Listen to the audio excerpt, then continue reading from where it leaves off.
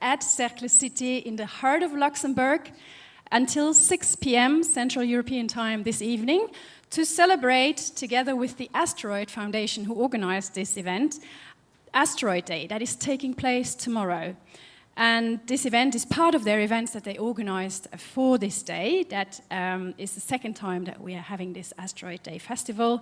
And the Asteroid Day is an event to raise awareness about the millions of asteroids out there in space, the asteroid missions going out to space to explore them, the research going on here on Earth to track them and analyze them. And we do this for many reasons, but one good reason is that one of those might one day hit Earth, but as one of the speakers at yesterday's Asteroid Day Space lecture said, asteroid impacts are actually the most predictable and preventable natural catastrophes. And I found that a very nice takeaway message. So if you missed this Asteroid Day Space lecture that took place yesterday also here, it offered many exciting updates on asteroid research and missions. Don't worry. If you missed it, it will be available as a replay on YouTube. And also this Asteroid Day Festival is live streamed, and I take this opportunity to welcome also our viewers online from across the world. Thank you for joining us. Today will be your opportunity for all of you to meet astronauts and hear about their endeavors, and also space and asteroid engineers, scientists and entrepreneurs during panels. Panels will be about space education, space missions, space resources, data sonifications. There will be a young scientists panel that I'm really excited about, and there will be more. And for those present here at Cercle Cité, we have in the main hall over a lot of interactive space-themed workshops where you can, for example, discover space rovers or visit a pop-up planetarium.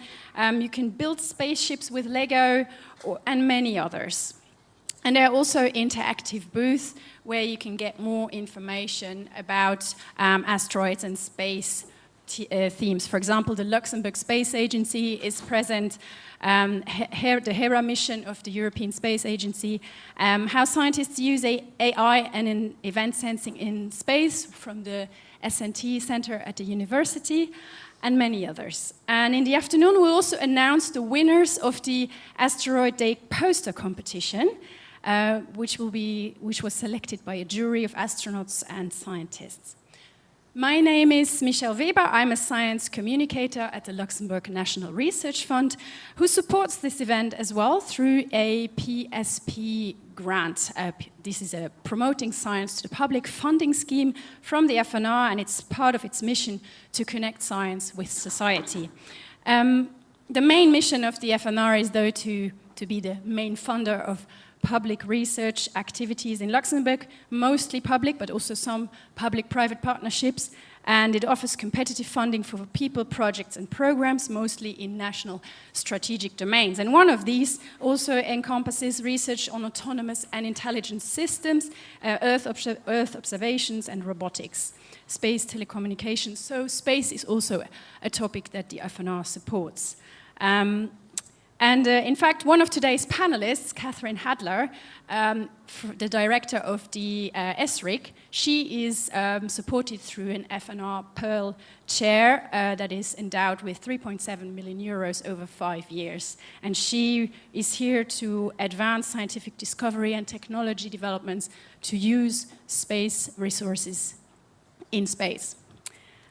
But we'll get to our first panel, but before that, I would like to welcome Maurice Bauer, first alderman of the Ville de Luxembourg, for a short welcome too.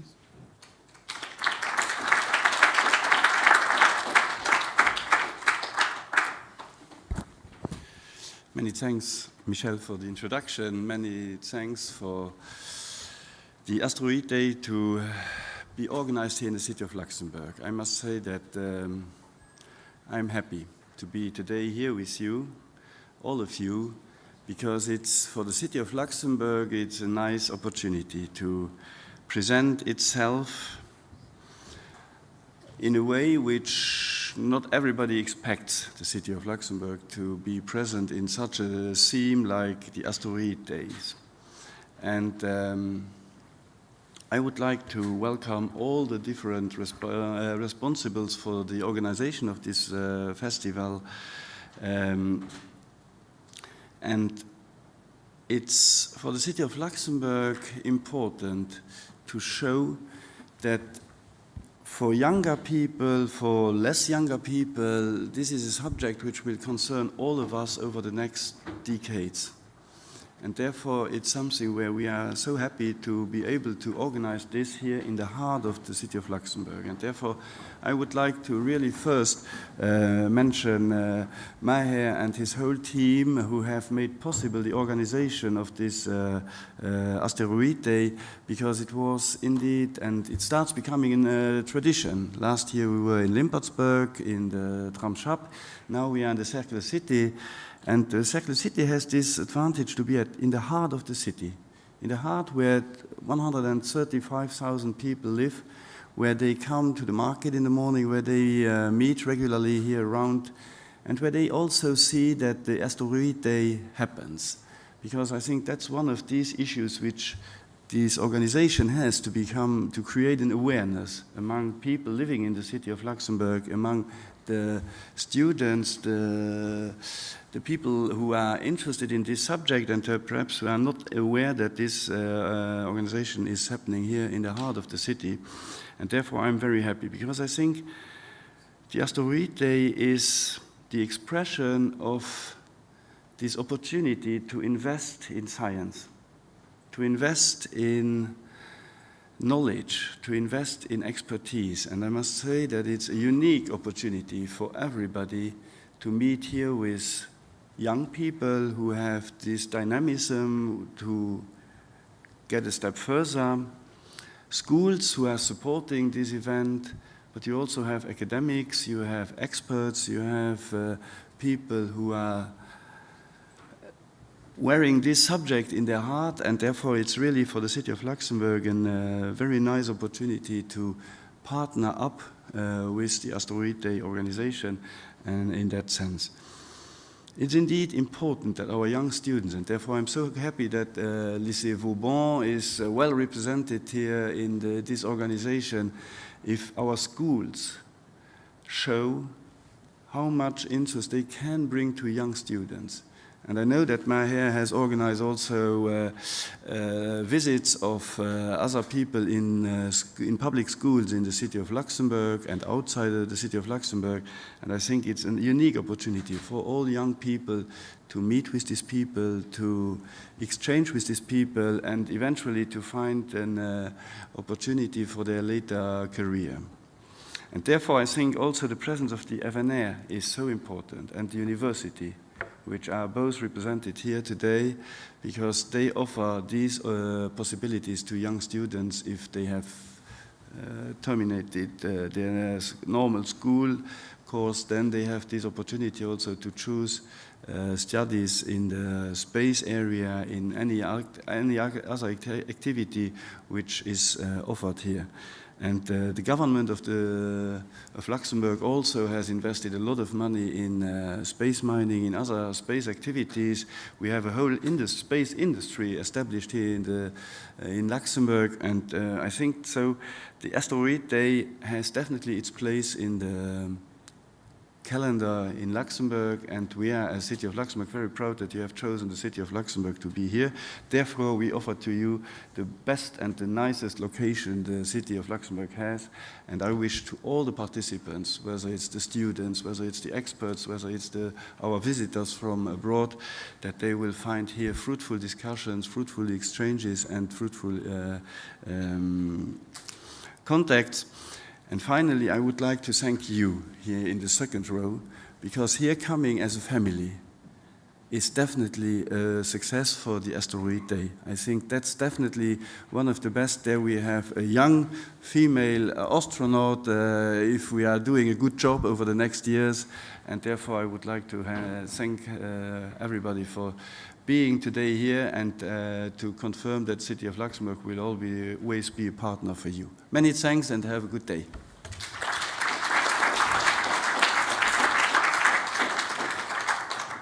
Thank you, Mr. Bauer. And I would like to now invite Markus Peyer, the chair of the board of the Asteroid Foundation, please.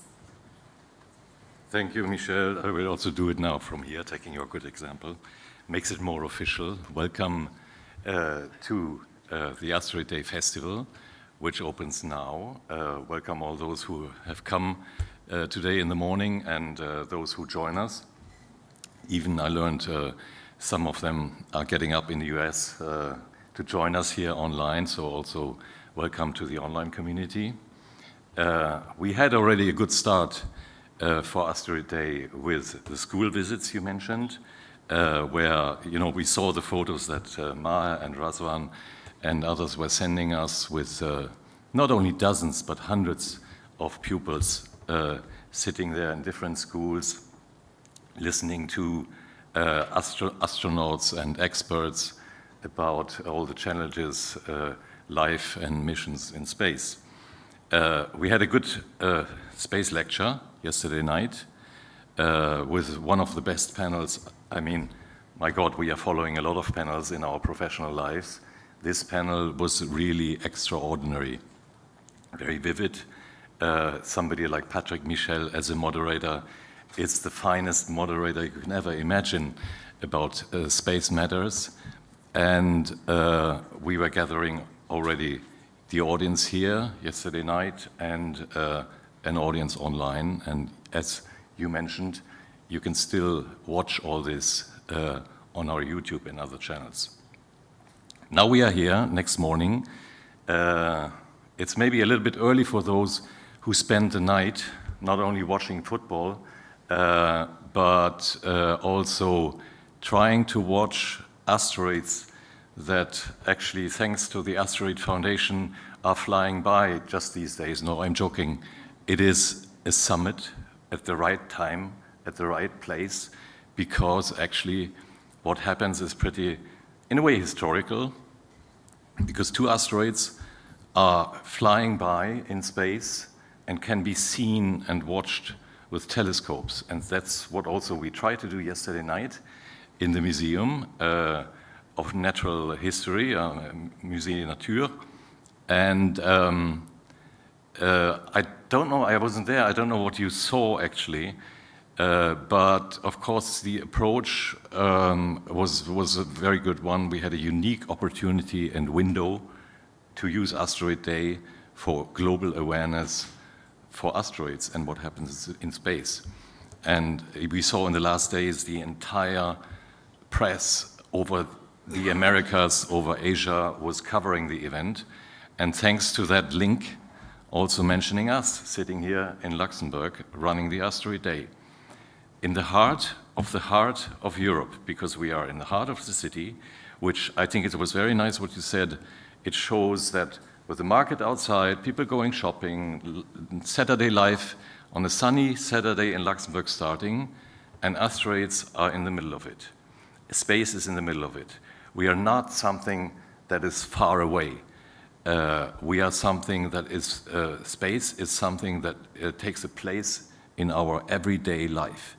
And if you use your cell phone or watch television or get climate data, you would always rely on data and applications and technologies from space.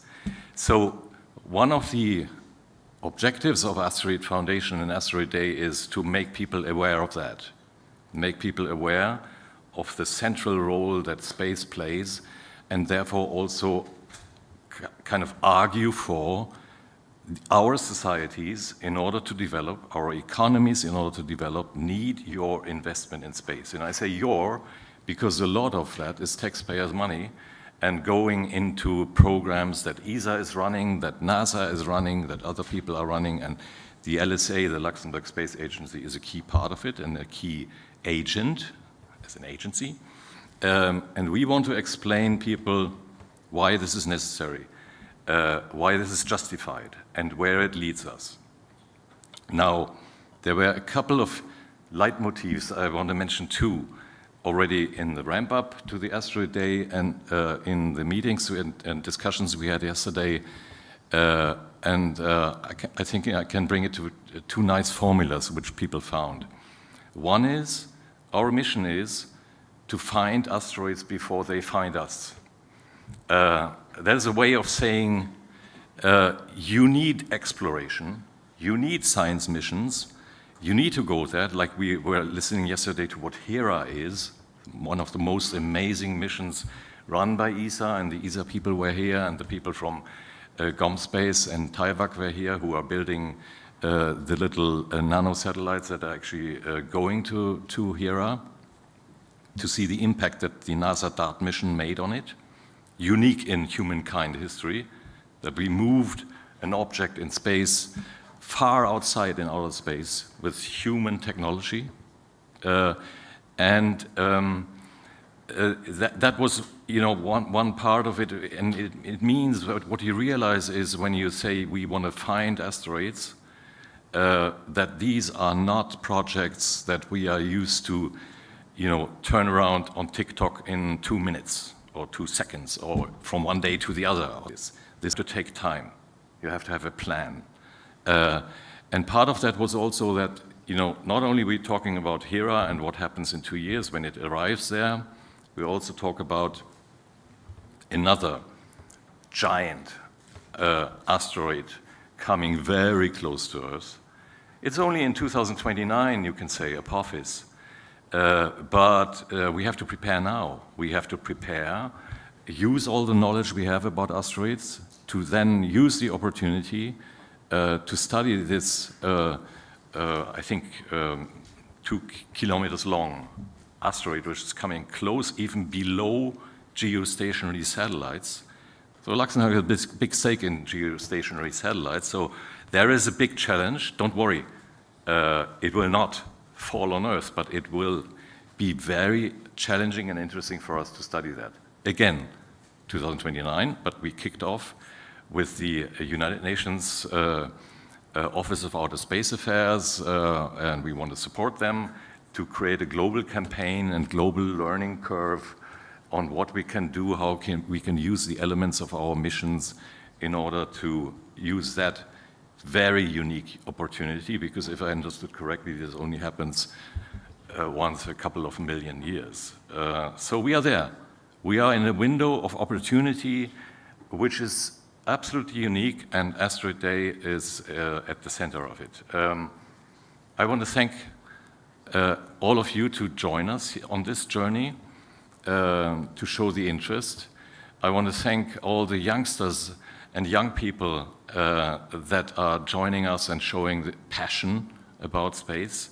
We are always really positively surprised and fascinated nearly by the level of engagement and also the level of knowledge that youngsters with only 12 years and 13 years and 14 years are already having about space. I think it's very appropriate for Luxembourg to go into this area, go into education, go into searching for talent, because the space sector for this country is crucial in the economic strategy and pattern, and also in what we think will develop our society.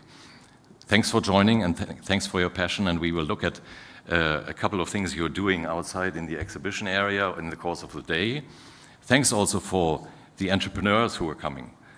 Business is an important part of it. We are not only talking about public initiatives, we are talking about public-private partnerships that we're creating. We're talking about needing, you know, good ideas, innovation, and disruptive technologies that entrepreneurs are developing. Luxembourg has already built an important cluster in space business, and we want to continue. So we also want to show to the visitors here and all those who follow us that there are opportunities to work in space, maybe not as an astronaut necessarily, but some of you tried it out last year for a day, but also to work for space on Earth. Because ultimately what we want to do with space is for the sake of and for the benefit of what happens on Earth. So business is an important part, and you will take a look outside also later. A couple of representatives are there and show their ideas and show their models, and show where maybe you could find a way for your professional future. Thank you also to ESA, European Space Agency. Thank you to LSA, Luxembourg Space Agency. Thank you to FNR, all the people, André Losch Foundation, all the people helping us. A lot of sponsors, a lot of more than goodwill, but good support that takes us here and hopefully takes us well through the next days, the coming day today, and the coming years. Thank you very much.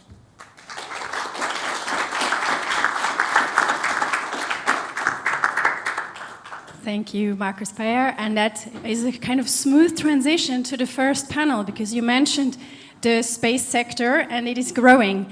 If I'm correctly informed, the number of businesses and research labs in Luxembourg in that sector has grown from 20 in 2016 to over 80 today. And the number of employees in that sector has doubled. And it will grow further. There is plans for a space campus already, which will provide space and infrastructure for this sector to grow, but it needs to be filled also with qualified people. And that is what the first panel will discuss, Luxembourg's vision on space education. And we have different stakeholders here to talk about that. And this panel will be moderated by Professor Eric Chirac from the University of Luxembourg. He's also, so besides being a professor at the university, he's also study director of the Master in Technopreneurship. But very relevant for this panel, he is also special advisor to the rector of Universé, which is an alliance of 5 universities from 5 European countries, with the goal to conduct a new kind of collaboration in the field of space. Professor Chirac, I hand over to you. Thank you, Michel. I'll be brief. Thank you for inviting Universé and University of Luxembourg for Asteroid Foundation, Asteroid Day. It was a pleasure always to discuss with you and do things with you. We have a very nice lineup of persons today, and I cannot stress enough how thankful I can be to them. I would like to, just funnily enough, and good morning, and my name is Eric Chirac. I'm known as ET in the University of Luxembourg. I discovered it long time ago when somebody, it was a copy of an email, and someone, I was financial director at that point, and somebody wrote, ET has said. And I said, oh, well, fair enough. But this being said, I would like to call first Maria Vittoria Dinseo to sit in the front. Maria is policy officer at the European Commission. That's not the whole of the story. She's also policy officer at Director General for Defense, Industry and Space. We're working with them since 2 years. It was absolutely incredible interrelationship. I would like also to call Andrea, who is Deputy Secretary General from the FNR, National Research Fund in Luxembourg. So I was educated by my grandmother, so it's ladies first. And I would ask also Philippe Glesner, who is Senior Vice President at SES, the small satellite company in Luxembourg, which is mostly mission for defense and space. And lastly, Yves Elzen, who is Chairman of the Board of the University of Luxembourg, so he's my definitive boss, and also Chairman of the Board of High Tech. Now, without any delay, I would like to ask first 2 questions to Philippe and to Yves, but maybe starting by Philippe. Space has changed since almost 10 years now. We were in a context of space which was directed by engineers, putting people or apes in the tin box and send them to almost hell. And then some new people entered in the market, like Elon Musk and so on. And space came to engineering, law, business, and finance. So it's changing. And I guess that when discussing with people from SES in another setting, space is changing. And I would like to know from Philippe, what are the essential skills and competencies now that a company like SES, a big player, look at for the youngest? Thank you. Yes, so what are we looking for at SES? As you mentioned, it started with engineering, a lot of engineering to make sure that the satellites and also the rockets, work, because space is harsh and it is rocket science, as sometimes, in general public, one is going to say.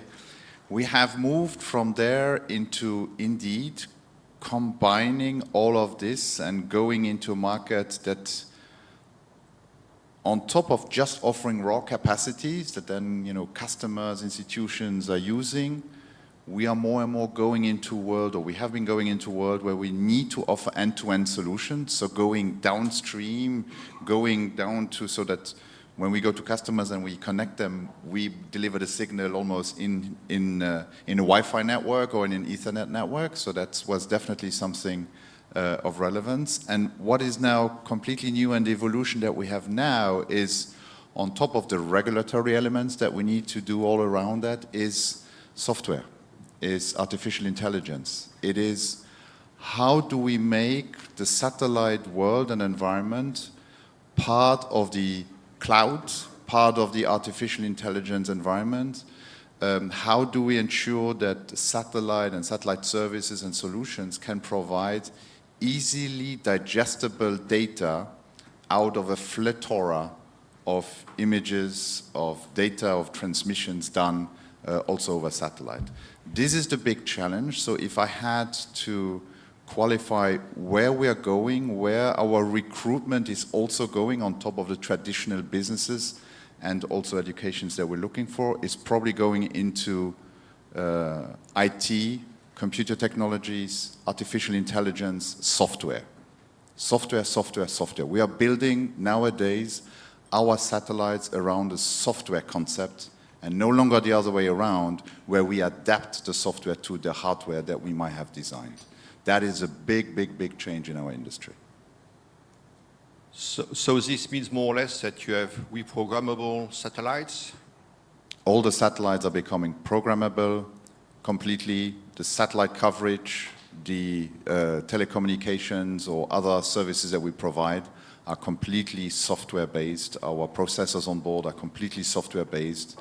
Everything that 10, 15 years ago was hard-coded or even hard-built is today software, software, software. Our latest generations of satellites are purely software-controlled. So it's a complete change in terms of recruitment? Completely. Process. It's a revolution. Okay, good enough. That's nice to go for the youngest. Just going to Yves now, because he's president of the board of us SME in Luxembourg, who is involved in connectivity in space. The difference between big players and SMEs, is it something which is absolutely different from in terms of recruitment, or you are looking at the same kind of people, or is it something which is more tailor-made for SMEs? I think there is no difference whether you want to join space through an SME or a big group, because the skill set is what it counts. And I think the talents are required. Now, I think that's becoming an optional choice for any individual joining a company, whether he or she feels more at ease in a large group or wants to have a little bit more the small, medium-sized enterprise, entrepreneurial challenges. And I want just to say that if you want to join space, and I can talk from my own experience, 40 years ago when I graduated as an engineer, there was quasi no sector of space in Luxembourg and also not in Europe. And I think we are looking for talented people and for motivated people. If you really feel that you want to contribute to a societal change, that you really want to go for new territories, and I compare it always to the 16th, 17th century when people were sailing towards the Americas to create something, this is the sector where you still have this feeling.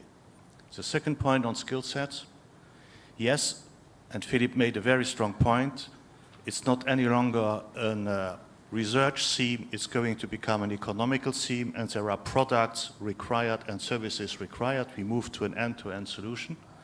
And here, besides what Philippe described, a strong drive for IT and computer scientists, we should not forget the basics.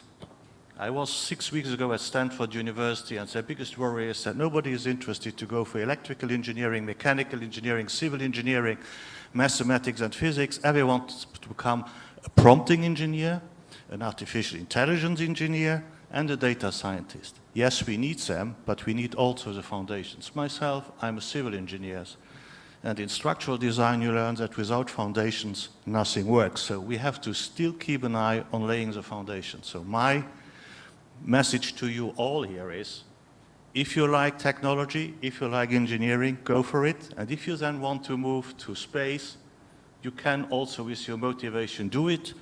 Or there is a small university in a small country in Europe which is offering a particular second master program where you, with your engineering background or your economic background, can get during 4 terms a very good introduction to the economics and the technological surroundings of space. So we are looking for brilliant talents, but don't forget, classical engineering is also still a must for the things to come. Thank you. I remember one educational minister in Luxembourg said at some point, back to basics.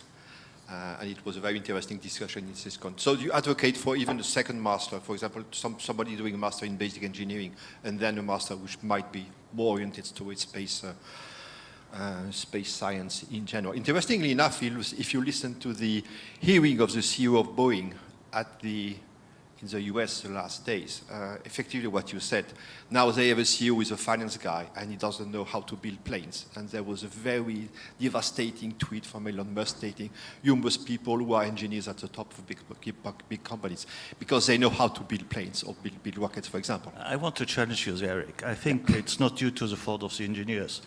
I think that when you have companies which are suddenly just run by CFOs and by people who are adjusting penny-wise, pound-foolish. Yeah. If you don't give the engineers a good material and a good quality processes, I have to say, then the engineer, as brilliant that he or she may be, cannot solve that problem, except speaking up. But you know, in companies, if you speak up, this may not be the easiest way to the top. Yeah, I know. It was provocative, I agree. Just to follow up, I would like to ask Maria, if we look about the context of Luxembourg, which is a very large country, Luxembourg has been trying to set up this space in very effectively since a couple of years now. And what would be the European perspective of space education? Because we discussed a lot on that, on skill and competencies, at the 2 European Space Conference in the last 2 Januaries in Brussels. What is your understanding, feeling, and objective as a European Commission in terms of skill and competencies for Europe and Luxembourg? Yes, thank you, Eric. Again, thank you for inviting the European Commission and me specifically. I think this is the first time that we participate in this event, which is very nice. I will be able to stay a bit longer. Going to your question, of course, I work in DG DEFIS, the Directorate General in charge of space policy as well. And in my field of expertise, there is also the space education. So I think first, if we look into a cluster perspective or ecosystem perspective, I have to say, and I've been working in the space sector for several years, Luxembourg, you could see that there has been a vision to grow as a space sector.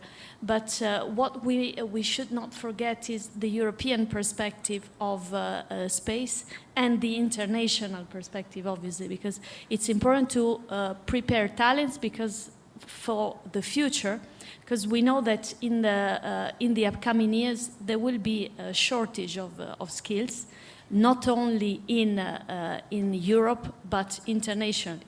So we need to be able to, first of all, inspire the younger generation to pursue a vocation and pursue studies into STEM-related discipline.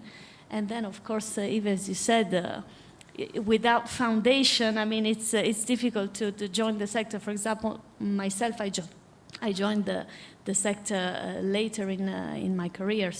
But I learned because it's a very passionate sector. So first of all, it's important to inspire the young generation. I think having these kinds of events that attract also the youth are important. And then to be able to continue with higher education and with university. And again, we have a very important example of Universae, which is an alliance of 7 now universities across Europe, because it is important that also universities across Europe are able to interact and to share best practices, to foster the exchange of students, to go towards the development of joint degrees. Why? Because again, for European Union perspective, of course, studies and space is a mean to an end, obviously. It's a way to, let's say, build a European sentiment, a sentiment of belonging to the European family. And we do that through education. And obviously being able to start understanding that, yes, we do space, but not only to do it in Luxembourg, but as you said also in your introduction, we do it for society, but to address societal challenges, and obviously also because space is such a transversal sector.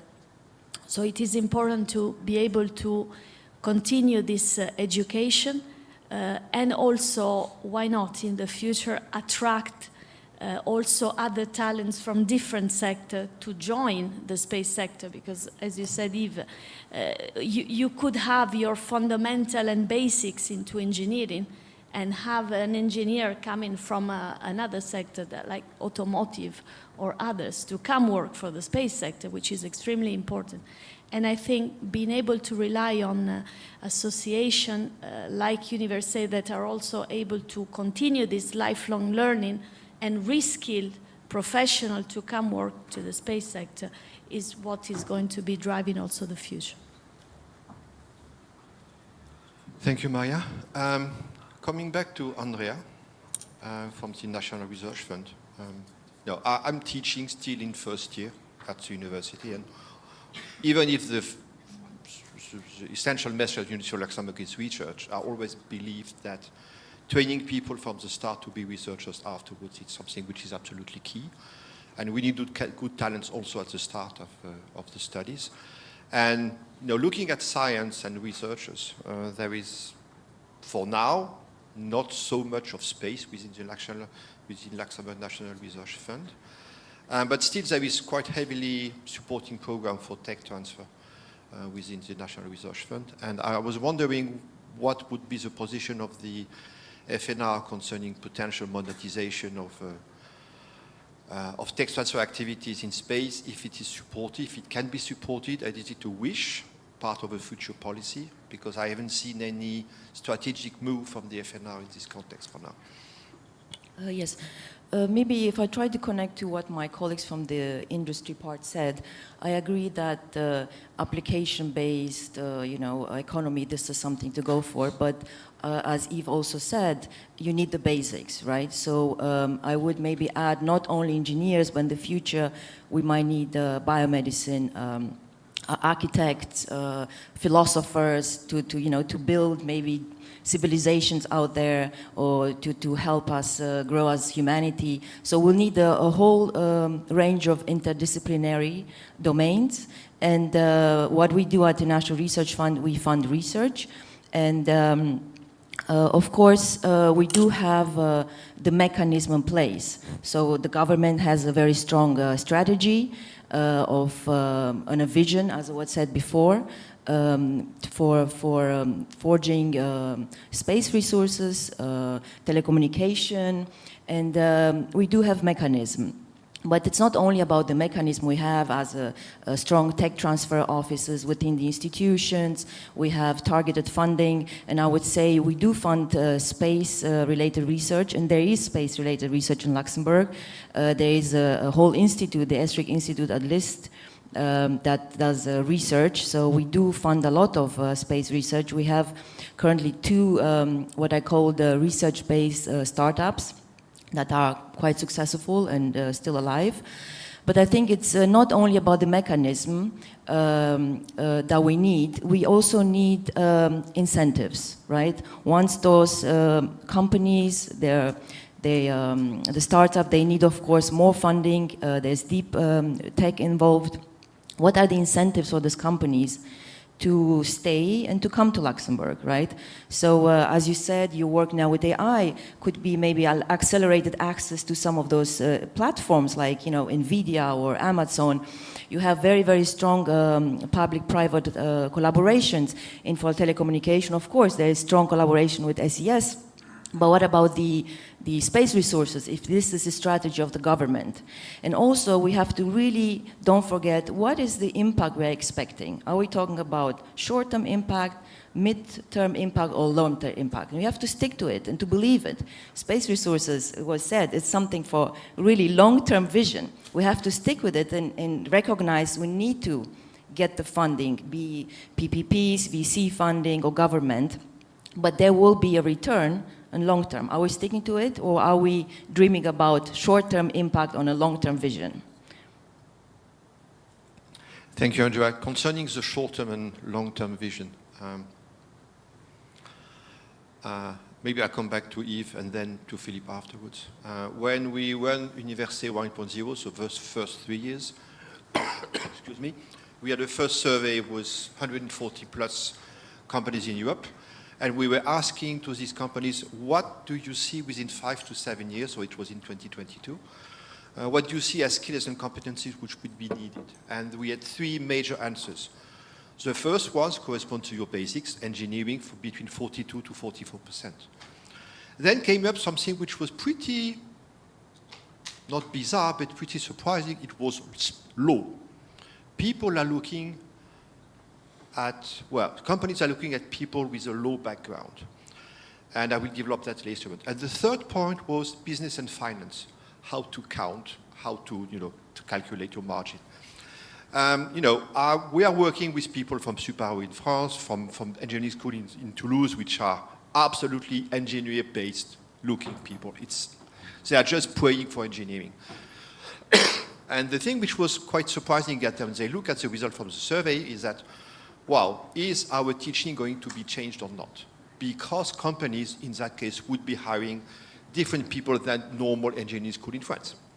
And that was a shock for them. They got depressed for almost 2 weeks, which was quite interesting. And by contrast, looking at our Polish colleagues, Swedish and German colleagues, they had a very different comportment. Said, okay, these companies want these people. What are we going to do to satisfy the need of the companies? My question to Yves and Philippe, are you ready as companies in Luxembourg to explain, to write down, and to also force maybe higher education institutions in Luxembourg abroad to change their programs, their education programs, so that they fit the future economic background of activity of these companies? Fortunately, we're not a university, so I can say that. Yeah, I think what you are describing, that's a clear situation you find in any sector, is that you have shifts in demands and always a balance to find between offer and demand. I think you mentioned the key point we have is we are running into a shortage of skilled people. The National Science Foundation publishes each year a major report, and I only know the statistics from 5 years ago. China and India have a graduation level of bachelor and master students which is 5 times higher than the aggregate of Canada, Japan, United States, and the European Union. I would just say, in a nutshell, we are getting outnumbered. So I think that's something we should all keep in mind. Now, coming back to your question, can companies also give feedback to the higher education institution what is required? I think any good higher institution is in dialogue with the industry, I may say. If this is not the case, then we have, the two of us, a private chat how we could improve that. But having this beside, I think, yes, there is a dialogue. And I tell you how the dialogue has to start. Philippe and myself, we are pre-Bologna graduates in engineering. And in our curricula, it was mandatory that we spend weeks or months in industry. And I think that unfortunately has a little bit disappeared in the Bologna process. And I think there, as a company, and I can only talk here for my own company, we have an open door policy. Any student who wants to have a summer job or summer training, who wants to prepare a bachelor, a master thesis work, are utmost welcome to join us, because that's the best way for the student to learn about the environment in a company, to really deepen his or her knowledge in a specific topic. On the other hand, and that's the resulting conclusion, if you have a skilled student there, I think you will tell that student Why don't you join our company? We want to keep you. And I think that's what we have to establish. And I think that gives also feedback to the higher education institutions, because these students have to make usually a report on what they learned, what they have seen, and I think that's where we get this coupling between demand and offer in a very smooth way balanced. Besides that, I think, and this is the case also in Luxembourg, we talk to the ministries, we talk to the university, and I think that should be a continuous exchange. I think that's a very normal thing, because in a commercial company, if you don't talk to your market and your customers, you will be out of the market within 5 years latest. Philippe, any comment, further comment to this? Yes, I would complement what Yves is saying on, versus, other parts of the world that actually form more students, more graduate people also in our industry, is that on top of all of this, the current geopolitical situation forces us to think even more sovereign. Sovereign for us here means allied Europe, allied NATO, and then some other, and then in combination with other friendly nations.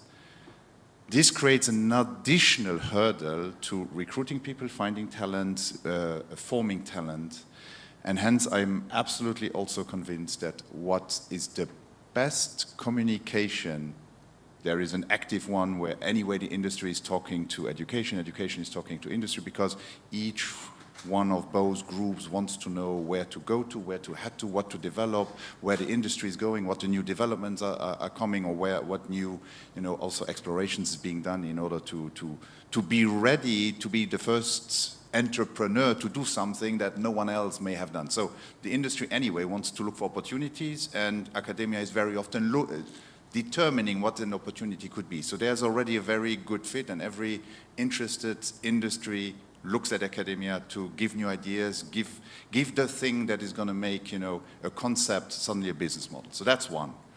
Two is, I think by having more students in an education process as part of an industry, in a little bit more accompanied or organized process, is going to contribute to this exchange between academia and also industry. Why? Because the feedback that also industry and academia is going to get from industry is going to help them orientate where they should go. I mean, I have been asked many times after students made internships or worked on an extensive mission, maybe for a year or 2 years with us, could we bring new students? We have someone that has a master in a particular element here that is even going further than the previous one. Is that okay? And there is a discussion ongoing. There is an exchange ongoing that for me is forming also a lot of the or it's shaping a little bit the direction in which, for me, academia needs to go. Of course, the basics, I mean, I'm the first one to say we need to have the basics, and my comments was rather like the evolutive element now is going into software, AI, cloud. That is really where our industry, for the moment, the industry is going to. The next step is probably is ahead. Probably it's more academia that is going to help us also tell us where it's going. And then we need a good portion of startups, entrepreneurs, that in small environments with a lot of funding and support from institutions are able to shape and form that. Thank you, very clear. Andrea, I was thinking about the research-based funding for new aspects of PACE, which is, for example, for cybersecurity and also dual use. It's something which is heavily discussed within academia in general.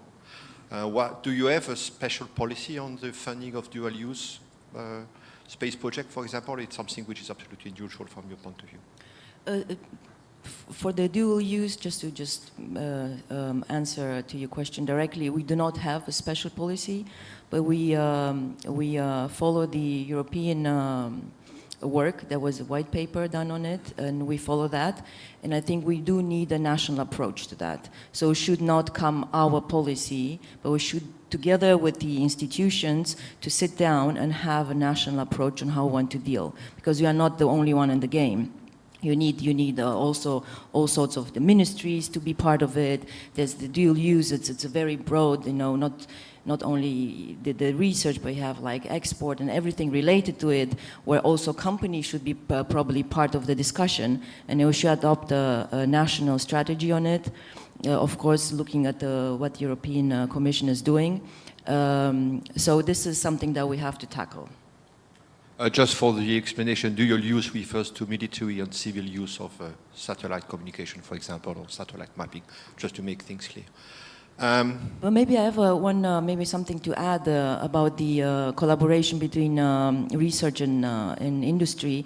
What I think it's one very good mechanism is this targeted funding that we tried already in the past for a very specific domain to say we're going to build a program around that. And I think to build a program around space where industry and research come together, I think it's something that will really energize the whole ecosystem. And of course, those programs will be developed together with the research and industry to see what are the needs, what are the capabilities, what is the expertise we have. And then build something around it with the objective to strengthen, to build capabilities, or to develop a strategy. So I think this was something that we are looking into it right now, and I think it's a good mechanism to really energize, to bring together the actors. Okay, thank you. Maria, you probably know that ESA Academy has launched its financial supporting program for space education in Europe this week, or maybe not. It was just the day before yesterday. I was discussing with the European Investment Fund yesterday for this, guarantee for deferring payments or deferring loan payments for students at the master level in space, and they are super interested. I know when you have this triptych of, ESA Academy, EIF, who is interested in space, and also you as DG DEFIS, talking about education, could you envisage that DG DEFIS can, put a little bit money on the table to foster collaboration in space education in Europe, and what would be the delay, what would be the conditions, and would it be of interest even for the new commission, which is coming soon? Yes, thank you. Before I answer the question, which is in line with, in any case, what I was going to say, and I fully agree with what my co-panelists have said. Obviously, the space sector is going and has already undergone a huge revolution, because we went from space, which is an endeavor pursued solely by government and fully funded by government, and the stakeholders involved were really, it was an endeavor led mainly by the public sector because it had specific needs. Now it's transitioning towards a commercial sector. It's becoming a market. So of course in the future the skilled needs will be not only engineers, but also lawyers. Will be needing people knowledgeable about entrepreneurship, finance, investments, and so on and so forth. So it's important that we are able to prepare a whole generation for the future, for what's going to come next. And especially because, and I am sure that SCS will have more and more customers outside of the space bubble, from, for example, the financial market, the insurance market, or any other sector.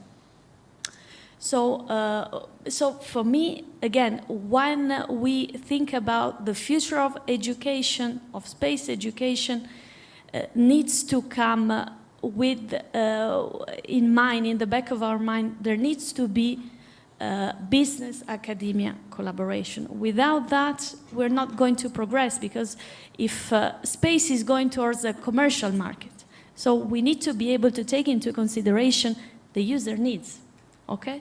So there needs to be this exchange, and that's why, I mean, associations like, and alliances like Universe that have, as part of the advisory board, a number of companies that are able to advise and to, let's say, a little bit orient the future of education is going to be key. Having said that, and of course, we should not neglect that there are a lot of new entrants, new startups that are being created. So, of course, for well-established companies like Airbus, SCS, it's easy to go and talk to university, to go and talk to institutions. Why? Because they are well established. They have, we know them. They are well recognized stakeholders. But what we should not neglect and forget are the startups, okay? Because the startups are those that needs to be supported because they need to grow and to be part of the future of the sector. And that's why, and now I go back to your question, Eric, as part of the European Commission initiative, we are already putting money on the table, and we will continue to do so also in view of the next multi-annual financial framework, precisely to support education from, let's say, a younger age through to a continuous lifelong learning. How? Well, and I'm very happy that I have around let's say, this table representative from research centers and also industry, because we are about to launch very soon a job placement scheme, okay, that will give the opportunity to young graduate or students in higher education, so in university, to precisely pursue an internship with the financial support also from the European Commission. Obviously, what we have in our mind is to support especially the new companies, because they are the ones that most of the time cannot afford to invest into training new talents. So we need to be able to support them. And at the same time, we will launch also soon another initiative which is looking towards more the high school the high school age group, so the teenager, with the space summer camp that will have to be locally organized locally with the support of local organizers to basically have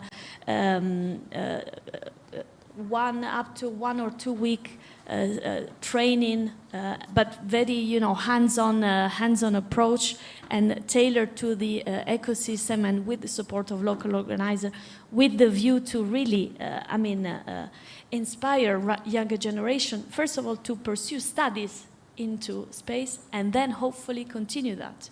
We need to be able to inspire, first of all, the new generation, because most of the time, space, we talk a lot and maybe too much to the space bubble. So we need to bring space outside of space. So this is going to be a challenge. And all of us in the room, we need to be able to contribute to that. Thank you, Mavi. I guess we have to close the panel because Michel will probably kill me within minutes. I would like to thank all the panelists, especially Yves, Philippe, Andrea, and Maria, who just came from Brussels this morning. That was a considerable asset. And I think it's also the first time that the European Commission is at the Asteroid Day. So thanks a lot for your comments. Thanks a lot for your opinions, even if I've been a bit provocative, just to get some interesting ideas. And thank you, and have a nice day. And thank you for the Asteroid Day.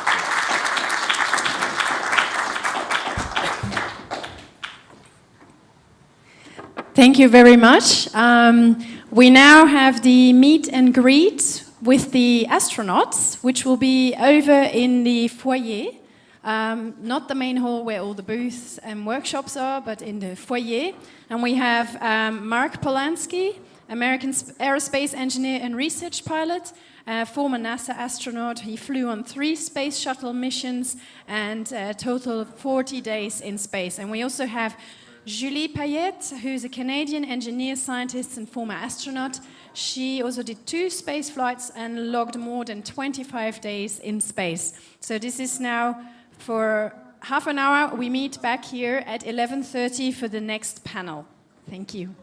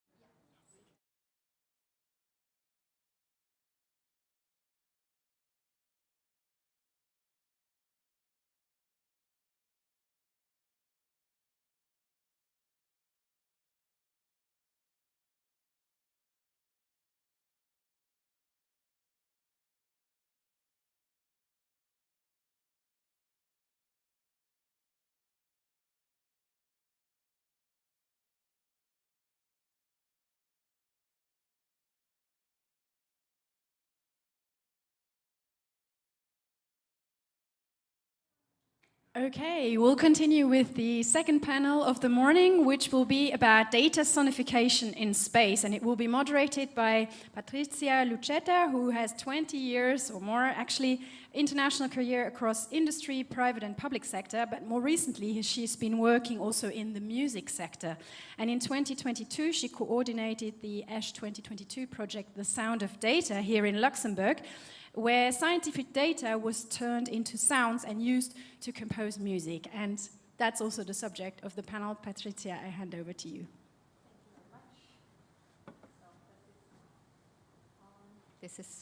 Can you hear me? Yes. Okay. So I'm very happy to have you here, and I'm even more happy to be able to introduce the person sitting next to me, Wanda Diaz-Merced, who is a Puerto Rican astronomer. Wanda began to lose her sight in her teenage years and became completely blind by the time she graduated from secondary school. And yet she managed to turn her disability into an opportunity for really groundbreaking innovation.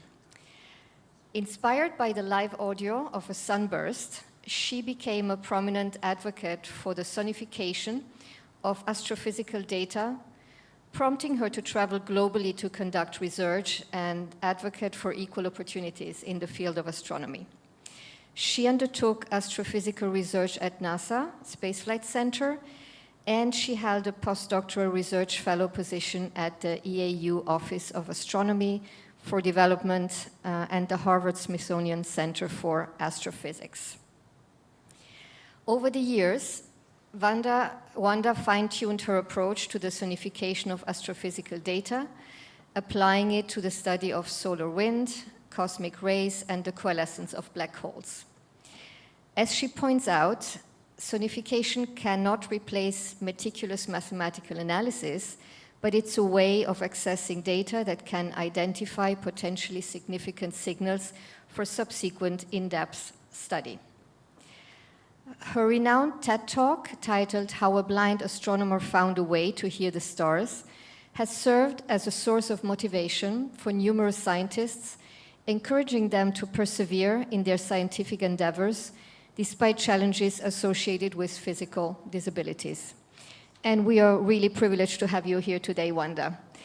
So could I maybe ask you to explain to us how sonification works in your field of study and of work? How does data translate into sound? Thank you so much, Patrizia. Good morning, everyone. Thank you so much for the invitation to this panel. It's the biggest honor to be able to be in this renowned Asteroid Day celebration. In my field of work, as you may already know, sonification is to convey information using mainly non-speech sound. So it becomes the auditory analog to data visualization. It's like the analog to read with your ears, or to explore the data with your ears. So what we do is that we take the measurements, we bring them into a sound translation prototype that has been created for those purposes and is freely distributed and completely accessible. So we bring that into the sound translation prototype, and the sound translation prototype, the algorithm, what it does is that it assigns a note, a pitch, or a volume, or a sound parameter to every single number, keeping the proportionality of the measurements that has been acquired. So it's a floating variable for the ones that are computing science oriented. We feed them in between a range of numbers between, for example, 0 and 1. And the spaces between 0 and 1, you can tell they're infinite. You can divide that into an infinite amount of divisions. So we take the data, we feed it into that, we translate the data into audio, and then we listen to the data.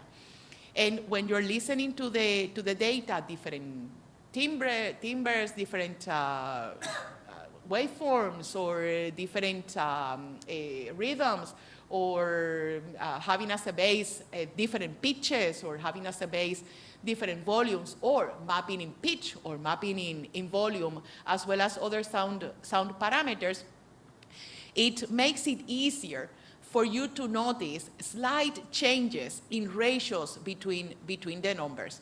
So then here comes the human perception part, the auditory illusions, which are conveying events happening in the information, the decomposition of the data, the listening to different ranges of frequencies in order for you to get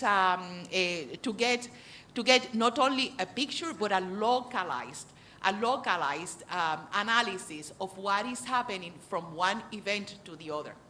So what this brings to the field of physics and astrophysics, right? Because it's what I practice. What this brings is that usually we approach the data with a problem at hand, and we apply. This is usually, so it's not always. We approach the data with a problem at hand, and it requires for us to apply some mathematics and some educated guesses get involved in the process. What I'm saying is that the data changes. We have seen this. We have seen how the fundamental or the lowest frequency component of the data changes in different systems, etc. What I'm saying is that nature is non-linear and non-stationary, and we lack effective bases of expansions that are adaptive, and our basis of expansions required to be adaptive or data dependent. So when we use sonification, what we do is that we contribute, so our adaptability to the data, our adaptability of those bases of expansion to the data could be changing as we are progressing from one data point to the other. It's like bringing an adaptive mode to analyze the information. And the sonification prototype is free. I don't remember the name, but it's available for anyone to use. And this is not an announcement, right? It's just if you're curious, you can use it.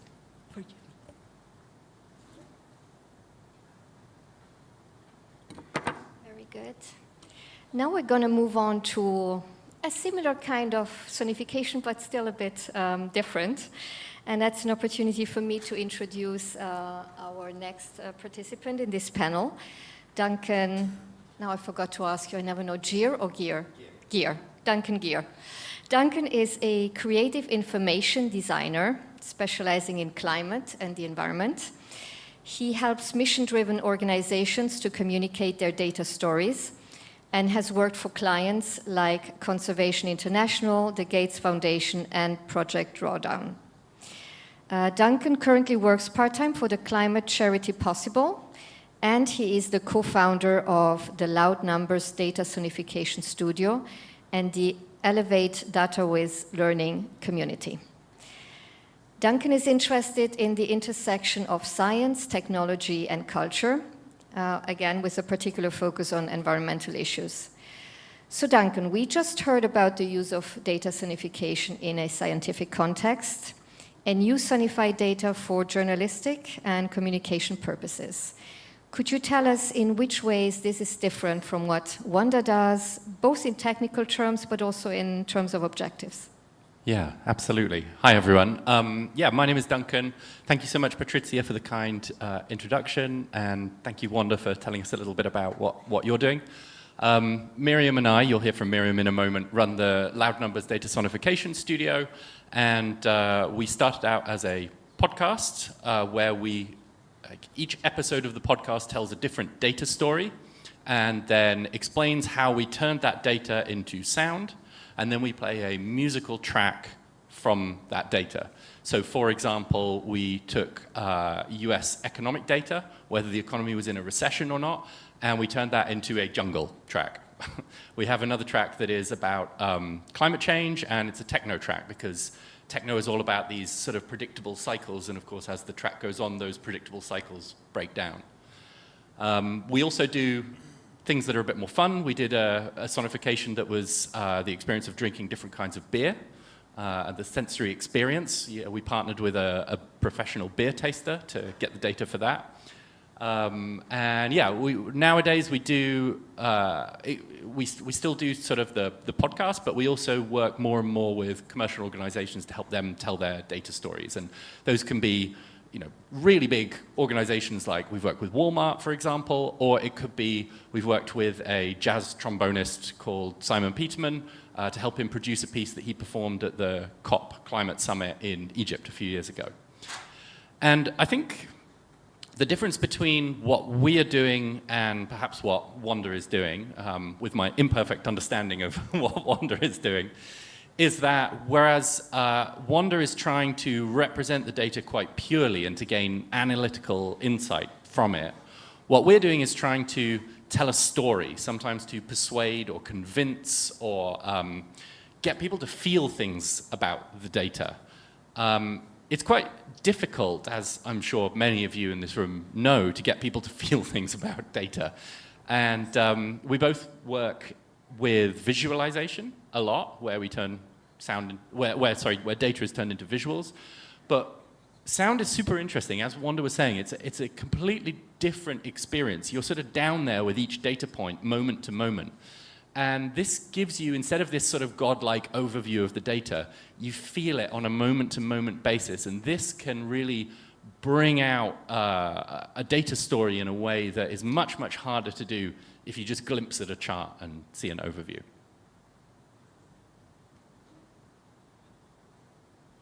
So let's move on to the second co-founder of Loud Numbers. Miriam is also a data journalist and a researcher, and she's also a musician. She loves to explore novel ways of communicating data. She writes data stories and works with creative agencies to turn raw data sets into meaningful and compelling visual narratives. Miriam also co-creates multisensory data artworks and exhibits for museums and galleries, turning numbers into sounds, images, and sculptures. So Miriam, you're a journalist, a researcher, and a musician. So what would you say is the added value of sonification when it comes to communicate about data sets, even though Duncan has already talked about it a little bit? And I'm really interested in knowing, when you do that, which part of you is more prevalent? Are you the journalist or are you the musician when you sonify data? Yeah, thanks for the introduction, and I think that's a really good question. I think the honest answer is that I'm both, and I really try to be both. So, as Duncan said, we founded Loud Numbers as a way of telling stories with data, so that communicative focus is always very much at the heart of what we do. But at the same time, we're both musicians. I'm from a more academic music background. I did a PhD in musicology. And what interests me and excites me about sonification is the potential to not only, and Duncan has already touched on this, not only be emotional with data and to tell stories with data and to tell stories that are very immersive, very moment to moment, you're very much in them, they're very, rather than the overview that you have this sort of immersion in the unfolding narrative of a data set, and I think that's really exciting from a storytelling point of view. But there's also huge creative potential in it, and particularly when you start to create sonifications that are musical, that sound like music tracks, which is something that we always try to do. Like, we have a reference to a genre, whether it's a classical fugue or whether it's a piece of ambient music or whether it's a techno track or a jungle track or whatever it is, piece of post-rock. There are these musical genre reference points in what we do.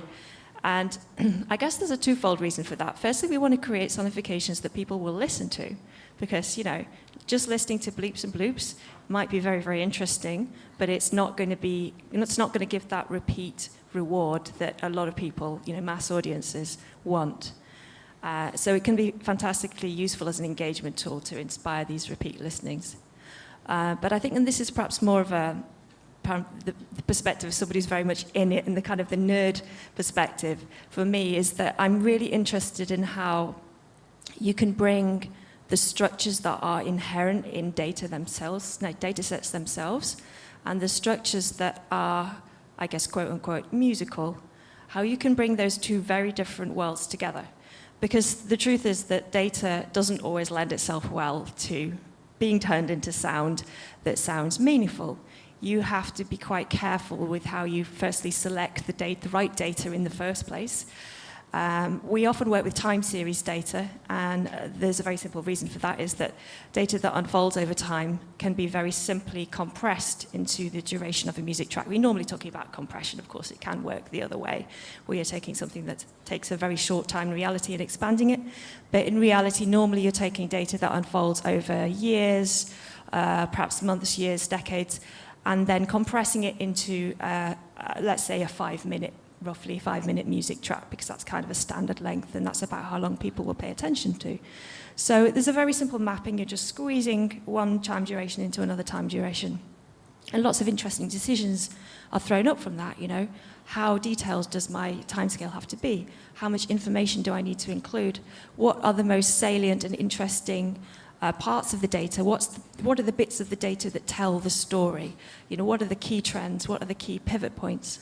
And how am I going to make them audible in my music? And how am I going to make them sound meaningful and sound good, you know? For the audience that the audience that we are making it for. So there are all these interesting challenges, and I guess I'm interested in music that is not just music, but music that works within certain constraints. And I'm also interested in data stories and in communication. And for me, the potential of sonification is to bring those two things together and to create something beautiful from something that is true, ultimately. You know, we're working with data that is a reflection of something real that is happening in the world. And it's very important to us to be faithful to that data. Although we do transform it, we don't manipulate it to sound good, if you know what I mean. I enjoy the challenge of that, and I enjoy the communicative potential of that. Wanda, I have 2 questions for you. One is based on what we just heard. What do you as a scientist think about the use of data sonification just for communication purposes and not to investigate a scientific problem? That is my first question. And the second question, when we were introduced, we talked about the Sound of Data, this project that was done a couple of years ago, whereby we wanted to connect scientists with musicians. Basically, scientists provided the data and musicians learned how to sonify that. And I remember at the time a comment by one of the scientists who said, yeah, you know, it's nice, but, you know, data sonification is not really scientific. Do you get this kind of comments in the scientific scene? All the time. Forgive me, on daily basis. And that is why we began doing perception experiments with professional astronomers that were sighted astronomers at a stage of expertise in which they were doing data analysis on daily basis, publishing 2 or more papers yearly for about 5 years in a row. And we did the experiments, we screened them, we did the experiments with them to check if it had an effect or not in their sensitivity to the events that we hid in the information. First, we did it with events hidden in the information, and then we did it with real data to see if they could identify things that had already been identified, or if they could find anything new. This is for experimental purposes. So what we found, kind of unexpectedly, was that when they were using audio, it increased their sensitivity to events in the information, but that by nature would be blind to the human eye. Because of the way the human eye works, right? We tend, people that focus on the center of the visual field, they will lose details on the periphery of the visual field unless they have any other learning modality of performing their work or doing the data analysis that has taken them to cope with the information by developing ways of enhancing with their eyes the periphery, moving their body. So the periphery is enhanced, and then they swipe and they look at the data by keeping every single parts of the data, every single chunk of the data they're analyzing in the periphery of the visual field. That may be a cause of a person that has very, very severe dyslexia, for example. So yes, we have gotten that kind of a comment, and that's why we've begun with the experiments. And then from the experiments, once we had not only the theoretical or documentary proof, but also the actual proof that it is effective, then we began developing ways to listen to the information. I do think, to go into the part of the arts, that artists, journalists, communicators have done creations that are sublime using sonification. So in my humble approach, sonification, the arts, the communications are two, because it's the exploration part, the scientific exploration part that is involved, the numerical characterization that is involved, and also the part of conveying this information, preserving content to a heterogeneous audience, which is the science that is done by the artists and the communicators. I think those two parts are two, but they are not two. Do you understand what I mean? They are two, but not two. They are one. They intersect with each other. And in my humble approach, or in my humble thinking, is that without infusion of the arts and the sciences and the communications, using sonification, without that kind of expression from our field of practice, I think we risk to detach daily-based contextualization of these multisensorial techniques of interacting with the data. We risk to detach that from the context of the people, which is very, very important, and it's a work that my collaborators are doing. So not to risk that, I think that integration, that fusion or infusion or fusion of sonification, the arts,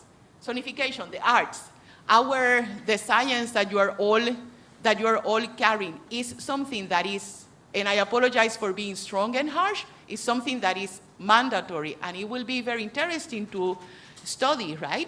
And to get data on the influence on the work my collaborators here are doing on how the communications will continue evolving. Perhaps one day, and I hope we will reach a day when we will go beyond just conveying auditory images to people, that this conveying or this communication of information, this artistic rendering of information will be multidimensional and multisensorial.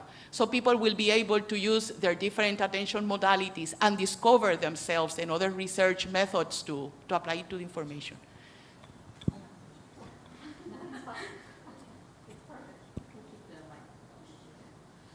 Well, that's actually a good point on the question that I meant to ask you. So Duncan, I've said it before, you're very interested in environmental concerns and what is going on.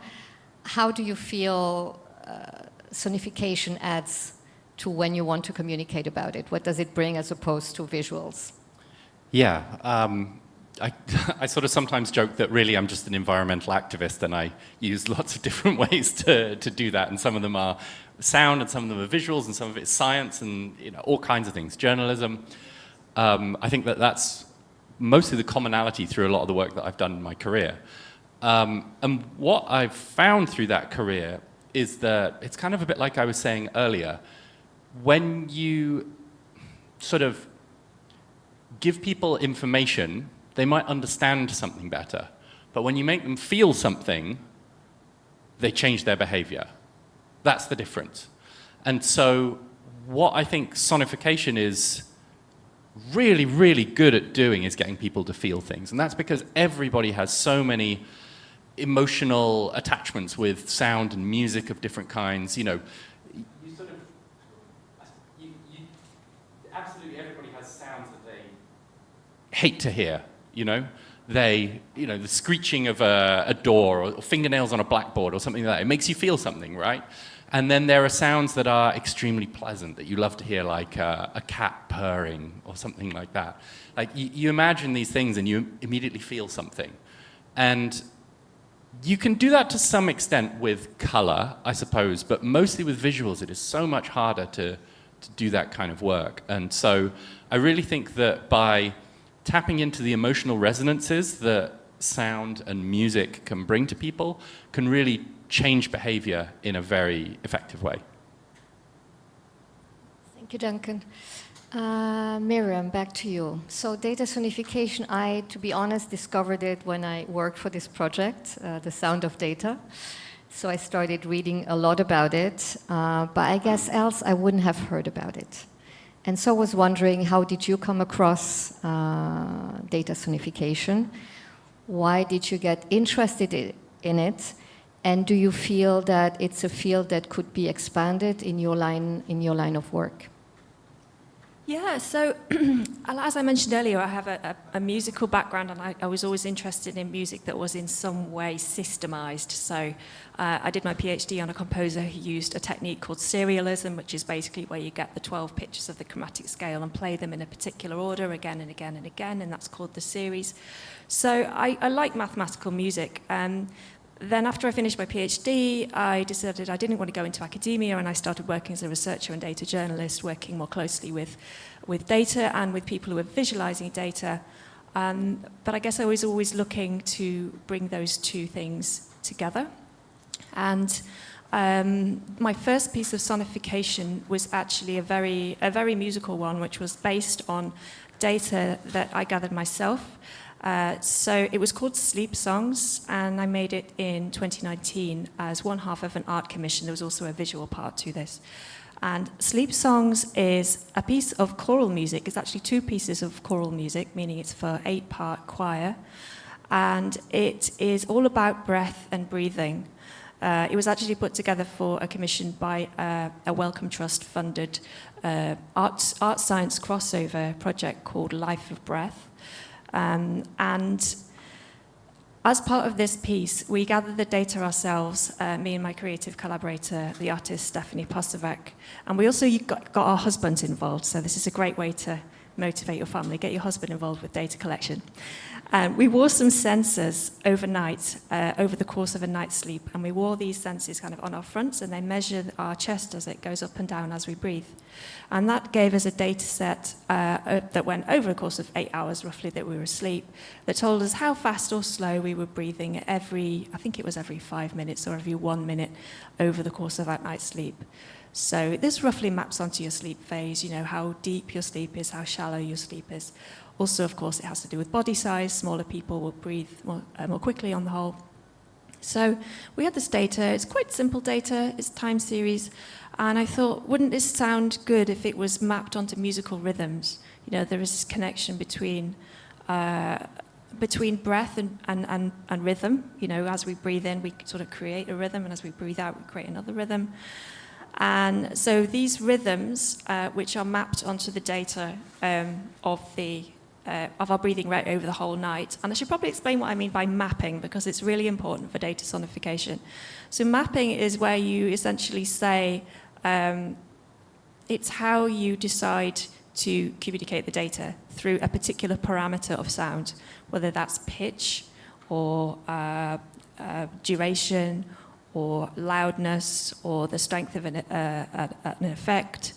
And you essentially say, I'm going to decide that as the values go up, this parameter of the sound will change. So, for example, as the pitch increases, the numbers increase. As the numbers increase, the sound will get louder. And you decide exactly how that is done. So that's what we mean by mapping. So in this piece, the data was mapped onto rhythm.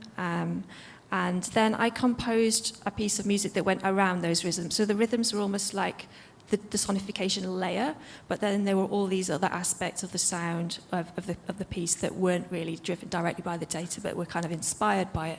So it was a very loose sonification. It was a very musical sonification. And that was the first one that I started doing. And then when I started working with Duncan on the Loud Numbers podcast, we started working more rigorously. We started working with code. This previous sonification that I did, Sleep Songs, was just on pen and paper and using Excel, so very simple. But yeah, now we work with quite a few different tools. And of course, you can do sonification in a very complex way. You can do sonification in a very simple way. And there's a lot of different possibilities within that. Yeah, I think it's important to say that you don't need to have any kind of music theory background or be a musician to do sonification work. You don't need to be a coder. You don't need to do any of this. Like, you can just like bang on something faster or slower to represent the sound, you know? It can be as simple as that. You can do it with pen and paper and a stick or something.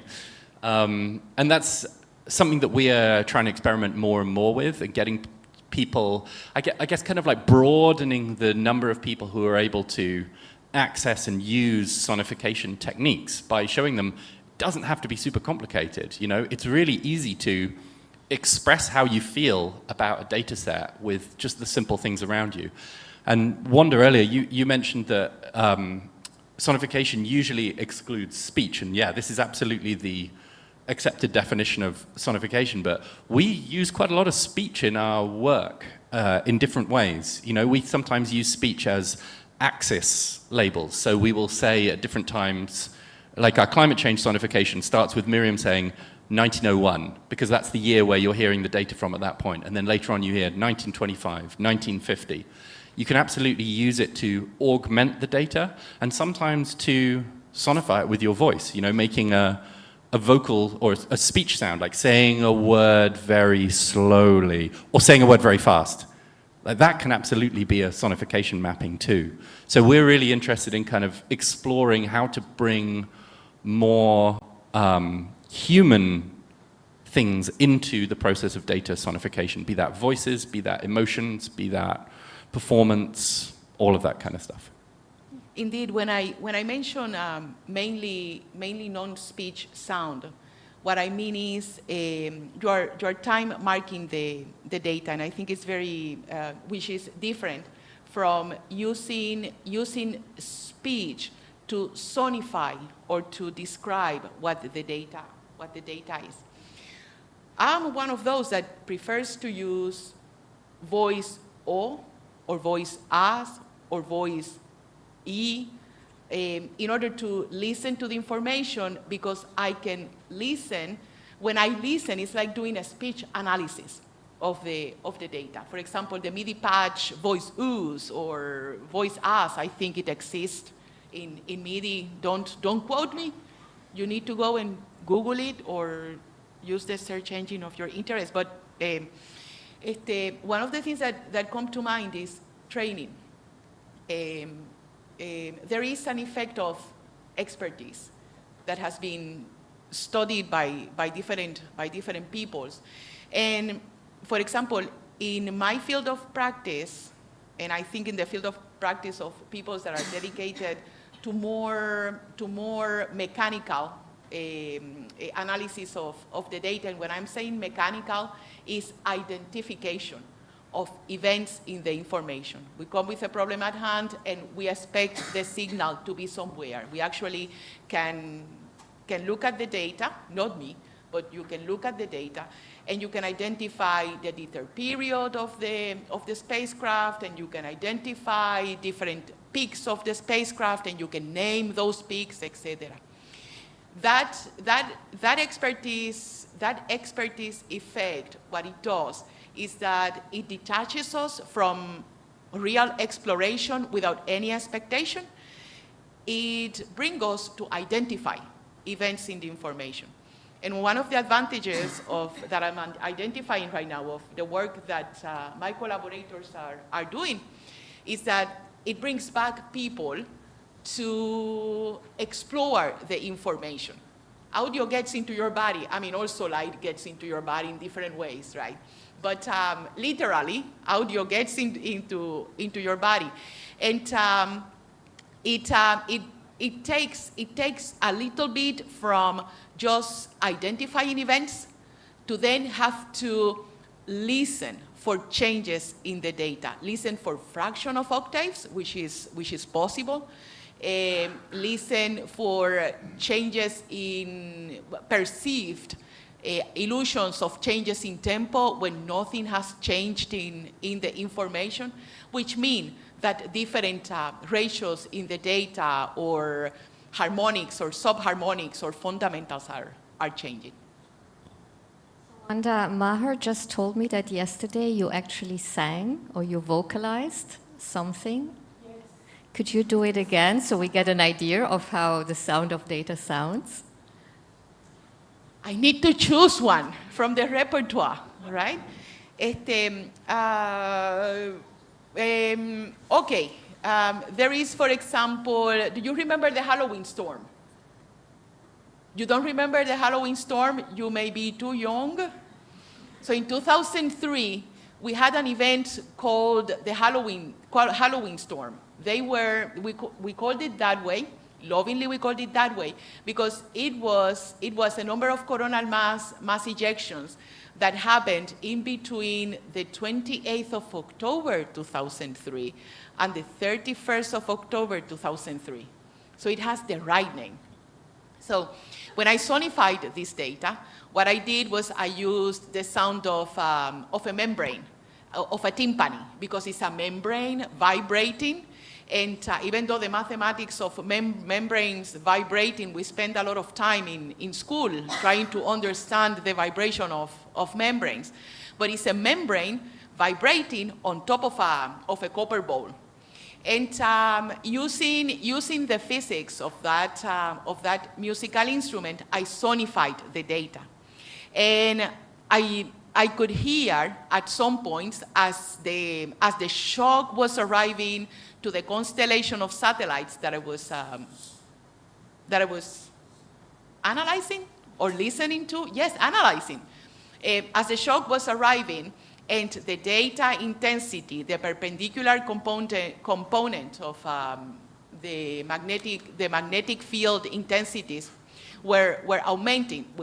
While that was augmenting, I could hear some dips in the data, some little changes in the data that when characterized, it indicated different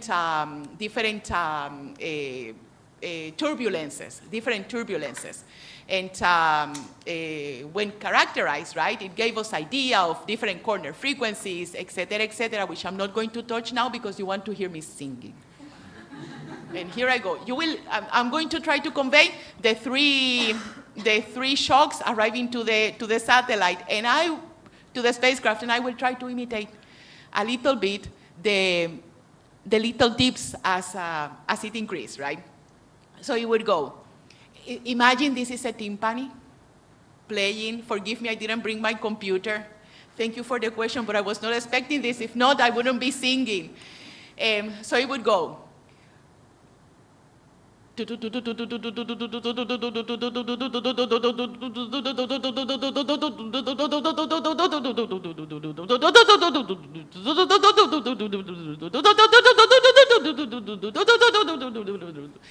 is the way it would go.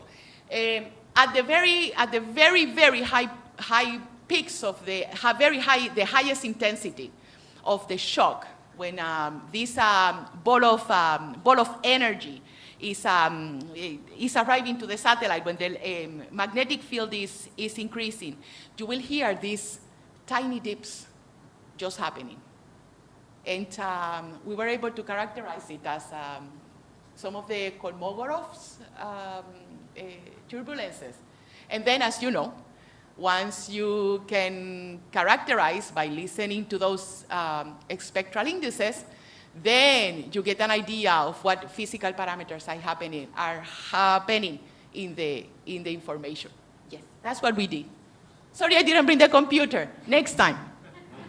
Thank you very much. Actually, thank you very much, everyone. We are running out of time. I suggest that if we are invited back next year, we bring a synthesizer and instruments. There are also some musicians in the audience here. We can have a live concert. We have a live. Maybe we have a live sonification workshop before. Yeah, and that then would be we fun. have a live concert. Thank you very much for listening. Sorry we didn't have time for questions, but maybe we can meet up afterwards. Thank you very much. Thank you. Thank you, everyone. Thanks a lot. Can I say thank you to the Asteroid Foundation, because these dialogues to change the mindset, the institutional mindset, are very, very, very important. And it's the only, I apologize, I'm taking your time, it's the only thing that will prevent the further fissuring of society and will assure that a culture of egalitarian participation will develop in our science. Thank you. Thank you.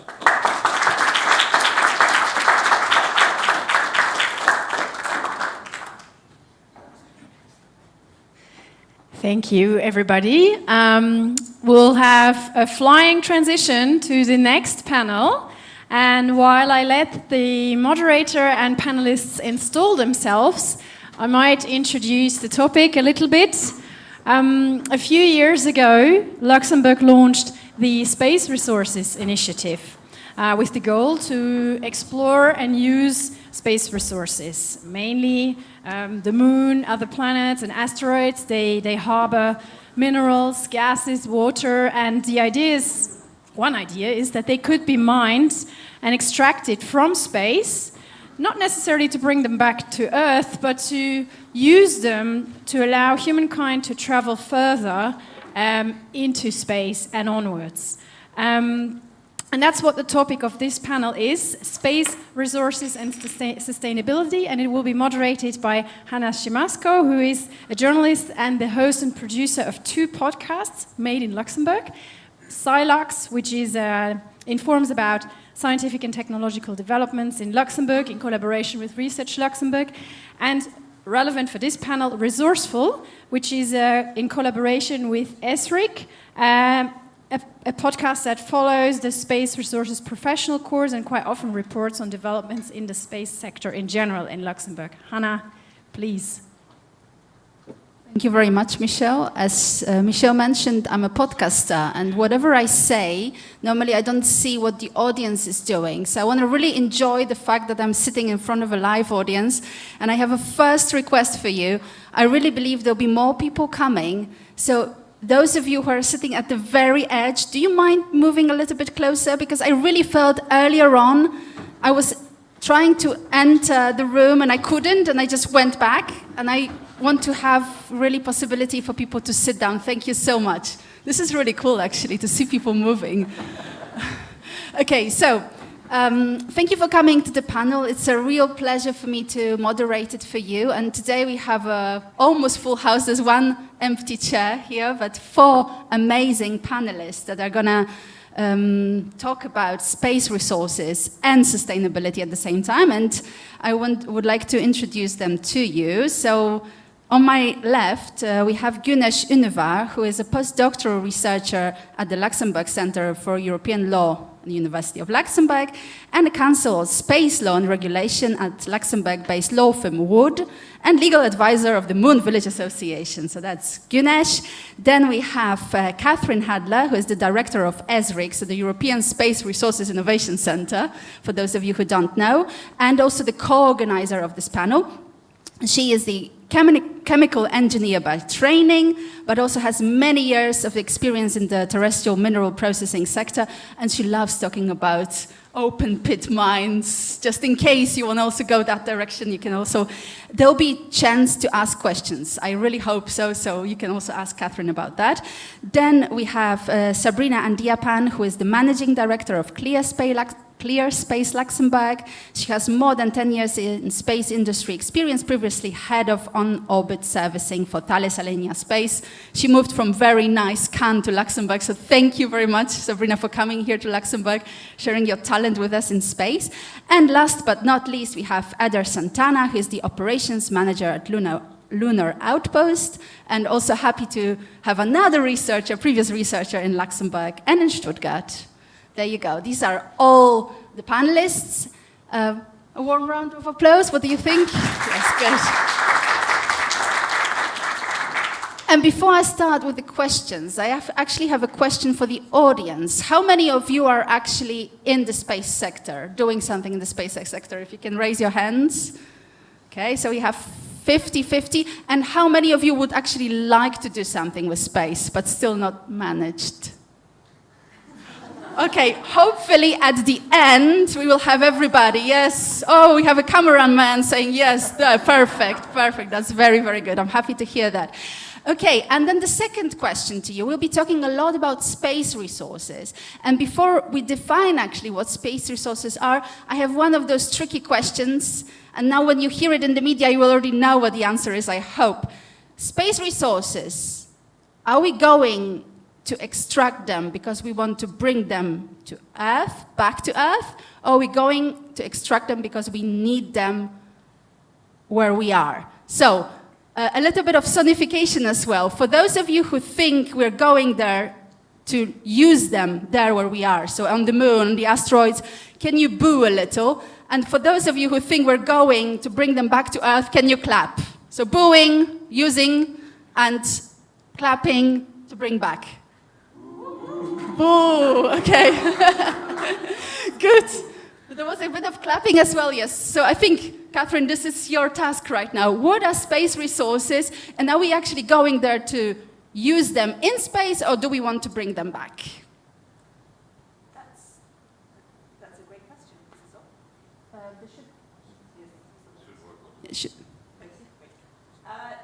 So, space resources. I think it's not working. No, I think that's it. Yeah. That sounds better. It's on mute. Yes, the classic COVID era problem. It was on mute. Space resources. What we are interested in, certainly in the near term, is resources that we find in situ, so in space, that we can use to support space exploration. So currently, we're limited in what we do in space because we have to take everything with us. So we have to take all our fuel, all the equipment we need. If we are taking humans, then we need enough to keep those humans alive and bring them back in one piece as well. So it's generally one of the targets of human spaceflight. So this is one of the limitations. We have to take everything with us, and so by using resources that we find in space, we can decouple these two things. We can actually start to spend longer in space. We can do more science in space. We can travel onwards to Mars, and venture further out into the solar system. So in terms of things that we need to be able to do this, we need propellant, rocket propellant. Most of the mass of a rocket currently that launches from Earth is fuel, about 90%. So if we can produce rocket propellant in space, then that allows us to refuel in space. We can spend longer, we can go further. We can use water as propellant, and there is water on the moon. This is what's currently a lot of the activity is based around the search for water in the permanently shadowed regions on the moon. We can use oxygen to support human life and also for propellant. And there's plenty of oxygen on the moon as well because we can use that for, we can find it in the minerals and the dust that coats the surface of the moon. And then we can use other resources that we find to build shelter, to build habitats, and so on. And it's this first step that we are interested in the space resources community and in ESRIC. But the challenge is that, okay, we know there are those resources, we're kind of sure sometimes or not where they are, we're still searching. But the problem is that if we start with the moon, we're there, and then something hits which is called the lunar day or lunar night. And it's not the same as on Earth, right? How is it? What's more or less, how long is it, and why is it a challenge for us, and what is Lunar Outpost trying to do to help us with it? Yes. This is not as, when we say lunar day and lunar night, we don't mean exactly what we are used to have here on Earth. Basically, you look in the moon, so we have 14 days in the shadow and 14 days on the daylight. And this is what we call the lunar day and the lunar night. And one of the challenges that we have to be able to sustain the exploration on the moon surface is this extended period of darkness. So the temperature drops very low, and then we need to find some ways to be able to provide this. Thank you. To provide this energy and thermal control to any rovers or any platforms or any space infrastructure that we have there in space. So what we are trying to do here in Lunar Outpost in Luxembourg, so we are working in thermal control and energy technologies that that will be able to provide these elements, basically energy and power to this infrastructure in space that they can survive, and then they can extend the missions. And this is basically to be able to sustain the long-term operations and human presence in the space. And this is a very crucial point. Next time you hear about any space exploration or space missions, look exactly what is the plan of how long something on the moon is supposed to survive. Because exactly the plan is normally we stay there those 14 days and then the equipment slowly dies off, right? So great that Lunar Outpost is trying to help us. But that's not all. We're on the moon. Okay, let's say we have all the energy, we know where the resources are, we've extracted them all, but actually we're also leaving a lot of waste, right? We already left a lot of waste on the moon. We also have debris flying around the Earth. Sabrina, can you tell us something about that? I have a feeling that in my space bubble everybody knows about it, but I keep repeating it because it seems it's not everybody. Yeah, well, smooth transition, Anna, I have to say. So I think it's true. We realize, well, you can hear me well, right? Yes. I think we talk a lot about the debris in space. I don't know if you realize, but I can give a few numbers. So there are actually 10,000 satellites right now, and there are more than 170 million of pieces of debris, more than 1 millimeter. So it doesn't maybe represent something to you, but in terms of mass, this is actually like the Eiffel Tower, if I have to make like a comparison. So that's the amount that is actually orbiting around us right above our head. And it's been going on, I think, about 60 years. We've been using space, and we didn't really think about how to make it sustainable. It was not really in the mindset, I guess. And we also want to send more and more satellites. So at some point, we have to decide we have to do something about it. Also, I have a different take on resources. Space and its orbit are resources for us. We need to exploit them. We need satellites for every day. We all use our GPS. Nobody can survive without Google Maps. We use it for weathers. And I think in our everyday life, because we're not going to stop using space, it's about now using it in a more sustainable mindset. And but we need to also do something for everything that's been going on for the past 60 years. So my company, Clear Space, what we try to do is to basically remove debris from space and make sure satellites do not become space debris. And for that, we provide servicing. For removing debris, it's quite complicated because we have to send space robotics machines and vehicles to do that. That has to go grab them and either send them back or send them up for a graveyard orbit. Or we have to go and repair them and refuel them. But in order to do all these things, the satellites we prepare, and we need to prepare them, we need to make sure they are planned for that. So that's something also we have to take care of if we want to do more exploration. And we were saying sending more humans, we want to do ambitious things. So all the robotics we actually are developing is going to be used for these kind of missions. And you see, we have all these sites here. We have technology, we have research. We're looking at space resources. And then we forget about a very important group of people, the lawyers. And we have a representative here. And the lawyers say, wait a minute, those space resources, actually, who owns them? What's the situation? So, Ganesh, what's the situation in space law and space resources? It depends. That's like a typical researcher answer, right? Oh, yes. So this is where everybody falls asleep. No, the question of who owns the space resources is a very specific question. And a lot of very important, very fundamental questions precede them. Well, we have, of course, we have the international agreements like the Outer Space Treaty, and some treaty making took place from the 60s to the 80s. I won't go too much into detail. But the bottom line is these international treaties, which are binding, do not really clarify the ground rules for sustainability itself. And they don't really set the ground rules specifically for who owns space resources. Well, there's a rule, of course, that outer space is free to use. It's free to explore for everyone. There's a certain element of equitable use and exploration, taking into account the states who are not yet spacefaring nations. But there's also, for example, a rule of non-appropriation, which says that you cannot appropriate celestial objects by claiming sovereignty or any other means.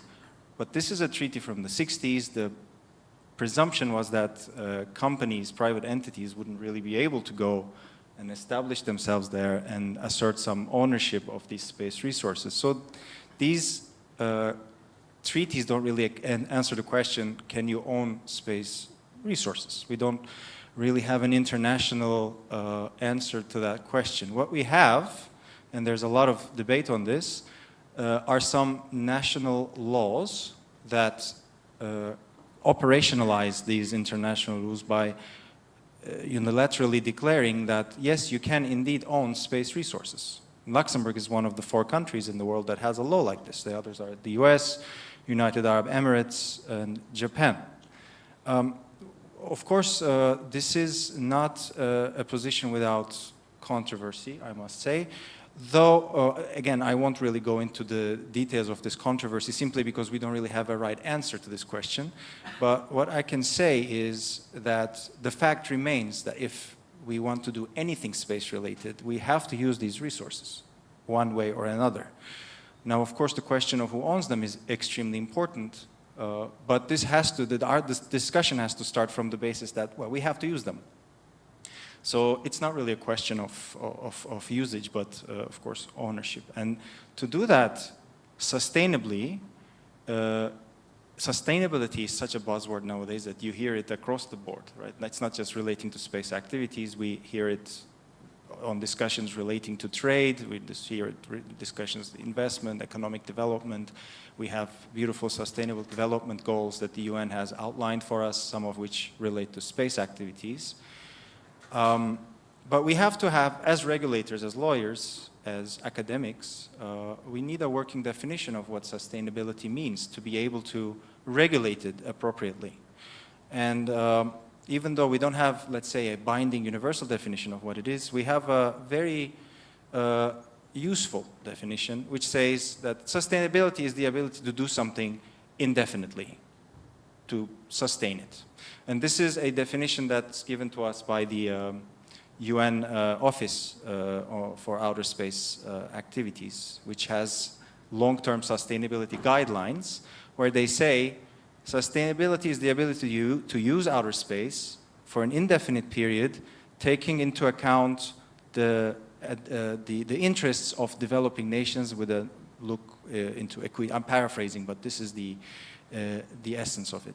Now, we don't really have binding rules on this foundational definition. We have some guidelines, and this is a recent trend where United Nations and other international organizations sort of give these guidelines negotiated by states, but then it's left to the states and their national apparatus to regulate it or not.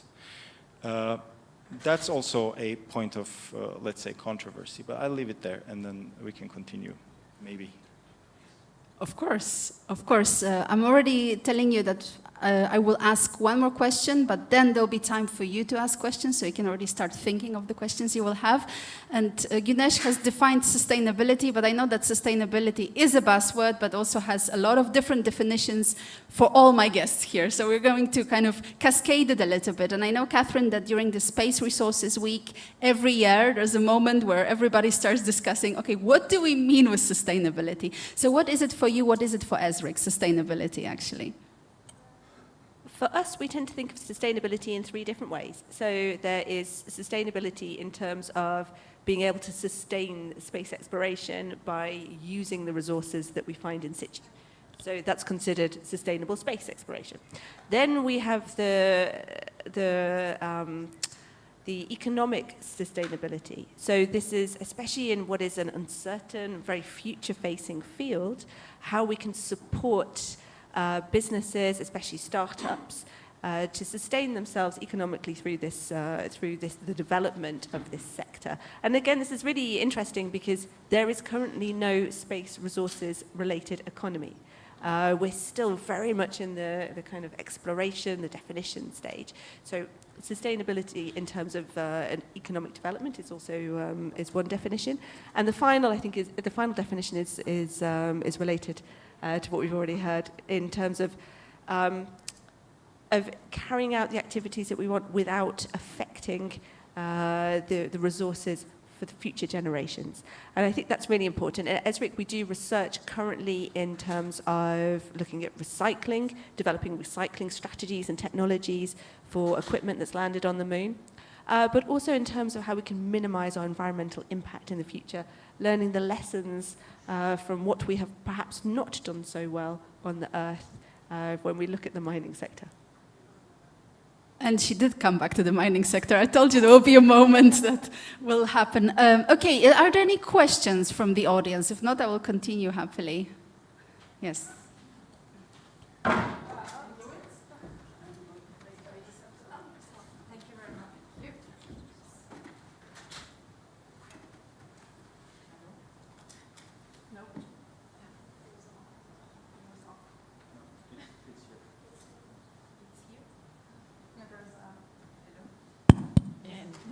So, my name is Christiane Bergman, I come from OHB.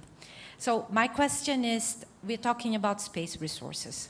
So, for me, there is 2 kinds of space resources. The natural space resources, that is something that I agree. I think that I understood there is no law that regulated the ownership of these space resources.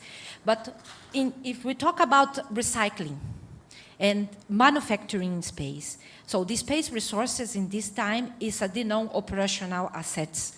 It's not a natural resource. And there is ownership. That means I cannot come to create my recycling facility in GEO and pick the satellite from clear space without to talk to them and make the recycling. Oh, very bad. This way, yeah. So, sorry, Sabrina, I know you very well. This is the reason that I picked you as an example. So this, in my opinion, this is an ownership regulation, and this is also a contractual matter. That means I cannot, even if that is considered as space debris, and we have the sustainable topic, and we have the zero debris charter, so we need to clean space and so, but in this case, I cannot use this resource saying, okay, it's in space, there is no ownership, and I can recycling it and create, for example, spare parts, or create new products for other satellites for repair and things like that. This is just the point that I had. So just to be sure, we're talking about orbital debris and property of orbital. Okay, natural. What I was referring to is natural in situ resource.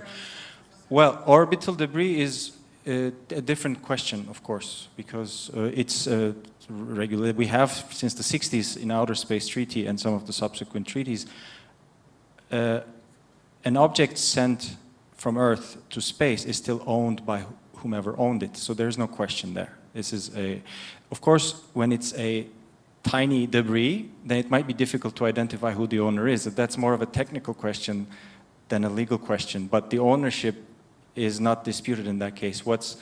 What would be a bit of a gray zone is if you, for example, extract a resource on the moon in situ, you use it, you turn it into a refined product, then you would assert some form of right on that to the extent that you have refined it, but without answering the question of who owned it in the first place, you will still have a certain gray zone there. Because I mean, I'm in no place to talk about the process, of course, but what I imagine is that the raw material is extracted, it's refined, and it's used to some end product, which would then be maybe turned into some product that's user-friendly. Without solving the issue at the beginning, you can always dispute to some extent who owns the final product. And a lot of questions come into that, like, for example, intellectual property rights. Of course, you can craft something out of that product through an IP that's exclusively yours. And you know, it becomes more and more complicated. It's less of a legal gray zone for space debris, orbital debris, I would say. So you're talking about ownership, the products that has been created with natural resources, space natural resources. That is not what the Artemis Accord is trying to do, to say, okay, if I extract regolith from the moon, or from this regolith, I created a piece of a part that I will construct a moon village. Is this not moon village that after that I construct that belongs to the person that construct that, even if the resource to construct that comes from the regolith of the moon? So it's in relation to the Artemis Accords. Well, the starting point is different for the Artemis Accords, the Artemis countries, because they have come to this agreement that commercially owning resources does not automatically contravene Article 2 of Outer Space Treaty, which says you cannot appropriate celestial objects. So the question here is, yes, you cannot own the entirety of an asteroid, but can you own a piece of it, right? And the Artemis Accords say, no, that's not necessarily against Article 2.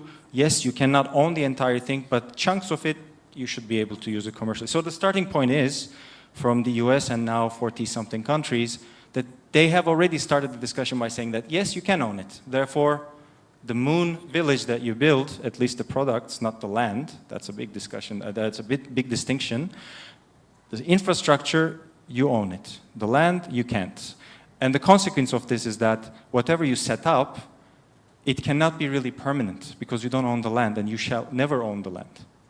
And anyone can come in and visit you. There are visitation rights, again, a fundamental rule, Outer Space Treaty.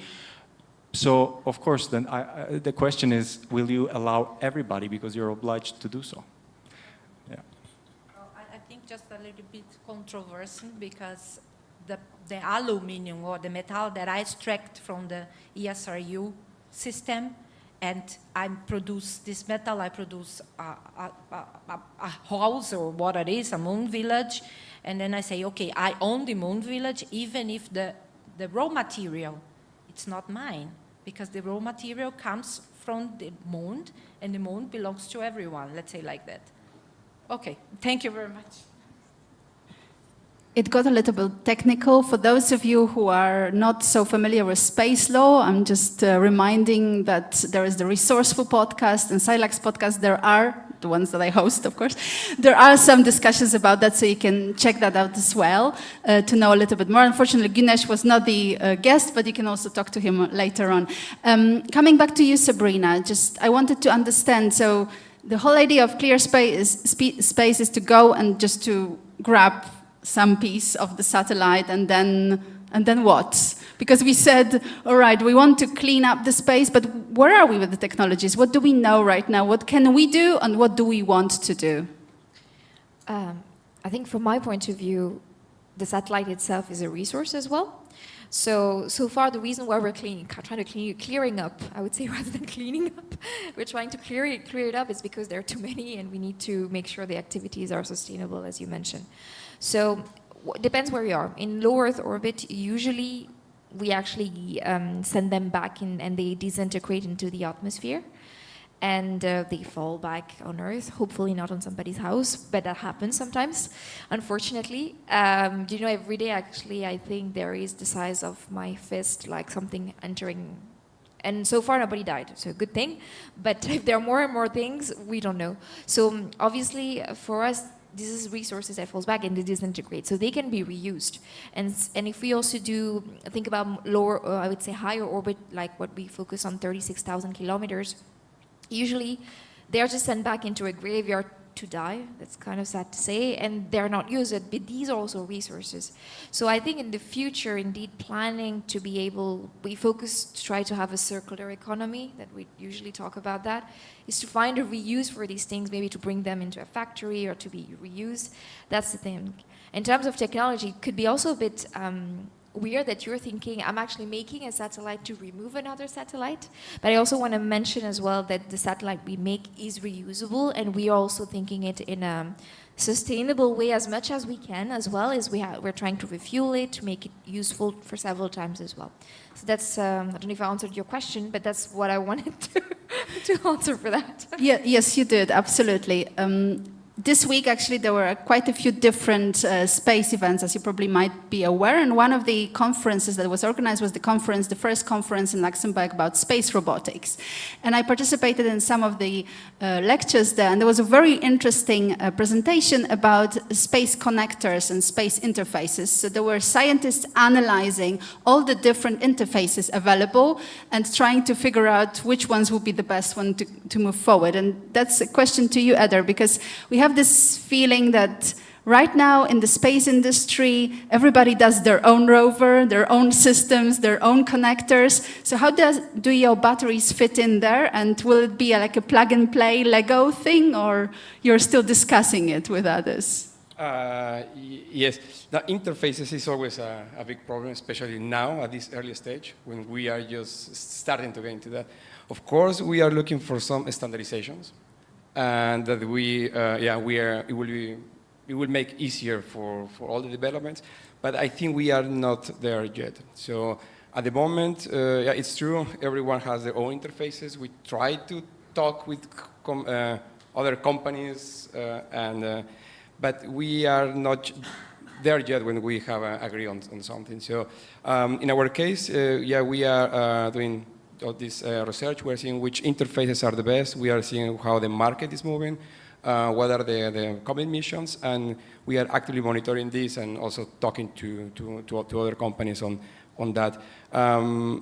Ideally, at the end, we are looking for a common interface that any infrastructure, either a rover or a space habitat or a lander, we can just connect, plug in, and that's also to make it as simple as possible for the customer size. So that will be like at the end goal, but still we are, there is some work to be done there. Okay, I think we have time for one more question from the audience, if someone wants to ask something. I know we have also questions online. We're sorry we can't really integrate them today. Hopefully next time during the Asteroid Day. Yes, we have. Oh, that's great. The microphone doesn't have to travel a lot. Hi. I'm making a question that, to the profit of everyone. I don't know if it's working. Yeah. So which one is for you the challenge for space exploration? And you can answer. We have 1 minute to answer a challenge to space exploration, so please, lightning round if you can. Catherine, can you start? Everything's a challenge. The environment, the actual environment on the moon, the resources, the uncertainty on technical side, on the resource side, on the legal side, everything's a challenge. And that's why we really like this subject. Maybe I can add something real quick. Going back to the sustainability issue, one thing that we don't really talk much about in those terms is we need political sustainability as well, right? Because lunar resources, lunar exploration, lunar governance is such a gray zone as it is. We need to have in place strong systems of dispute prevention and dispute resolution, because obviously there is a very intense sort of new era, Cold War as they say, it's a bit sensationalized, but there are different actors who have very high stakes on the moon, and without a political understanding of sustainability, I think we might bump into problems. I was going to say agreement in disagreement.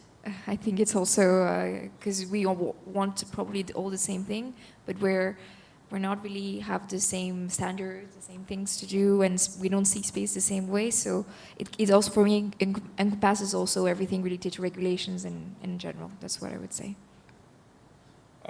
Lunar night survival. This is one key part on enable the exploration. So this is why we are working on that. If we really want to sustain the human presence on Earth, we really need to overcome this problem. At the moment, it's like a kind of bottleneck problem. Okay, thank you very much to our other panelists for the contributions. Thank you, the audience, for joining us. And of course, thank you, Asteroid Foundation, for organizing the panel.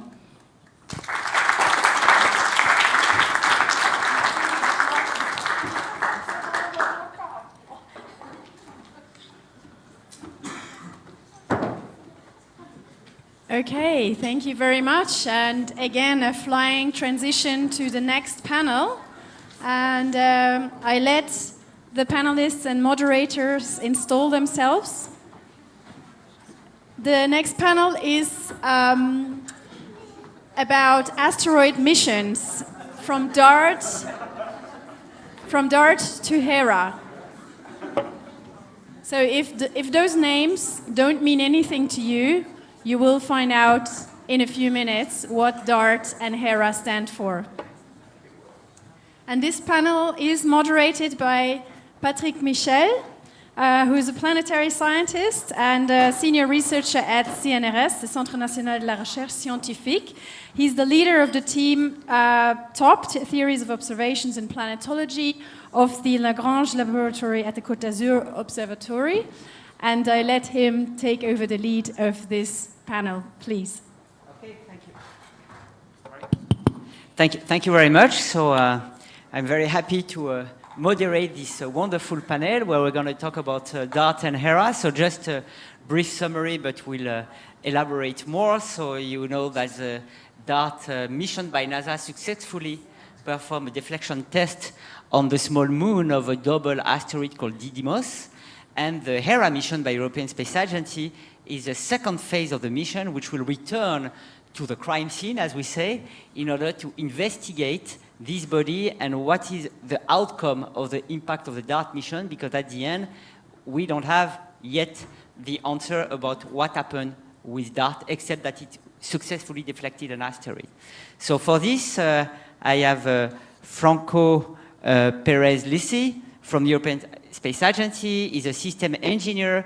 He's managing the CubeSats that are on board the Hera spacecraft, and he also has been on the core team of Hera for 5 years. I've got Margarita Cardi, who is number 3 at Tyvak International. She's managing the Milani CubeSat, who will talk about that. She has a master in aerospace engineering. She spent also some time in Kourou, and so a lot of experience in all these space satellites. And then we have Alan Fitzsimmons, who is a professor at the Queen's University of Belfast. And Alan and I have a long story because we know each other for decades, although we are still super young. And in fact, I need to say that all this story started at ESA 20 years ago, this DART and Hera story, because we, Alan and I, and a few other colleagues were solicited by ESA to create the Near-Earth Object Mission Advisory Panel, or NEOMAP, who recommended a mission called Don Quixote, which was a mission that had 2 spacecraft, a projectile and an impactor, to make the first asteroid deflection test. And this paved the way to the creation of the ideas of DART and Hera, and eventually now we have a real mission. So we're going to talk about that for the minutes that we have. And maybe I will start with Alan. So DART was a probe of 570 kilograms sent at 6.1 kilometers per second, so about 24,000 kilometers per hour, on a small 150-meter size asteroid called Dimorphos. So what do you think happened? What do you think Hera will see? Well, let me explain that. I think we have a clear idea of what we saw from Earth after the impact, because, of course, sorry, I assume. Okay. Is that coming through? Yeah. Oh, Okay, let's try that one. Yeah. Okay, thank you. Okay, so briefly again, of course, the DART spacecraft was completely destroyed in the impact with the small asteroid. It was the impact that moved the small asteroid, Dimorphos. And so most of our measurements about what happened came afterwards from telescopes here on Earth. But we could see the asteroid had moved in its orbit about its parent, Didymos, and we could see the ejector material. We could see boulders that flew off in images from the Hubble Space Telescope.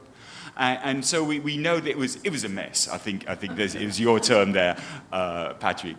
But now we have some idea of where that little asteroid, Dimorphos, now is in its orbit about Didymos. We have some idea about how it may have changed its shape and its spin, but we don't know for sure, because the important thing to remember is that when we view asteroids from Earth, normally they are just points of light.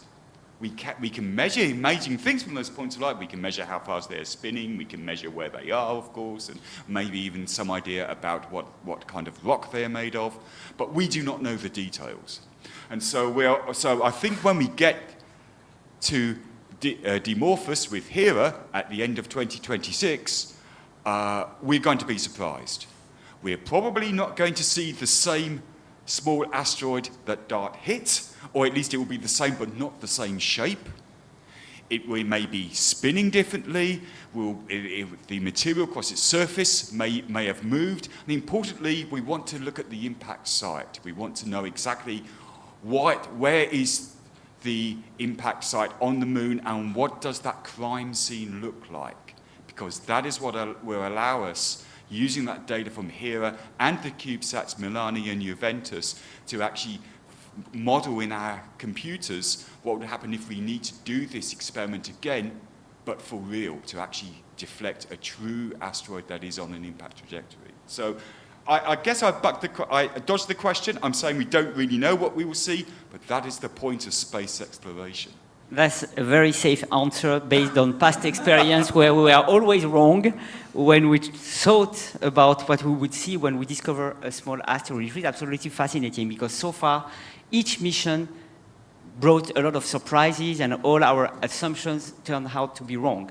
So that's actually a problem for the engineers because they have to design a mission based on our predictions, and now they know that our predictions are not super robust. So we'll certainly see something different that we saw before the DART impact. And therefore, that's a challenge for the engineers. And in fact, now Hera is going to launch on the 7th of October, 2024, so this year, in a few months only. And it was developed in about 4 years. So Franco, tell us about what were the biggest challenges to be able to be ready for the 7th of October. Good afternoon, everyone. I think I got audio, yes. Yeah, so as usual, in any space mission, there are technical challenges, programmatic challenges. Hera was particularly challenging because when we signed the contract, we were in COVID time. We signed the contract in 2020 for the implementation phase. But thanks for the tight collaboration with our colleagues from OHB Systems in Bremen, who are priming the mission, ESA, the scientific community, we have been working together a lot to make this possible. So as you were saying, we are approximately 1 month and a half far from packing everything and shipping to the Cape for the launch campaign. And I would say, yeah, one of the main challenges has been schedule, but also many technical challenges. Since we are reutilizing technology from previous missions, previous interplanetary missions, previous LEO missions. However, we are bringing also a lot of innovation, such as the CubeSats, for instance. Not only the CubeSats, but the containers that have the CubeSats are called deep space deployers, and we are using them to deploy the CubeSat at very low speeds. Because when we arrive to the asteroid, we deploy the CubeSat at 1 meter per second, then we're going to miss the asteroid very, very quickly. So we had to redesign the boxes, which have electrical interfaces to talk with the CubeSat throughout the cruise phase, but also deploy them at 2 centimeters per second. In this way, we're able to commission them, to talk to them, to check the health, and then be able to inject in the final orbits. Also, you were talking about what are we going to find them. So in our guidance and navigation control is actually the techniques that we use to navigate around the asteroid. If the dimorphos has been fully reshaped, it will have some impact also in our algorithms and our techniques that we are using for navigation, because we use techniques, several, but some of them are called centroiding. Basically, we have a sphere, a circle, and then we put the asteroid inside and we try to keep the asteroid. But if the shape is completely different of what we know, which could be, there are high probability of it. So we need to adapt our algorithm. So because of that, when we arrive to the asteroid at the end of 2026, we're going to have an initial early characterization phase in where we're going to be studying this. The shape, the final shape of dimorphos. We are using Didymos a lot for navigation, but at certain phases we are also using dimorphos. So we're going to characterize this. Then we're going to deploy the CubeSats, what we call the payload deployment phase. And then we're going to start on a very detailed characterization. We're going to be flying closer. With the CubeSats, the concept is that you need to see them like drones, basically. So while Hera is keeping a little bit less risk, flying farther away, the CubeSat will be flying very, very close to the asteroid in order to take the risk. I also say is usually when you see in the news, you see in the studio, you see the journalists with the makeup, everything, and then you see the reporters, right, like they are there in the battlefield. So with the CubeSats, it's the same. We're taking more risk, we're pushing the boundaries of technology, but we are accepting this risk. And they are complementary payloads. The Hera mission does not depend on the results of the CubeSats, but they are complementing the science that Hera will perform there. Yeah, in fact, we have to recall that this asteroid is called Didymos, and we have a big body which is about 800 meters in size, and the target of DART and therefore of Hera also is this small moon called Dimorphos of 150 meters in size. And of course, Dimorphos is so small that the gravity is not super attractive, but then you have a big body also, so the complete attraction is very complex. So that's why even for the CubeSats to come close, it's a lot of risk and a lot of challenges, and that makes the mission even more adventurous and fascinating. But of course, we have the good role because we do the science, and you have to deal with all this complexity. So, and that's the case for the CubeSats, and we have Margareta Cardi, so manager of Milani CubeSat. So tell us about Milani, why we call it Milani, by the way, and what is the role of this CubeSat in the mission. I will also mention the Juventas CubeSat because there are two CubeSats. No. Thank you. Now, yes. Okay, so many questions. I will try to be brief. So first of all, the name. So when we submitted the proposal for ESA to win this contract, we didn't have a name, and we were proposing to select this during the project. Right at the beginning, at the end, ESA came out with a proposal to dedicate our mission to a scientist, Andrea Milani, that I didn't know before, of course, but I discovered that he was the first scientist that was proposing this concept of a double mission, an impactor first and a surveyor later to do science out of that. So he was the first one developing this concept. He passed away in 2018, and so it was a very nice thing for us to dedicate the mission to him. And of course, if you see the couple, Milani and Juventus, I want to say that because for who that are familiar with the football in Italy, Milan and Juventus are two football teams. And so everybody in Italy thinks that there is kind of a synergy with football, but I can assure you that this is not the case. So Juventus CubeSat project started a while before, and they gave the name to the mission, and we followed up after a couple of years, but this was the reason why Milan is the name. So let's say no matches with the football team. So that's the first thing. And then, as Frank also was saying, we are complementary to Hera and to the other CubeSat. So our satellite is going to focus more on the external part of the asteroid. So we have two main instruments inside. One is Aspect. This is an hyperspectral imager, a camera basically, developed by VTT in Finland. And let's say the main goal is to imaging the asteroid in 4 hyperspectral channels, and this will give us the information about the mineralogy of the asteroid.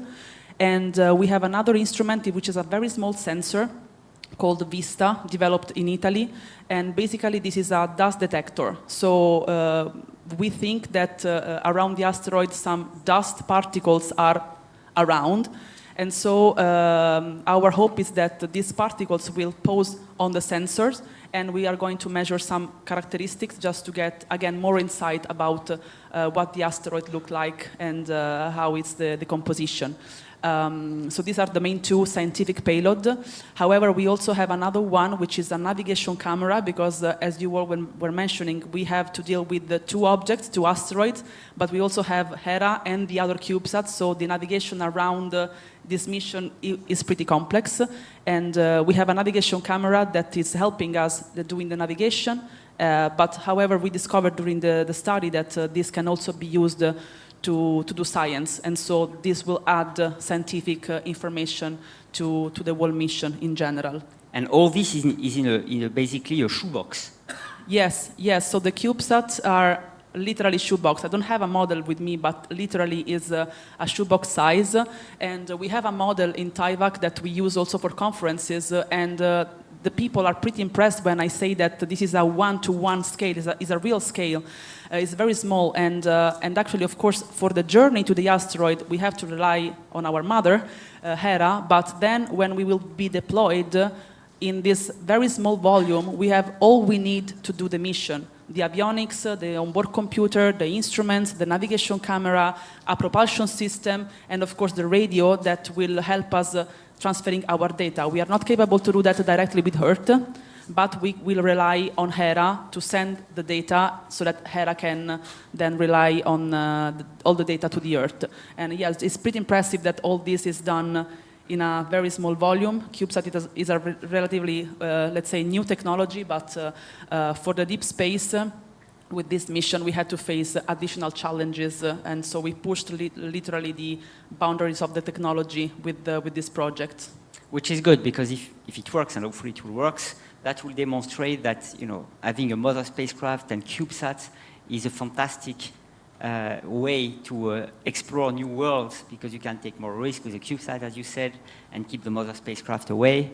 So that's great. And with the mineralogy, I think what will be good is, if Dimorphos has been reshaped, or even if there is a large crater, you can also investigate the interior mineralogy that have just been revealed.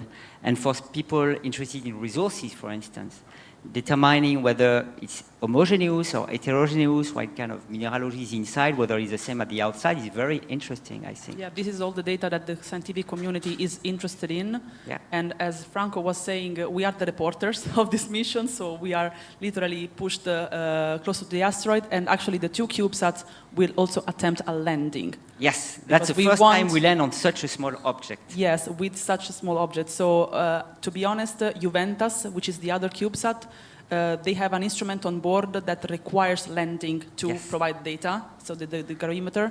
Milani does not have this requirement, but of course, since we are there, for a technological point of view, we want to attempt, because we want to, you know, have this demonstration and understand as much as we can in view of the next future mission. So although it's not an objective, we want to do that, and we will attempt a landing too. Yeah, in fact, that's a good point, because you may not know, but in Hera, we have a lot of firsts.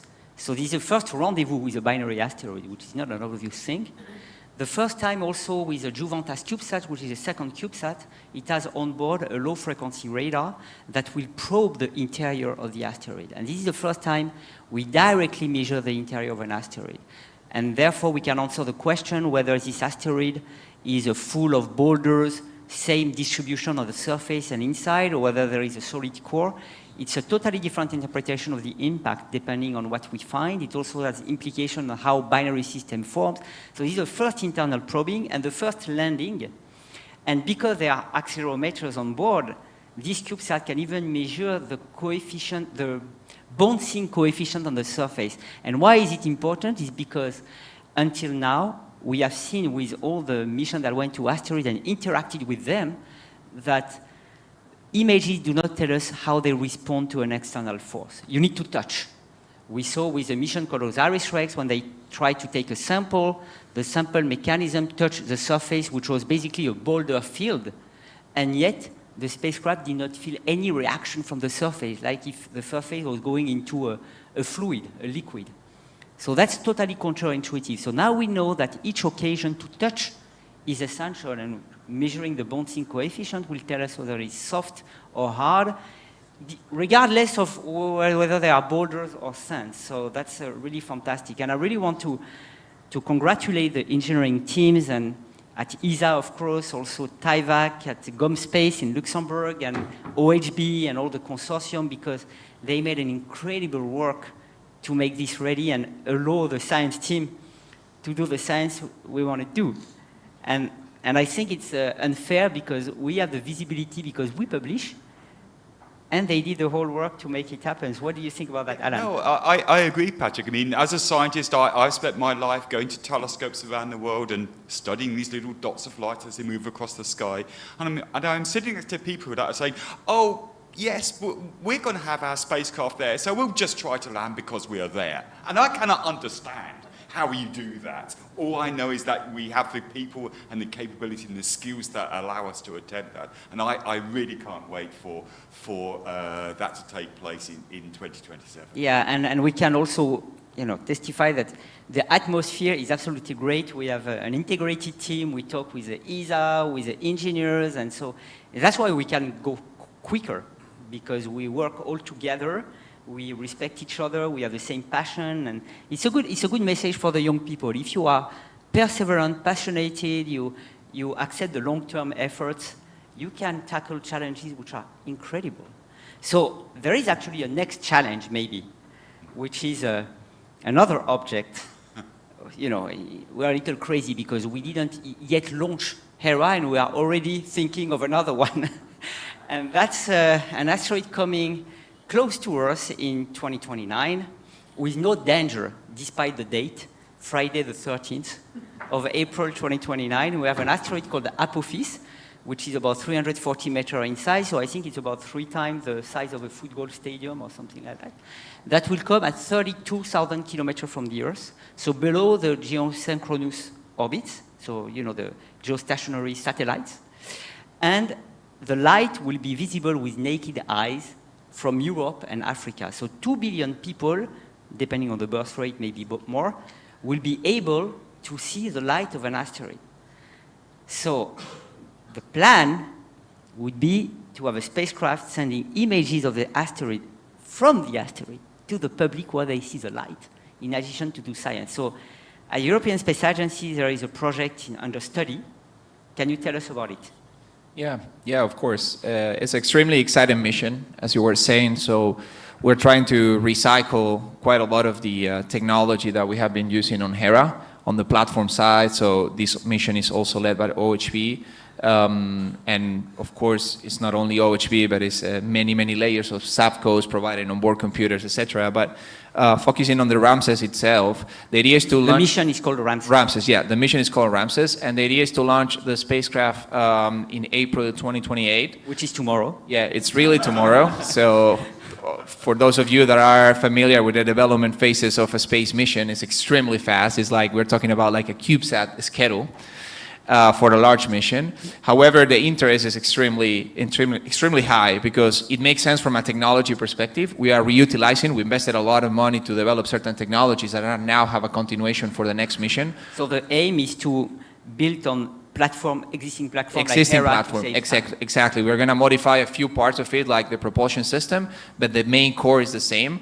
Also, the idea is to launch in, as I said, April 2028. To rendezvous with the asteroid 1 month before the close encounter. So the close encounter is when the asteroid is actually flying by the Earth. As you were saying, we're going to be able to see it with the naked eye.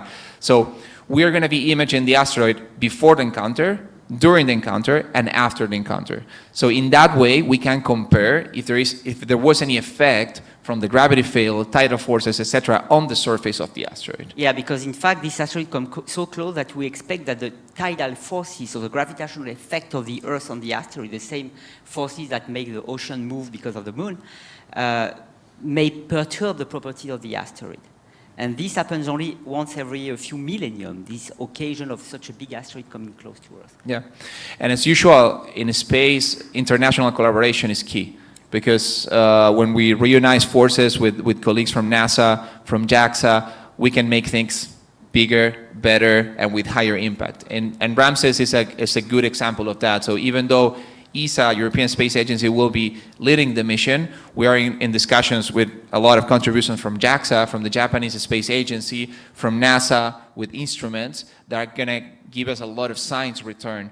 And in this way, this international collaboration is extremely appealing as well, because not only for visibility, also for the next generations, but also for science return. And for planetary defense, because planetary defense is an international problem.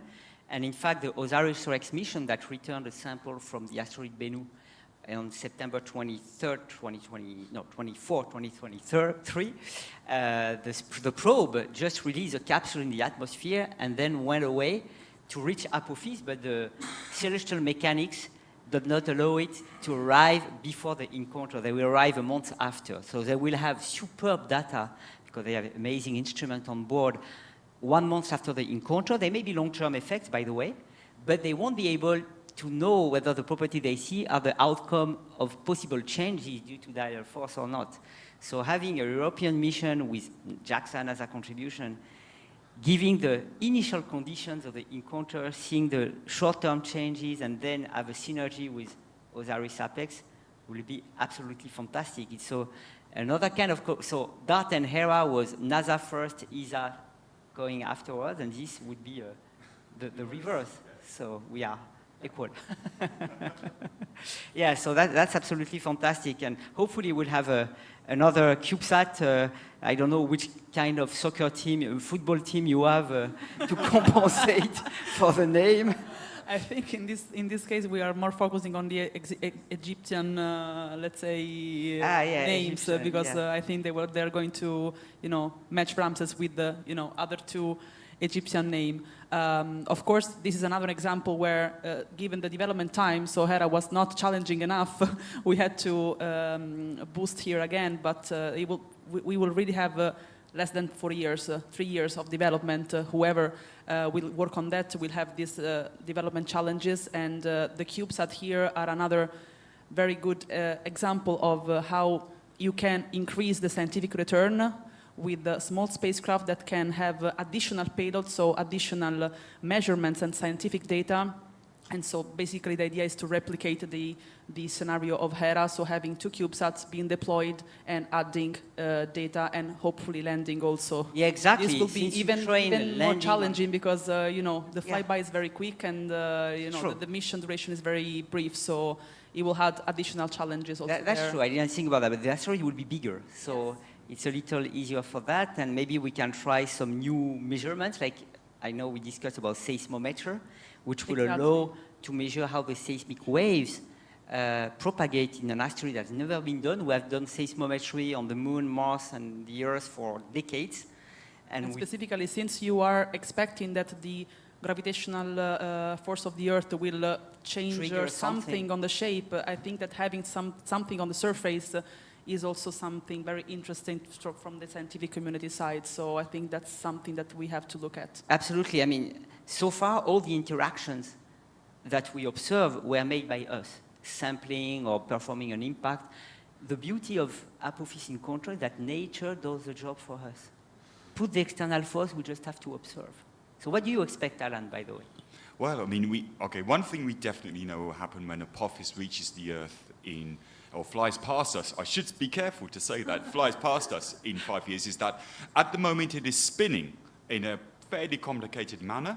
When it passes us, the Earth's gravity will completely change how it is rotating and tumbling through space. And again, that is something be interesting to see the seismic reaction to that changing rotation. And interesting for the operations also. Well, that's got to be an interesting day or two for the operations in April 2029.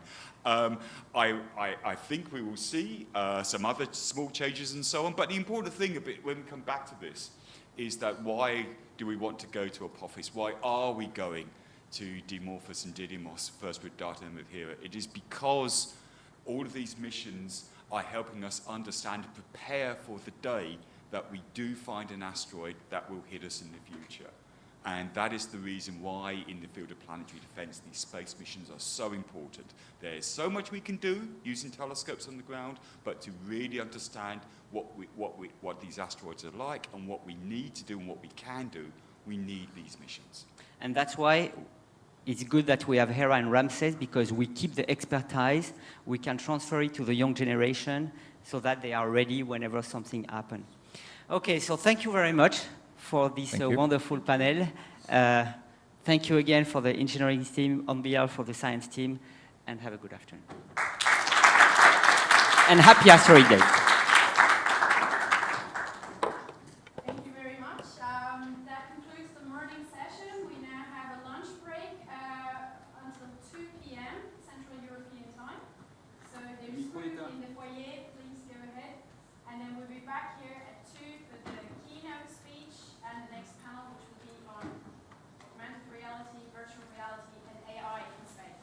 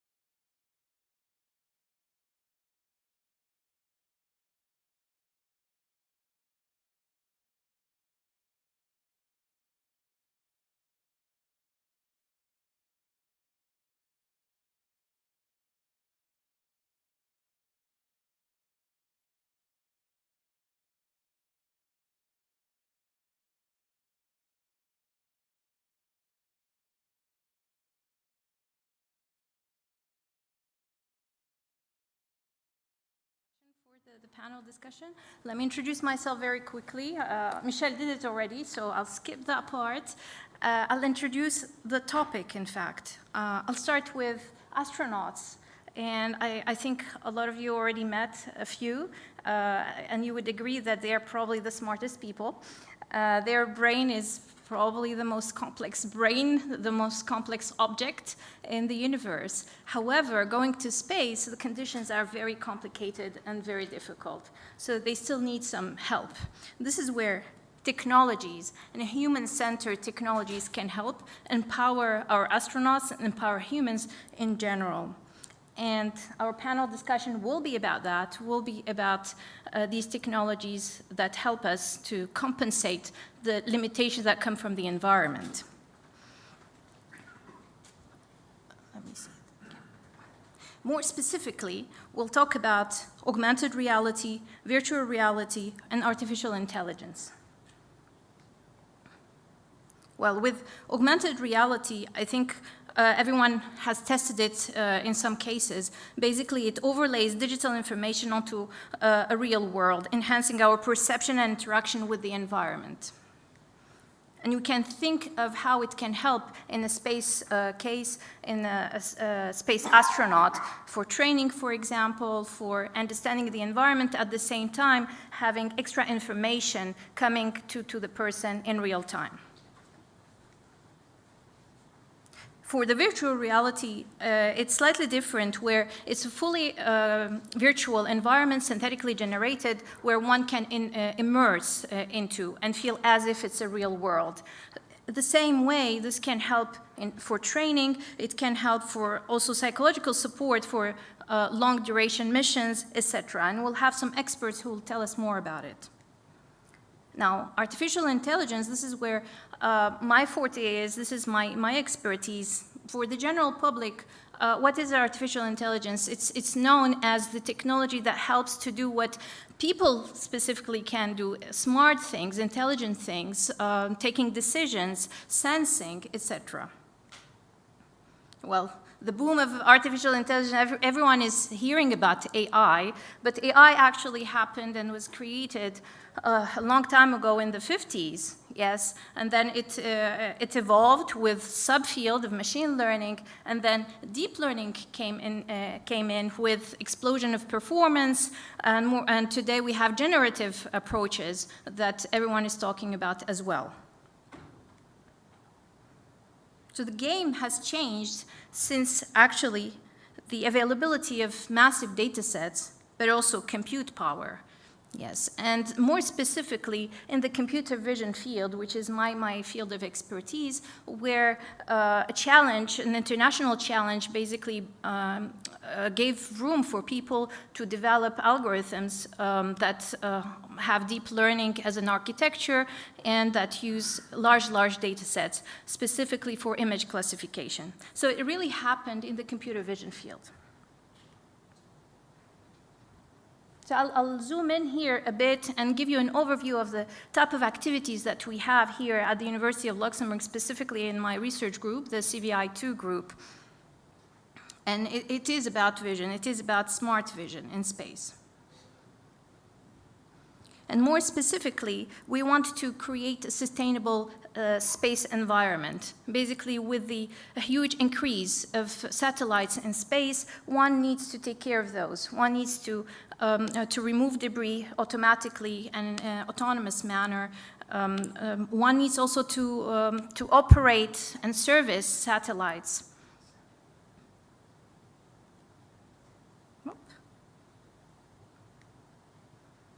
And this is where we have different activities. The first one is really focused on space situational awareness. One needs to recognize objects in space, recognize debris, recognize target satellite that one needs to operate, etc. So classification and detection are some of the tasks. We work also in pose estimation for precise and accurate pose estimation so that you actually can approach your target. And not only that, anomaly detection, recognizing what is abnormal, what is a risk, and removing that risk for that fact. I mentioned data, right? Data is very important for training this type of models, deep learning models. However, in space, this is more tricky. It's very difficult to have available data. This is where we work a lot on simulating data and creating synthetic data sets that are as close as possible to the real data set. And you see some samples here. Now, this is not sufficient. It's very difficult to fully simulate the full environment. This is why we try to get closer to the space environment by acquiring data in a lab environment. And we have one here in Luxembourg, at the University of Luxembourg. I'm showing you here a small example of what we do for this operation of rendezvous, where you have a chaser approaching a target satellite. So we have robotic arms that simulate motion, be it the motion of the target or the chaser. And we have specific illumination lamps that try to emulate the sunlight. You see here written Spark Challenge. This is in fact an international challenge that we created in Luxembourg, and we collected data. We collect data regularly, and we share it with the international community to promote the development of this type of algorithms, AI-based algorithms for space. And here I'm showing you actually some of the data collected in the lab and how it compares to synthetic data with the same mockup model. In fact, for those who are here, you can see the demo and you can see our mockup model in real life. It's smaller scale, obviously. And you see we simulate also trajectories, not only the physical environment. When doing that, so the challenge is that we have a lot of synthetic data, we train on this type of data, and we need to be able to operate on completely new type of data or neighboring domains, what we call neighboring domains. So we have the source and the target domains, the target domain being obviously the space. With the lab, we're actually getting closer to the target domain. We assume that this is our space. And the goal is to acquire more space data in order to go to move this approach of domain adaptation from synthetic lab to lab and space.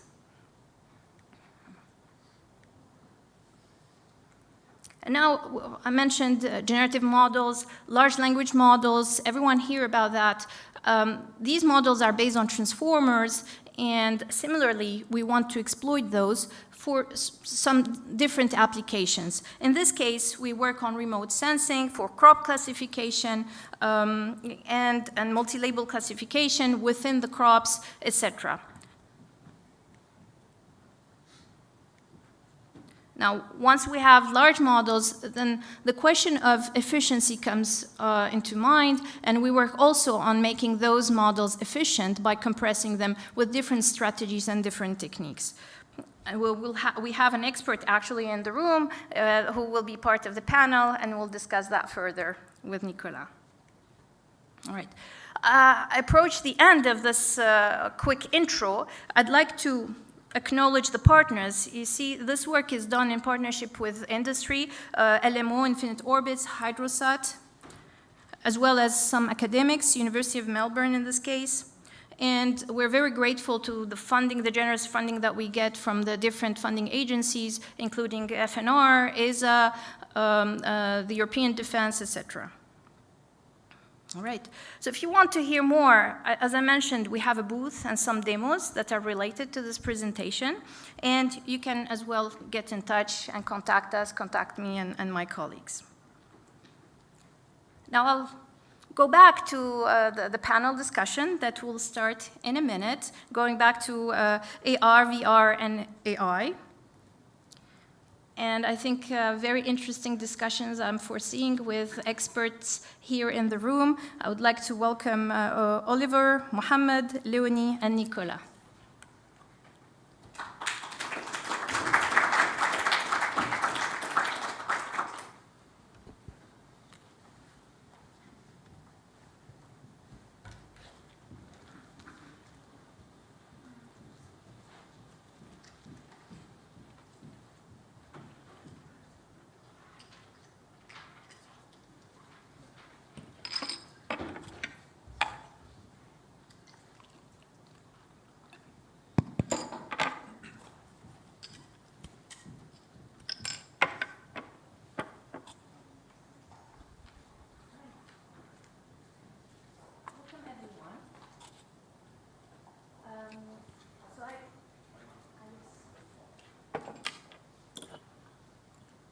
So welcome everyone again. Welcome to the guests and the expert panelists. So what I suggest is that I start with introducing each one of you, and after introducing a first person, I'd like to have a personal story from your side on how you got into space, all right? So I'll start with ladies. Leonie. So Leonie Bench is researcher at the German Aerospace Center, DLR, and the European Astronaut Center of ESA. Her work focuses on using AR and head-up displays, she'll tell us more about that, to improve astronaut situational awareness and safety during lunar spacewalks. So Leonie, I understand that you're completing your PhD at Aachen, University of Aachen, and will soon join MIT for a visit. All right, that's very exciting. But tell us first, if I recall, your degrees are not in space. No, I have a psychology degree and a degree in human-computer interaction. And actually, it was initially not that related to space, but I was always really interested in space, and I loved it. And I would always say to people, if you are really interested in something and motivated to go in a certain direction, you just have to try again and always. Thanks. You just have to try and show other people that you are really motivated. And I think that is how I also got into the space domain. I kind of started my career at the German Aerospace Center. I did my master thesis there in the direction of robotics. And then I got to ESA during an internship and kind of stayed there. So it was a hobby from childhood. Yeah, exactly. Yeah. And we have a lot of children in here, so I think they're very inspired. And girls included, so. Yeah, I always loved space and wanted to work in this direction, so. Super. Yeah. Super. Thank you, Leonie. I'll move to Nicolas. Nicolas, who comes from France. Hi, Nicolas. Hello. So I'll read a quick intro for you, and then you can answer the same question. So I guess my understanding is that you are one of our computer vision researchers, right? Right, that's your field of interest. So Nicolas Maillot is chief architect of data AI and edge computing at Thales Alenia Space with 2 decades of experience. I think you are the most experienced researcher in here. Nicolas has successfully integrated AI approaches into real-world products and holds a PhD in computer vision and leads the development of edge AI, as I mentioned earlier, capabilities for Earth observation and defense programs. All right. So tell us also your personal experience. How did you get into space from computer vision? Actually, I consider myself as a pure, let's say, a computer scientist as a background. So I had initially I had a limited, let's say, knowledge about the space industry. And yes, it is actually so some years ago when Thales Alenia Space signed a big contract with ESA to develop several Copernicus satellites, Scheim, CO2M, plus others. It was a big news for the company. And there was a lot of, let's say, articles in the press. When I saw that, I said, wow, that's what I want to do. And I applied to the company, and it worked actually. My background in massive data processing, computer vision, and application of machine learning into large-scale system, was very interesting for the company. And it's important to understand that the space industry has changed a lot since 5 to 10 years, because software was not that much present actually, let's say 10, 15 years ago, and more recently, the space industry is digitalizing itself a lot in the space segment, on the ground, in the way we manufacture the satellites and the spacecraft. Things are changing a lot and very quickly, and we have to adapt, and this is why a profile like mine with a strong software plus AI background have an interest in this industry. And doing a great job there. Thank you. All right, let me move to Oliver. Oliver, who comes actually with Leonie. Oliver is a researcher also then at the DLR, but you're more in computer science, if I understand well. And also doing your PhD and collaborating with University of Washington, and as I understand, you visit also Turing Institute, right? Yeah, and Imperial College London. So tell us, how did you get into space also? Yeah, so it was basically a similar story to Leonie. It was always a hobby, so I was always in touch also, like German Aerospace Center. I think other agencies have the same, like an open day. So I visited it as a child, and Does this work? Oh, okay, it's better. So, yeah, it's the same story as Leonie. So it was always a hobby. I visited the German Aerospace Center already during school when they had an open day. And yeah, during then my master's, I also had a look if they offer master theses. And so this is also the way how I got to the German Aerospace Center. I wrote there my master thesis, and yeah. Oh, super. So it's really something that you were interested in early Yeah, on, and you definitely. pursued. Yeah. Well, then moving to Mohammed. A small disclosure, Mohammed actually works in my team and has recently finished his PhD under my supervision, so we know very well each other. Well, welcome also as an expert today. I think you have your full place here. And I know but the answer of how you came into space, but I think it would be interesting to share it also with people. Sure. So I think like the first time kind of I get interested in space, there was literature competition about writing a story, and then I wrote a story about some space mission where there was most of the story about computer where it tell you how far you are from the enemy and stuff. And yeah, just kind of was really interested about like how computer can help us in space, and somehow things kept going. I studied computer vision and robotics, and then in France, and then in 2019 I attended the Asteroid Day, which is I think maybe the first time, and I saw a lot of application of computer vision for analysis or an asteroid analysis, and after that like I told my supervisor that like there is a lot of computer vision in space, maybe like we need to do that. And fortunately then I think after a couple of months a company came to us trying to establish the computer vision and AI in space, and I was very lucky to be the PhD student working in that. So thanks for that, and now I'm continuing in space. Super, super. Thank you, Mohammed. So that was a quick warm-up to get to know our experts today. Now I'd like to move to a follow-up on my intro. That was about, the harsh conditions that for navigation, for sensing in space, and how technology can help our astronauts. And I'm looking at you, Leonie, especially for, your very diverse background with psychology, HCI, etc.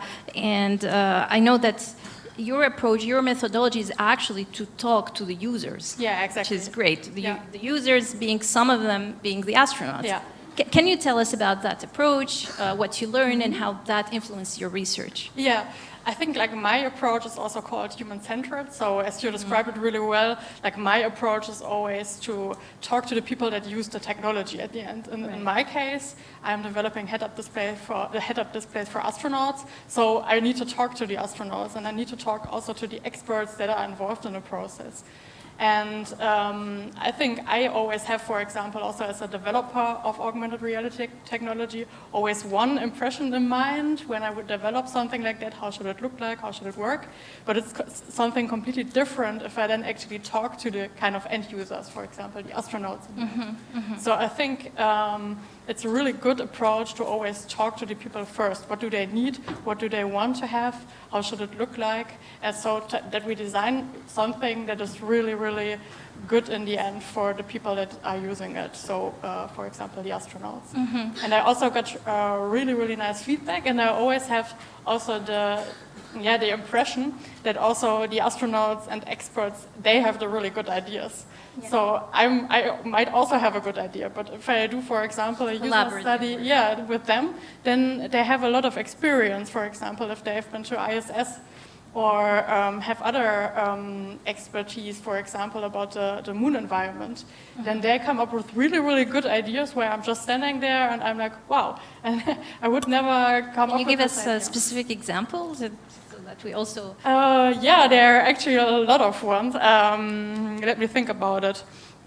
Yeah, so for example, one study that I did was how we can use augmented reality to display navigational cues. So for example, my basic idea that I also saw in past research was just to overlay like a path on the ground to show the way from point A to B. And the issue there was, but I just realized that during my study together with the astronauts, that if you overlay something over the ground, that you cannot see what is underneath this pathway. So if there's like a rock and you could fall over it, or if there is some geological sample that you want to collect, then you cannot see it anymore. And that was something that, it's kind of also really obvious, but I could not come to that conclusion myself. And I think that's really interesting if I can work together with the astronauts and co-design it kind of with them together. Absolutely. Thank you, Leonie. Now I look into Mohammed, also on the same point of harsh environment and actually how to overcome it through technology. So you worked on simulating actually that harsh environment, so and then maybe getting as close as possible to it. Can you share your experience on that? Sure. So, given that for using or training AI, we need a massive data, as mentioned previously, and most of the system working here on Earth, like we can collect the data from like the internet, from self-driving car by just going around. But for space, we cannot send we cannot have the ability to send and to collect all the data we need. For that, the idea of simulating this data set is very, very important and can be used for that.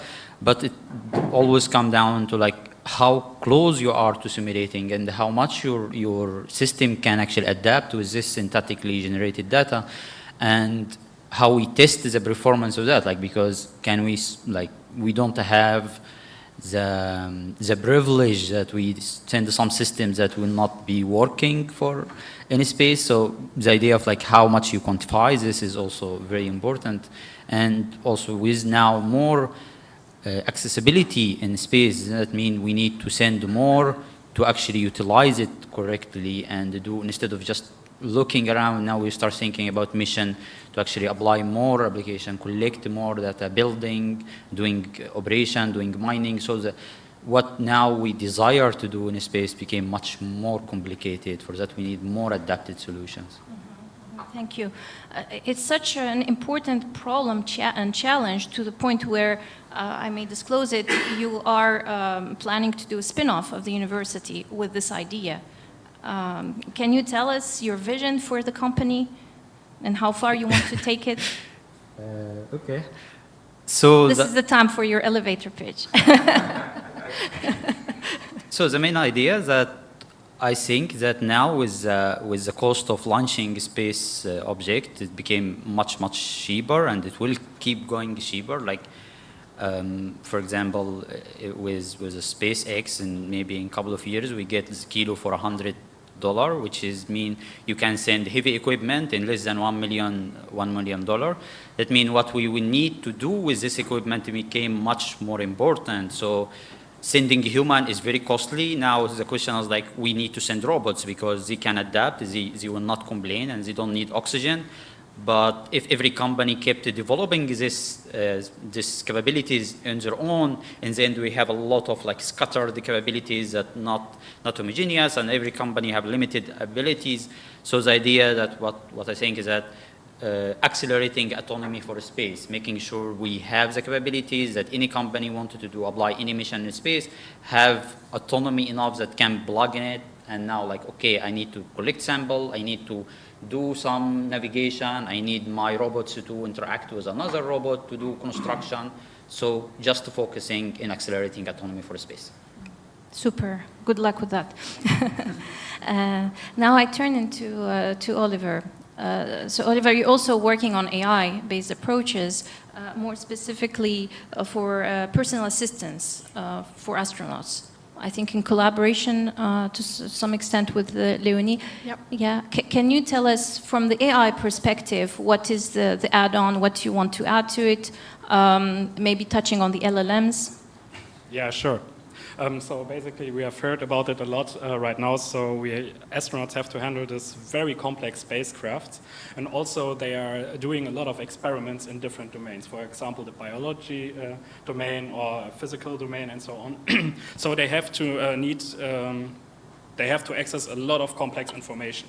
Of course, astronauts can do a lot of training on Earth and learn a lot about the background, but especially when we talk about long-duration space flights, so when they cannot just call Earth and ask an expert, okay, I'm doing here right now an experiment, and what do I have to do now? They have to access that kind of information.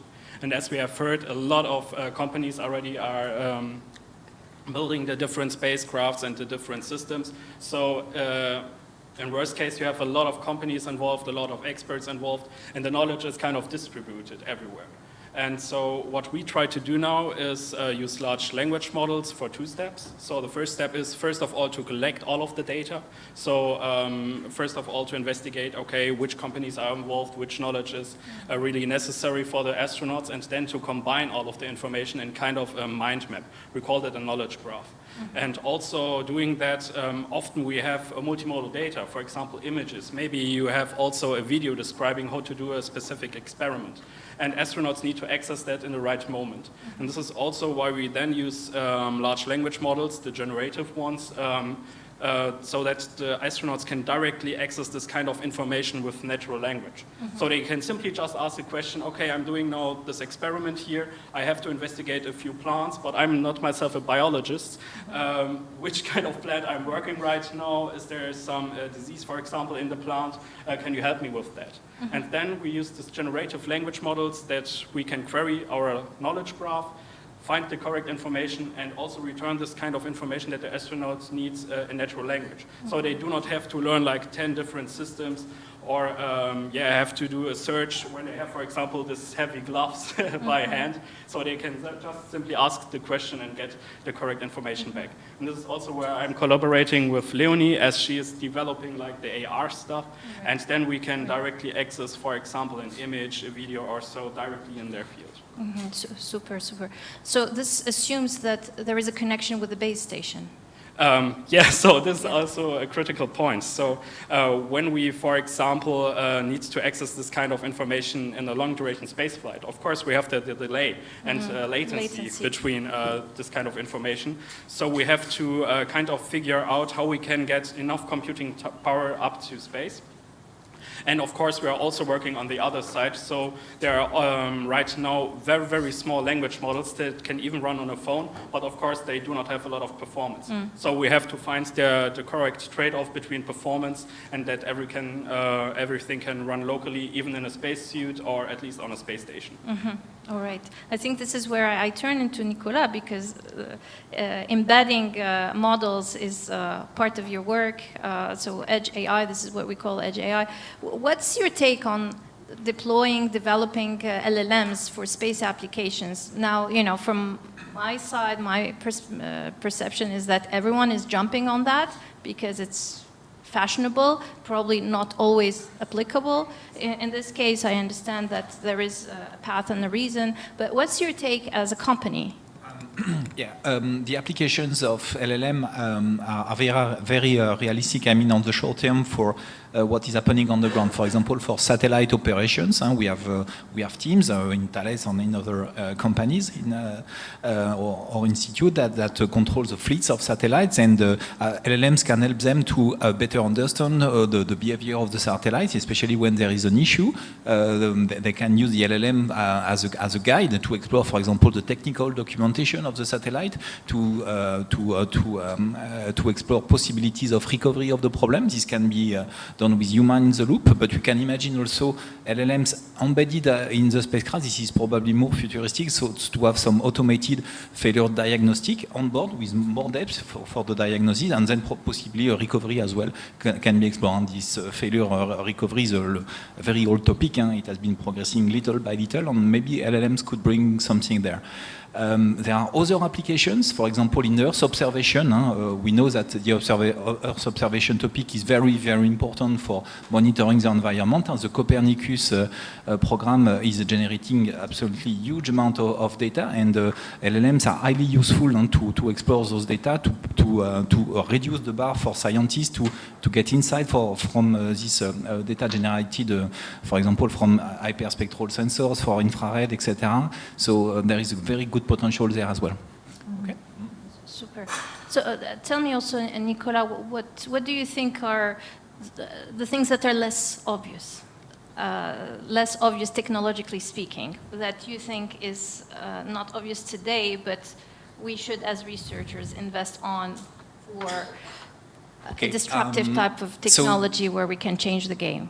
Okay, so yeah, the spacecraft autonomy, from my point of view, is very long term. We have seen very nice demos on your booth. Well done for this, by the way. Thanks. And of course, there is a lot of interest into this kind of activities, especially for the in-orbit support, in-orbit servicing, and we will need a bit of AI for in-orbit rendezvous to approach another spacecraft with pose estimation to make sure that we approach the other spacecraft in the right way to do the service or to for example, change some part of the satellite. There are different scenarios. And here AI will play a key role to have a bit of autonomy. But given the risk, if there is a collision or something, we need to be extremely, extremely careful. This is where trustworthy AI enters into place, because we have to make sure that the decision taken by this kind of AI is correct. And this is why Thales is investing a lot on trustworthy AI, and we build critical systems as a company, and yeah, we invest a lot for defense system, of course, but not only for aircraft, etc. And I think this will have to get into the AI techniques we know today. LLMs are not that reliable, they're not enough for this, and we need to progress and make sure that the right research is done to reach this objective. How far away do you think from deployment of... To deploy, you mean LLM specifically or more generally? No, AI in general. Oh, okay. We are very close to deploy, let's say, neural networks on board of the satellite. We have done it already on small satellites. There was one nice example some years ago with the NASA program where we deployed, we did the first inference into place with our partner, the IRT and Saint-Exupéry, a French research center with which Thales is working a lot. So this was a very nice success on a small satellite, but still it was the first inference into space. And now there is big programs that are coming into the picture. I am thinking of SHIME, the Future Hyperspectral Mission from ESA, which is an absolutely fantastic satellite that will help a lot to monitor the lands, the forests, the oceans, etc.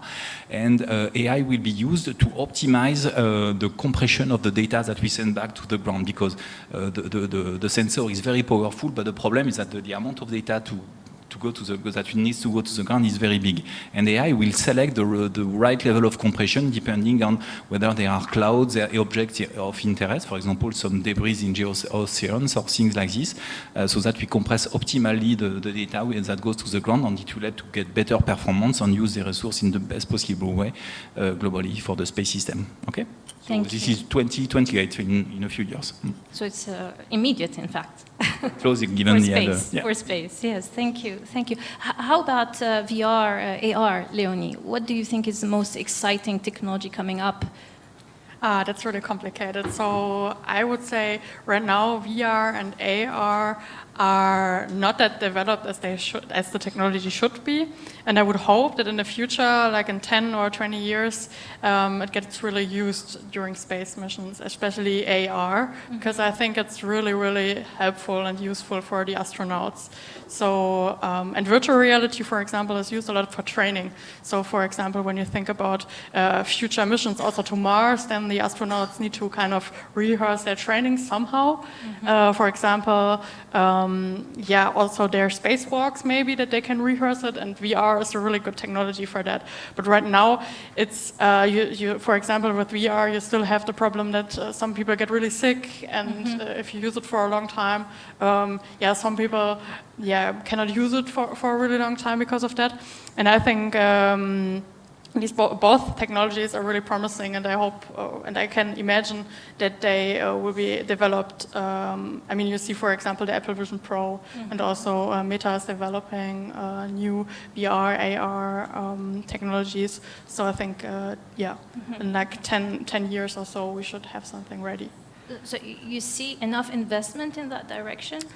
Yeah, I think especially also in like for, let's say, normal people, there are also a lot of progress in this direction. And I think also within ESA and NASA, there are some developments there. But I mean, I think the technology is really promising. So if more people could invest in the technology and could also develop it further, I'm always in. Yeah, indeed, I'm asking that because from the AI side, what is helping to boost the advancements is the collaborative work. Yeah, that's true. Yeah. Commercial plus the governments teaming up and putting their efforts together is helping to boost the results. Maybe the same effort can be foreseen for VR and AR. We're reaching almost the end, so I'd like to give also time for Oliver to give your vision for what is next. Yeah, I think a lot of people have, for example, experience with ChatGPT, and basically it's also a large language model, but I think a lot of people have also experienced that these language models often do not generate a correct answer, and I think that's a very crucial point that you have mentioned, the reliability.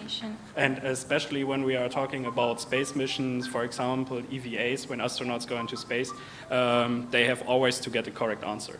And so I think the major point here is that we are shifting from using these language models to generate an answer to our approach with combining it with databases, for example, knowledge graphs, so that the language model does not just hallucinate an answer, but it always looks up, okay, what is the real information that I have to display, and then generating an answer based on the database, and so that we have always a reliable answer, or at least so that the astronaut can look up into the manual or into the procedure and see, okay, this is the correct answer that I need. Thank you, Oliver. Final word, maybe a word for each to conclude. Mohammed, maybe closing with what we started, motivating the young generation here in.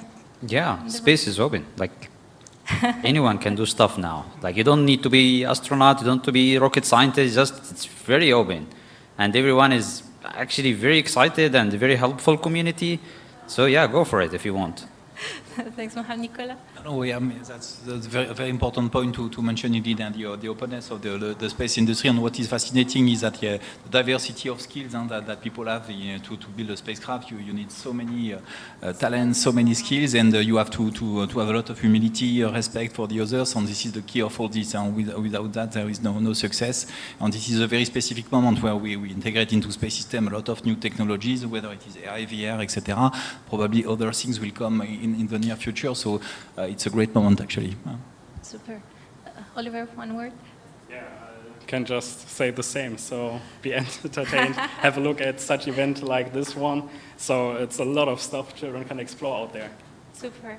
Leonie, final? Yeah, I would also agree with you that like the space industry needs a lot of people with a lot of different backgrounds, and I always have the impression, like from my experience, that also there's different backgrounds, and if all the people collaborate with each other, that this is really what brings us forward, and yeah. Wonderful. That's a great point to conclude with. I thank you all. Thank you again for coming to Luxembourg, for those who came from abroad, and thank you to the audience.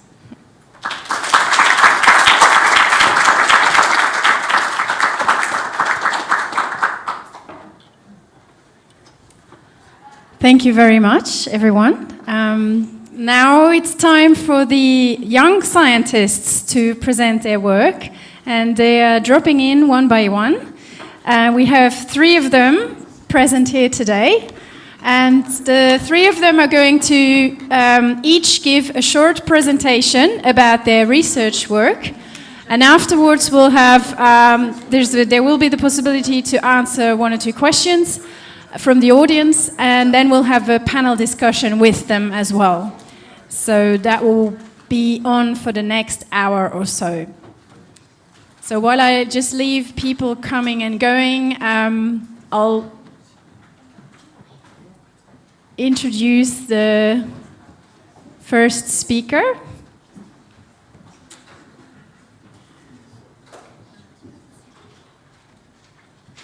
So our first young scientist is Julia Bringewald, who is from Luxembourg.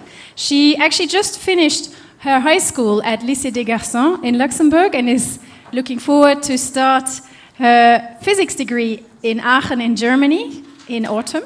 correct? And she will talk about a project that she took part with at the Luxembourg Young Scientists Contest this year, the Young Forscher Contest. And this is taking a cosmic perspective on compassion and social attitudes. And we're very looking forward to your talk, Julia.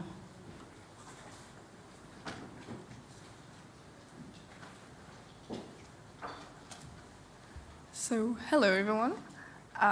Today I would like to explore with you the impact of a cosmic perspective on compassion and attitude towards societal issues.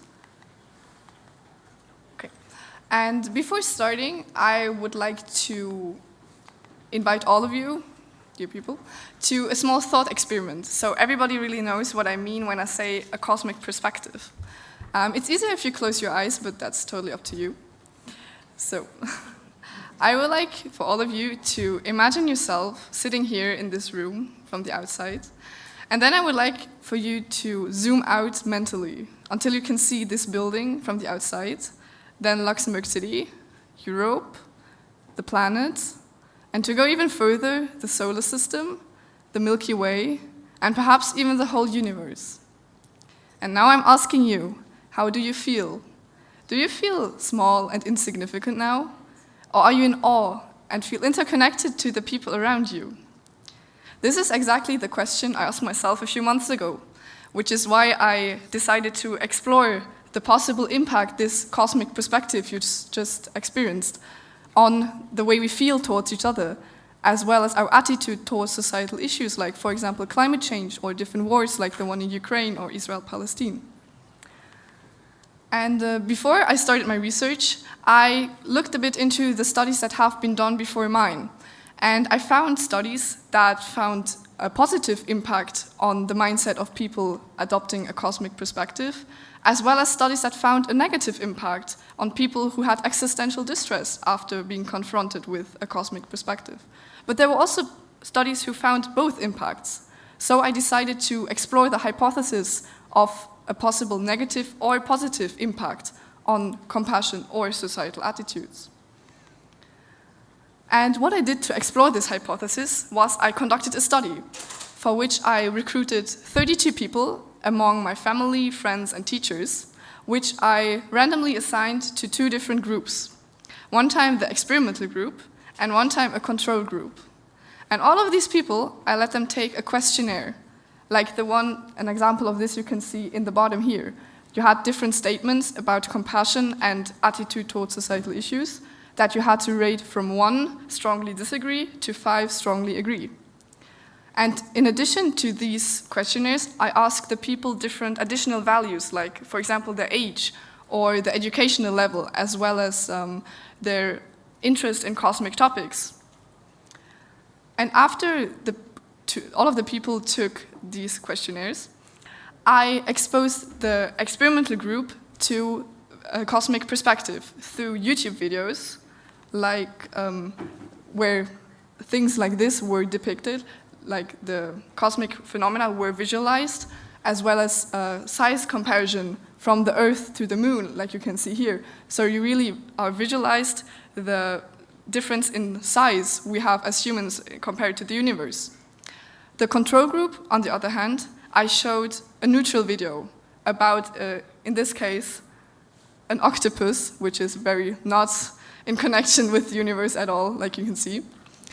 And after having exposed both groups to their respective content, I let all of the people retake the questionnaire, the first one, so I could see if this exposure to content had an influence on their responses in compassion or their attitude towards societal issues. And what I found is very interesting, because I indeed found a difference. The control group had a raise in their values from their first questionnaire to the second one in 1.5%, but the experimental group had a significant raise in values of 5.6%, as you can see here, the difference.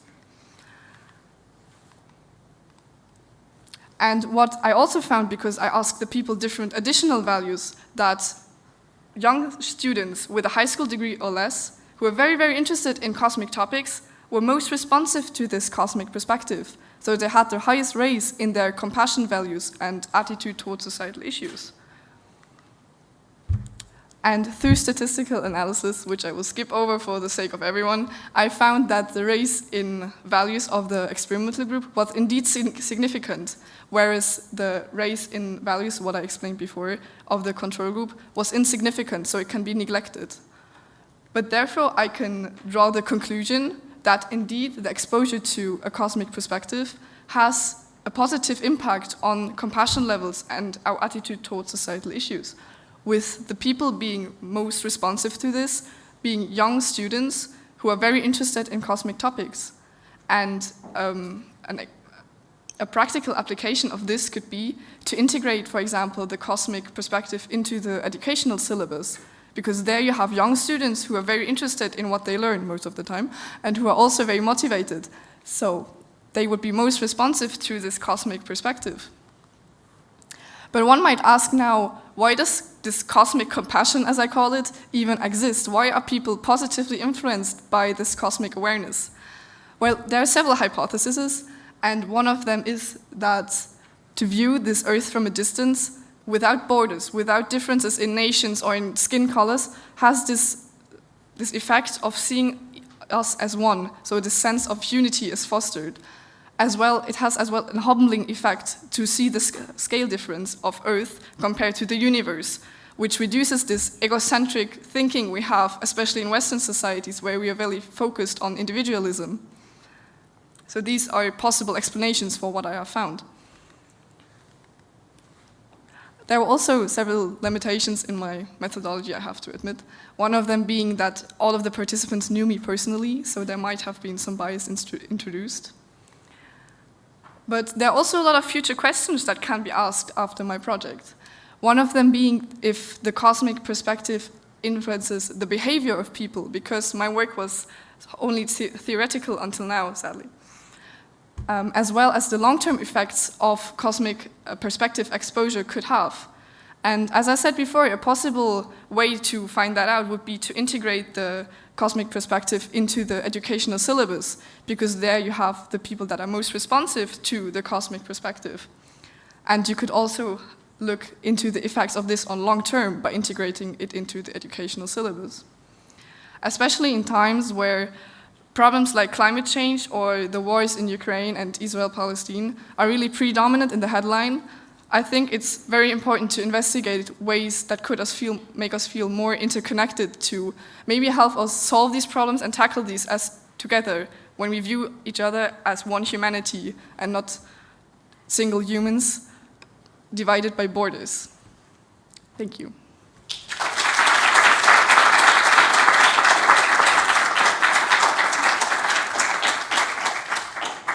Thank you, Julia.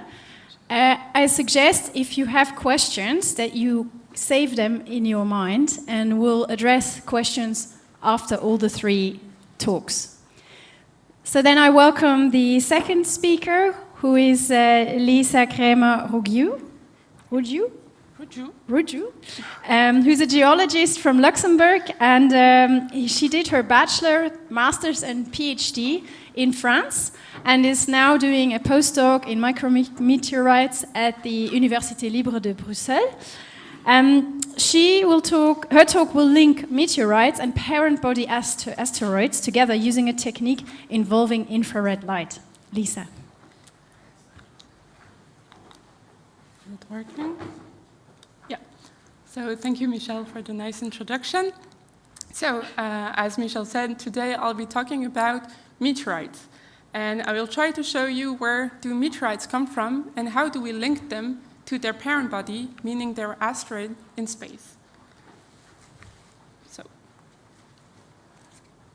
I don't know if it works. Okay, so let's start in the solar system. So as you might know, the solar system is made of the sun. Then we have, sorry, it's a bit long. Is it okay? It's not working?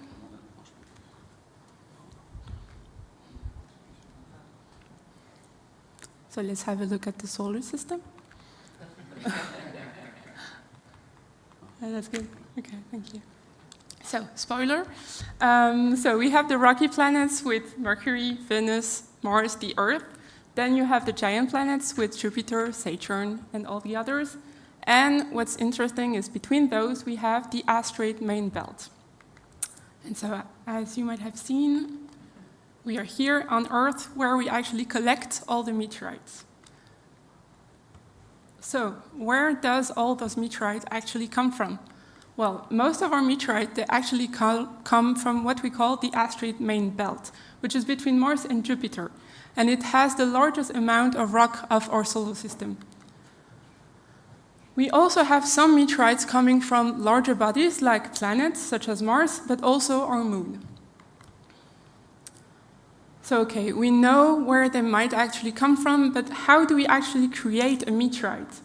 Well, to create a meteorite, you need to break a piece of one of those larger bodies. So let's take the asteroid for today. So imagine you have a piece of rock traveling at super high speed in space that will impact one of the asteroids. This impact will create many smaller pieces of rock that will travel throughout space. And if one of those pieces of rocks, called a meteoroid, arrives and travels up to space, then we can get what we call meteorites. So, once this meteoroid arrives to our Earth, first thing first, it will travel to our atmosphere. And the very high speed of this rock traveling through the atmosphere will cause friction with the atmosphere, and that will cause a very high heat. And this heat is what we see with the very bright shooting stars, also called meteors. And once this meteor arrives on the ground, then we call it a meteorite. Meteorites, as you can see, we have them in very different sizes, from the size of a grain of sand, the micrometeorites, to the larger meteorites of several meters. We also find them in very different places, but we easily find them in deserts like Sahara Desert, Atacama Desert, or Antarctica, for example. But more specifically, the micrometeorite you can pretty much find everywhere, even on your rooftops. And to give you an idea of how many meteorites we actually have, we have more than you might think. We have at least 40,000 tons of extraterrestrial rocks arriving on Earth per year, which represents, to give you an idea, about 5 big trucks loaded with extraterrestrial rocks arriving on Earth per day. Yeah, seeing your face, that's actually a lot of rocks for me to work on. So now, once we have a meteorite in our hand on Earth, so this is an example of a meteorite that I actually collected in Atacama Desert, we want to know where exactly in the solar system it comes from. And it's actually not that easy, because we have a bit more than 73,000 meteorites, but we have more than 1 million asteroids and other planets in the solar system. And our final goal is to be able to link this meteorite with its actual origin in space. So you might ask how we do this. Well, we do that with our special tool that we call infrared reflectance spectroscopy. I know it sounds complicated, but it's basically using light, and specifically red light. I'll show you how. Well, using infrared reflectance to link asteroids and meteorites, first we need to map the asteroid. To do that, we use very large telescopes. Those very large telescopes are just huge telescopes scattered a little bit everywhere around Earth, so that we can study the night sky from everywhere and all the time. So those very large telescopes, to map an asteroid, they send infrared light on one specific asteroid. This light can then be absorbed by the surface of the asteroid, but most of it is actually reflected from the asteroid, just like the reflectance of a mirror, and sent back to Earth, where the very large telescope can actually capture this light. This light that is reflected from the asteroid is called the reflectance of an asteroid. And it's shown just like this, as a reflectance spectra.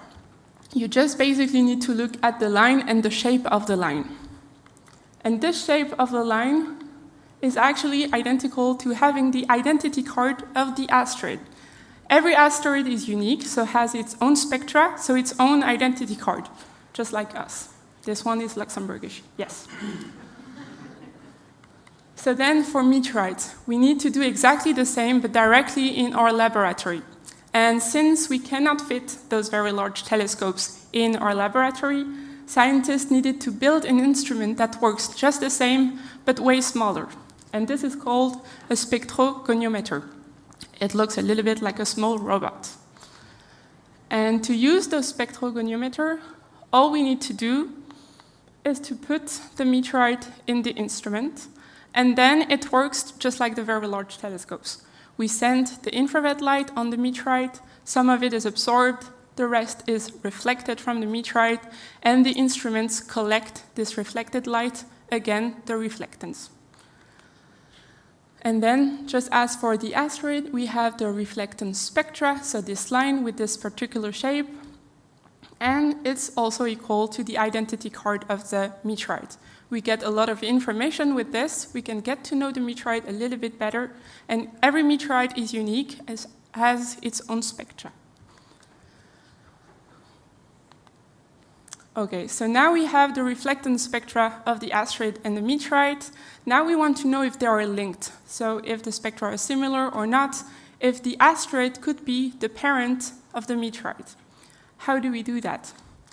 Well, it's not that easy because, again, we have a lot of meteorites and we have a lot of asteroids.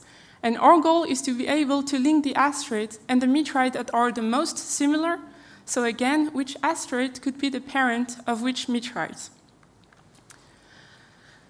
So to do that, we need to compare the spectra. We have two ways of doing this. The first one is called the physical comparison, meaning we just put one spectra on top of the other, and we see if they are similar or not. Well, for this one, it's kind of okay, but not perfect. If we try with another meteorite, it works perfectly, so those could be linked. Second comparison is called the parameters comparison. It's very simple, it's just geometry comparison. So we compare the geometry parameters of one spectra to the geometry of the other spectra, and we look if they are the same or not. So by doing these two types of comparison of the spectra, we can then know which asteroid is linked to which meteorite, meaning which are the most similar, so then we can find the parent bodies of the meteorites.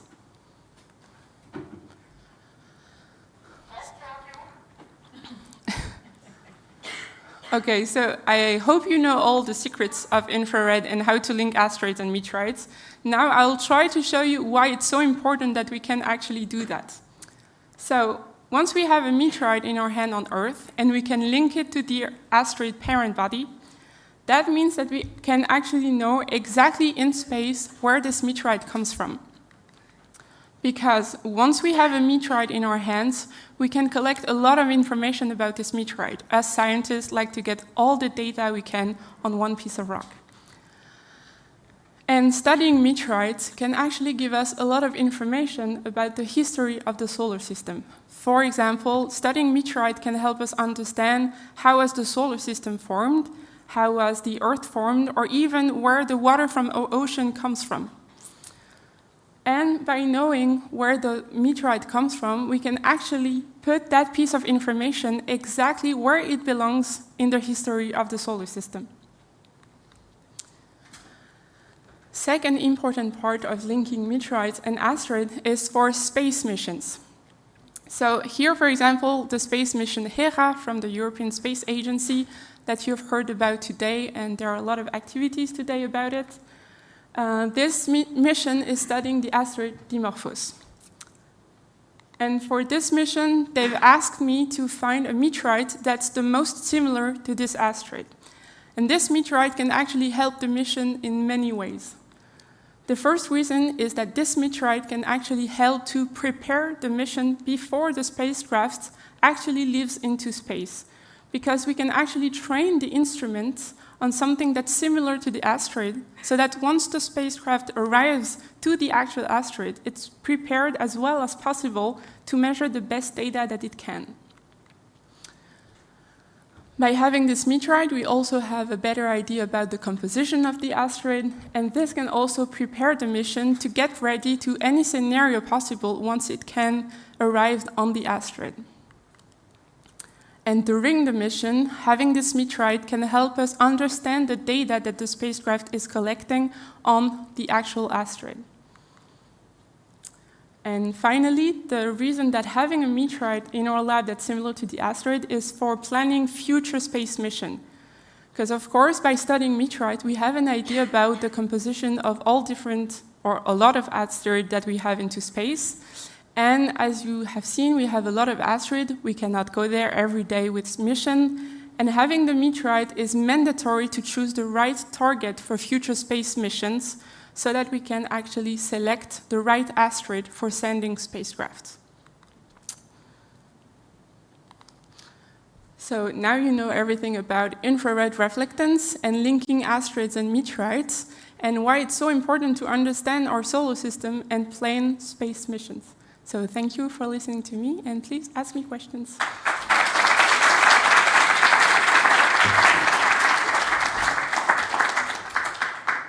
Thank you very much, Lisa. Again, please keep your questions in mind. We have one more talk to go through, and that is by Daria Alice Ciovanu, who is from Romania and is currently finishing her first year studying astronomy at the University of Groningen. And she will now transfer to the prestigious California Institute of Technology, Caltech, to study astrophysics. She's also a collaborator and data reducer in the European Near-Earth Asteroid Research Project, and she will talk about different methods of discovering asteroids, which is based on research that she did in her spare time when she was at high school. Thank you. Thank you.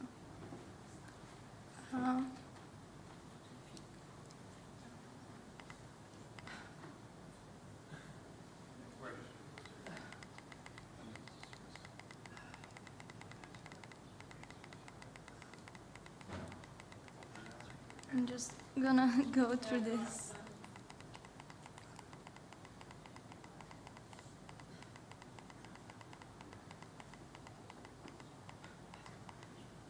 Oh. Okay. Hi, my name is Daria, and I'm gonna talk about my research on asteroids. So I have been a collaborator and a reducer for the European scientific project Euronear since 2018 under the coordination of Dr. Ovidiu Văduvescu, and we are based in La Palma, Spain, and we extract images from the Isaac Newton telescope. Studying near-Earth objects is very important for the understanding of the solar system origin and evolution, life origin on Earth, and assessing cosmic hazards. Accurate knowledge about them can predict their behavior under gravitational influences and other effects, and this information is crucial for planning space missions and mitigating their potential impact. The Nearby project is one of them, and it aids astronomers by reducing survey images and detecting moving sources in real time. Funded by the Romanian agency between 2017 and 2019, Nearby developed new algorithms and a software platform to automate image reduction and detection, particularly for near-Earth asteroids, and it improves efficiency and reduces data processing time significantly compared to manual attempts. It was developed in collaboration with the Technical University of Cluj-Napoca and the University of Craiova, and it uses the infrastructures from the Canarias Institute of Astrophysics and the Isaac Newton Group. The platform runs on the cloud infrastructure in Cluj-Napoca and was validated using the Isaac Newton telescope. The project conducted a few observing runs between 2018 and 2021, all organized by Dr. Ovidiu Văduvescu. A team of about 15 assistants, mostly from Romania, was involved in Nearby and Astrometrica. Based on past tests, 4 repetitions were used for each field. That's because 3 repetitions are risky due to noise, and it was shown that 4 to 5 repetitions are better, but due to time constraints, we decided that 4 is the best number of repetitions.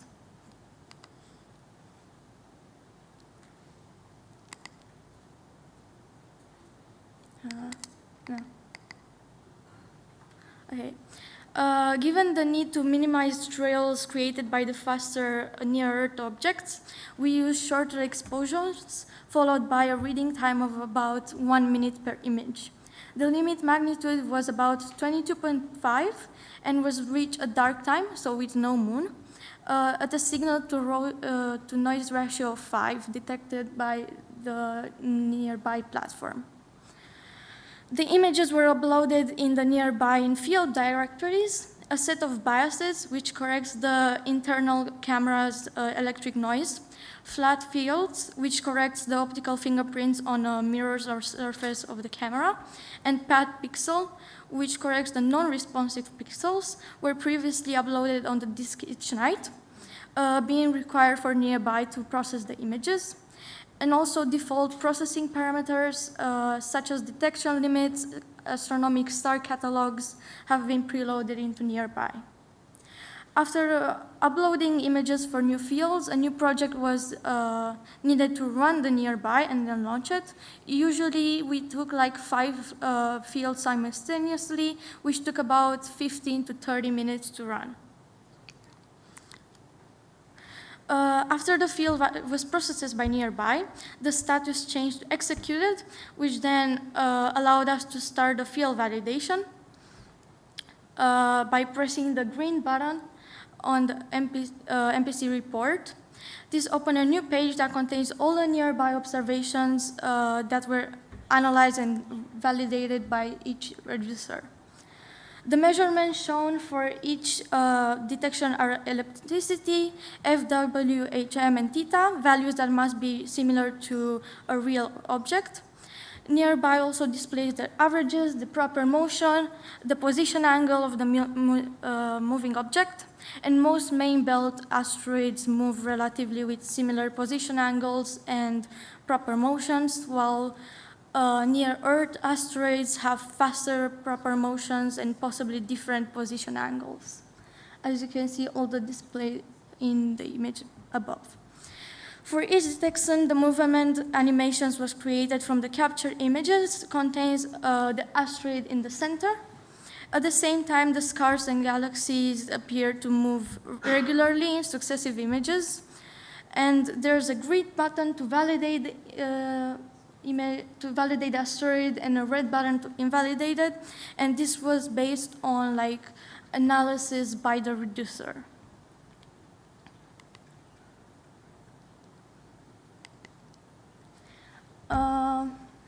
The faster objects leave a trail, some very dim, almost invisible, which must be measured and then recorded.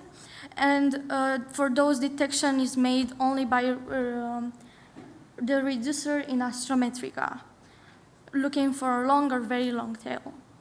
Any validated and unknown near asteroid will have priority for recovery with the INT, and the follow-up in the following nights to improve the orbit of the new asteroid discovered by the nearby and the human reducer. And it usually takes about 2 to 3 nights to observe the same near-Earth asteroid to ensure credit for any possible recovery. During the first run, 2,597 valid moving sources were detected. We identified 25 possible NEA candidates, out of which 18 were detected by nearby. 4 objects were clear NEA candidates, out of which 2 were credited as our discovery. And based on recovery and follow-up of the other possible near-Earth asteroids, 5 objects resulted as a Hungaria asteroids, and another could be a Mars crosser. In the second survey, 2,129 asteroids were detected and validated. 19 possible NEA candidates were detected and discovered in 10 Hungaria asteroids, out of which 2 I discovered, and 5 Mars clusters, which I validated 1.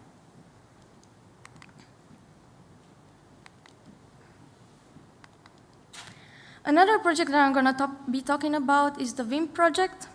It was developed for the search of virtual impactors, including the ones from the Sentry and now this list, using the images from the MEGAP recovery archives. It examines the images for potential virtual impactors, which are then prioritized and examined by the reducer.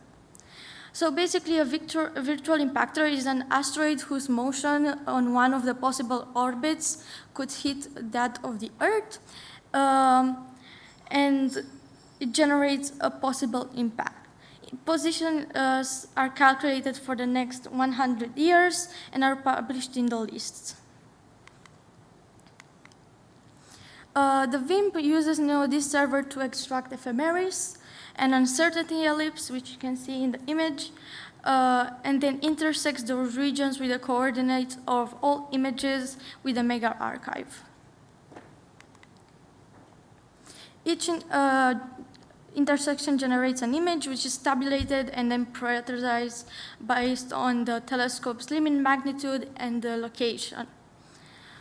Then these are downloaded and examined by the reducer, which is helped by a software to overlap the search area and the region. An image from the archive is assigned to each asteroid. After downloading it, the image must be converted into another type to be recognized by the search software. And because the downloaded image is very large, it's defined into smaller images. And then we use fine CCD and now this to find the estimated position of the asteroid. After extracting the images, we use Astrometrica to overlap the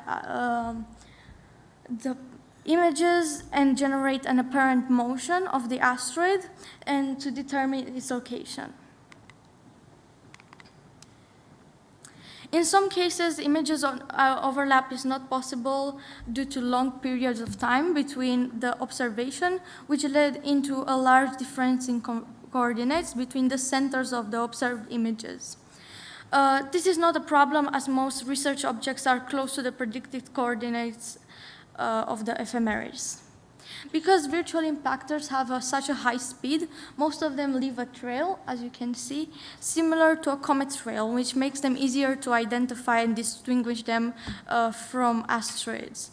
This trail is obviously only visible in the images because of the high exposure of the camera. The trail is not perfectly visible in all cases because sometimes the end is outside the image.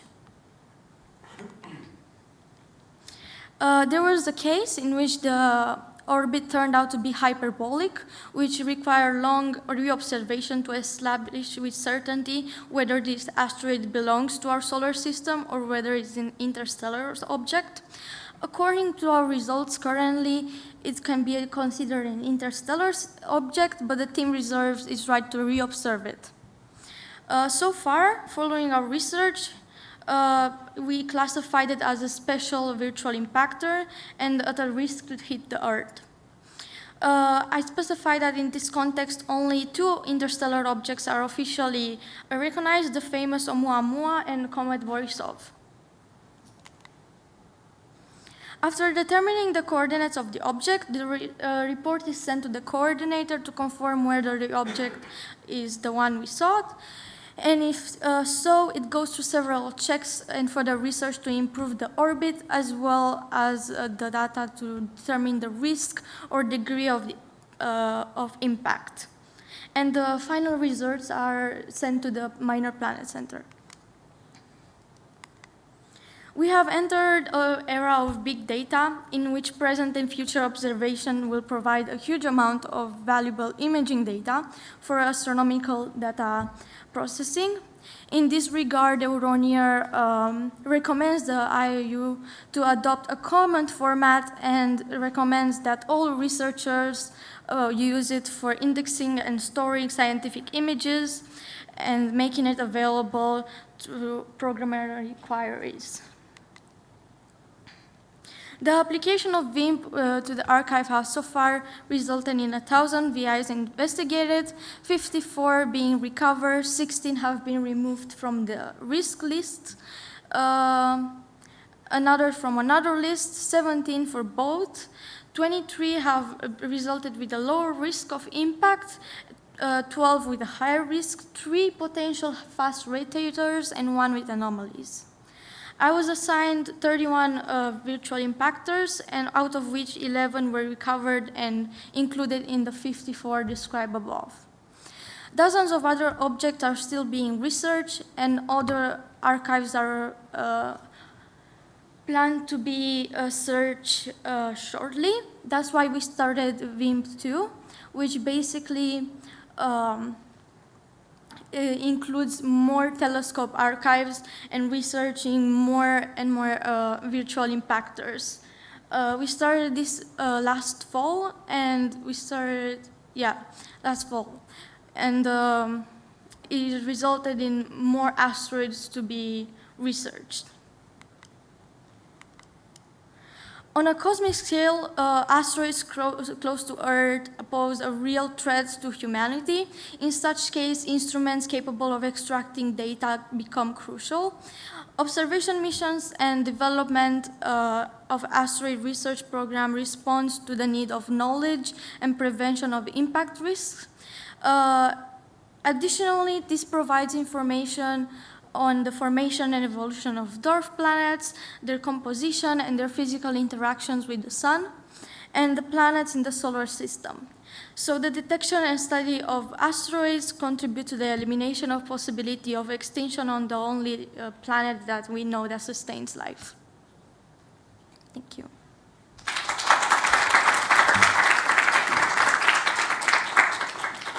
Thank you very much, Daria. You may actually stay here and take a seat, and I invite also the other 2 speakers to come and join me on stage.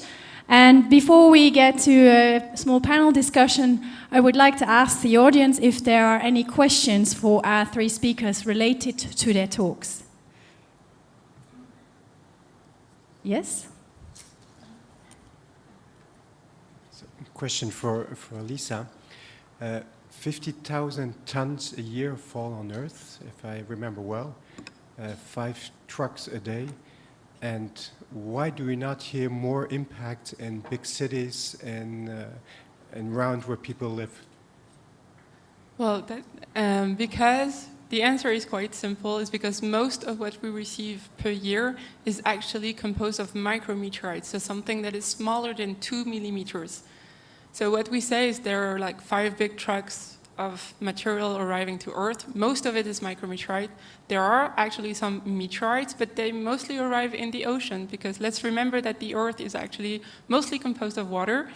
And micrometeorite, if you want another idea, we have 1 micrometeorite per square meter per year arriving. So that's a lot of micrometeorites actually arriving. The larger meteorites, they are actually more rare, even if we have some, but most of them arrive in ocean, and not a lot are actually killing dinosaurs. You call me a dinosaur? Yes. I have 2 questions to all of them. First would be, how easy is it for you to access this kind of telescopes? Is it complicated to get the data?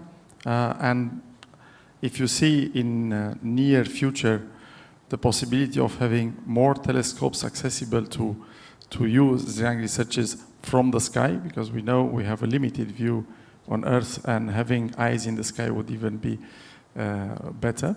And the second, as you started, all of you, so young in the high school, your passion, if you today you were in charge of education and research in your countries, what would you do that most of your colleagues be passionate like you and follow such a passion? Don't take my questions. Okay. I didn't see your notes.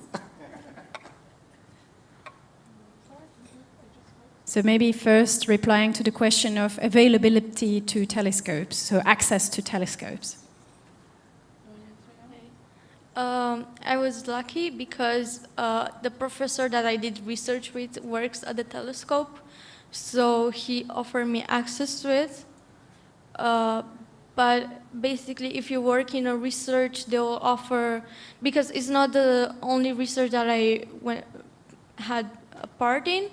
And when I worked with asteroids and researching asteroids, they offer the images to us.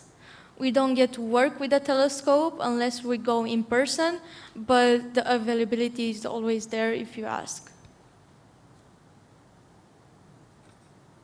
Lisa, do you have experience with access to telescopes? Yeah, which is very different because I don't have access to telescopes as easily as Daria might have. But we have, actually everyone has access to all the database and all the data set that all the telescopes in the world actually measure. So the accessibility to the data is actually easier than accessing the telescopes. And accessing telescopes is actually a long-term project. You can write your project and access to it. But I think they are thinking about opening more to larger audience to have access to telescopes. You just have to write a small project, which is not that long, can actually be written by kind of any person that's willing to use a telescope. But I think it's in the project of making this more accessible to everyone, which I think is very good. Is the data from telescopes actually available in open access? Yeah, there is a little time frame that's between, it depends of the country where the telescopes are, but usually past data, they're all accessible on websites that are actually database website that you can actually access, yes. The spectra that I've shown most of them are accessible on some websites. Yeah, I agree. You can't just walk in and observe something. You have to have a clear project in mind to actually have access to the telescope. But usually there's research projects that are open for students and like not astronomers, but passionate about astronomy, and then they make it open to the public. Julia, I don't know if you have anything to add to that question. Maybe you want to reply to the second question, which was about if you were in charge of directing research and education, what would you do to inspire future generations? Is that correct? Well, in connection with the subject of this convention, I would say, I would definitely integrate the subject space more into the educational system, because it is kind of completely neglected. The planet we live on, it is, okay, it's taught about in geology, but the space we live in, the Milky Way, the solar system, everything, nobody talks about it, except if you have physics classes, perhaps, but this you have to choose, and most people don't like physics. So there are very few people who actually are interested in, and then you have to teach it yourself, because nobody else does. So, and as I explained before in my project, The Cosmic Perspective, it actually has a lot of benefits. So I would definitely start integrating this view by watching documentaries, just inspiring people to watch these things on their own by teachers, or just general inspiring the public to watch things on YouTube. There's so much. I used videos from YouTube in my study. So these things are out there to inspire them to watch these on their own and start thinking where we live on a large scale. Lisa, Daria, what do you have to add to that? What if you were in charge? I do agree fully with what Julia just said, because I got into space very late in my student career, so let's say at the end of my bachelor, because I had no information about space before that. So I was 22, 23, and I got into space at that stage. So I think putting more space teaching and more space subjects even before bachelor, even at the high school level, could be a good idea to motivate young people to go into space and not only go into physics or go into chemistry and then discovering what space is actually doing in terms of work environment. Daria, anything you want to add? I agree. But also there's a lot of subjects that are not taught in school that you only discover if you search them on your own or if you go to university. And also, I think astronomy is based on it's very diverse. Like, you have to have a lot of knowledge to understand astronomy. Like, you have to know mathematics, physics, geography, a lot of subjects. So it's hard to introduce astronomy for a young age. But I do agree that later on, like in high school, they should make a introduction course for astronomy, because it should be one of the most important things to learn about the world we live on.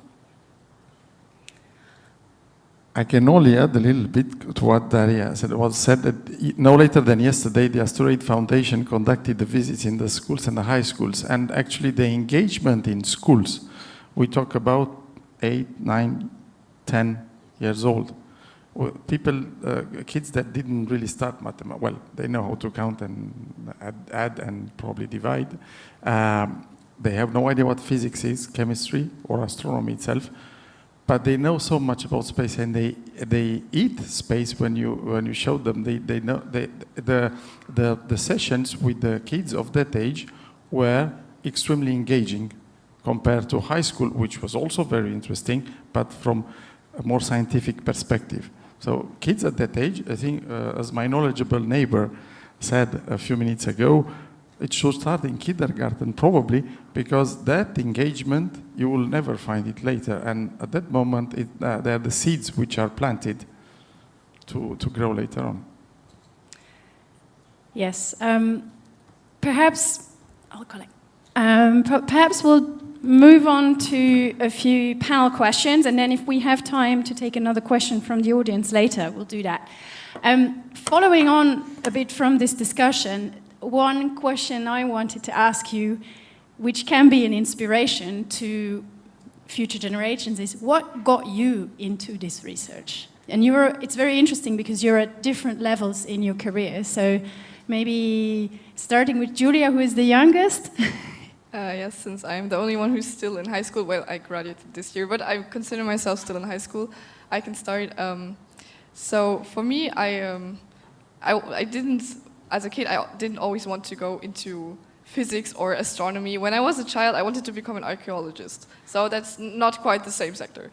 But later on, the one key moment that made me go into science was when I got a tablet as a gift from my parents, and I had access to YouTube. And I started watching documentaries about all kinds of topics, and I always went back to the ones about space and the beginning of the universe. I do not want to encourage any parent to give their children a lot of technical devices, but just to say it was the one moment that made me go into the direction I want to. And then when I was older, I started to read books from Carl Sagan, Richard Feynman about physics, and I decided that this was the way I want to go in the future, because now I finished high school, the B section mathématiques, so I will study physics then next year. And yeah, so this. So how old were you when you got that tablet? I was 9. Again, no encouragement for any parent to do this as well, but just to say, access to the internet opens a lot of possibilities to get a lot of different information. And Daria, how was it for you? How did you get into this subject? I think I was always passionate since I was a child to watch the stars and the constellations, and then my parents gave me a book written by Stephen Hawking, a children's book about the universe, and I was really keen on that. And then I started reading more advanced books. I started taking classes in astronomy. I started doing competitions and going to Olympiads. And then I met this professor that introduced me to the field of asteroids. And I was really grateful for that, because that really made an impact and really made me decide 100% that I want to commit to this field. Fantastic. And now you're going on to study astrophysics at Caltech. And Lisa, you mentioned you actually came to it quite late, only during your bachelor. So tell us your story. Yeah, it's a bit more complicated than having a passion from being a child. I finished high school, I was 17, I did not really know exactly what I wanted to do. I think most of the high schoolers actually finish high school as. And I started doing a lot of different stuff. I started doing medical studies, then I went into biology. My mom is there and will know it was a struggle for me to find exactly what I wanted to do. I ended up in doing biology and then doing in geology because I was like, oh, this sounds fun, I'll do geology. And I ended up reading a lot of papers on Mars. I don't know why Mars always attracted me. And I read a lot of paper on Martian mission. It made me dream, it made me want to know more about this. It was funny, there was a robot on Mars. I was like, oh, that's fun. And I actually sent an email to the PI of the mission, Violaine Sauter. She was a very famous woman at the time, and I sent her an email saying, oh, I would really like to do this. How do I do this? Like, how do I end up working on Martian mission? And she actually replied to me, come and do an internship with me. What I did, I went to Paris with my little suitcase and my mom. We did not even really know it was real or not, because she just answered one email. And I was like, okay, let's try. I'll go to the museum. I'll see if she's there. And she was there, and she's still very close to me now. And that's how I ended up actually working on meteorites and Martian samples and missions. And here I am almost 10 years later, still working on it. So, but it came later as a very new passion for me. Now it's really my passion, and I worked a lot to do this, but it was way later than high school. Fantastic. I mean, I hope that some young girls get inspired by that. Now, this was looking back. Now let's look forward. If you have to imagine 5 years or maybe 10 years from now, what are your dreams right now for yourself? Where do you see yourself going, or what are your hopes for your career in this sector? I can start again, having the longest way in front of me. Well, as I said before, my plan right now is to study physics next year in Aachen, Germany, which is safe at the moment. And after, I would hopefully go into astrophysics or perhaps quantum physics. But I'm not sure yet. And the thing is, I've talked to a lot of adults. The adults in the room will know about their career path. It was not a straight line. It was here, there, then there, here, and then this again. And this is why they ended up where they are now. So the thing is, I don't want to plan too much in the future, because I know I will end up somewhere completely different. So these are my plans for now, but who will know where I will end up in the end? Okay, so no master plan, and I think that's a great opportunity that we have nowadays. We don't have to do the same job for 40 years. There's opportunities all along the way. Daria, you've got an exciting adventure coming up already. Yes, big move, and then do you see already further beyond that? Yes, I think I'll stay in school. I will continue doing masters and doctorates and postdoctorates, and staying research and being a professor. So you see an academic career for Academic yourself. career, yes, in the US. Watch out. You never know what's going to happen in the US. Anything is possible. And you, Lisa, will you stay in Europe or also venture further? If I can stay in Europe, I'd like to, because I really like what's going on right now, as you can see today. I have many dreams and many ideas. That's maybe my problem, is I want to do a lot of stuff. If I can, I'd like to become professor at some point, because I also really like to teach. I also teach a lot at the Université Libre de Bruxelles, which I adore doing. So giving also the opportunity to young people to become researcher and everything is really something that I really enjoy doing.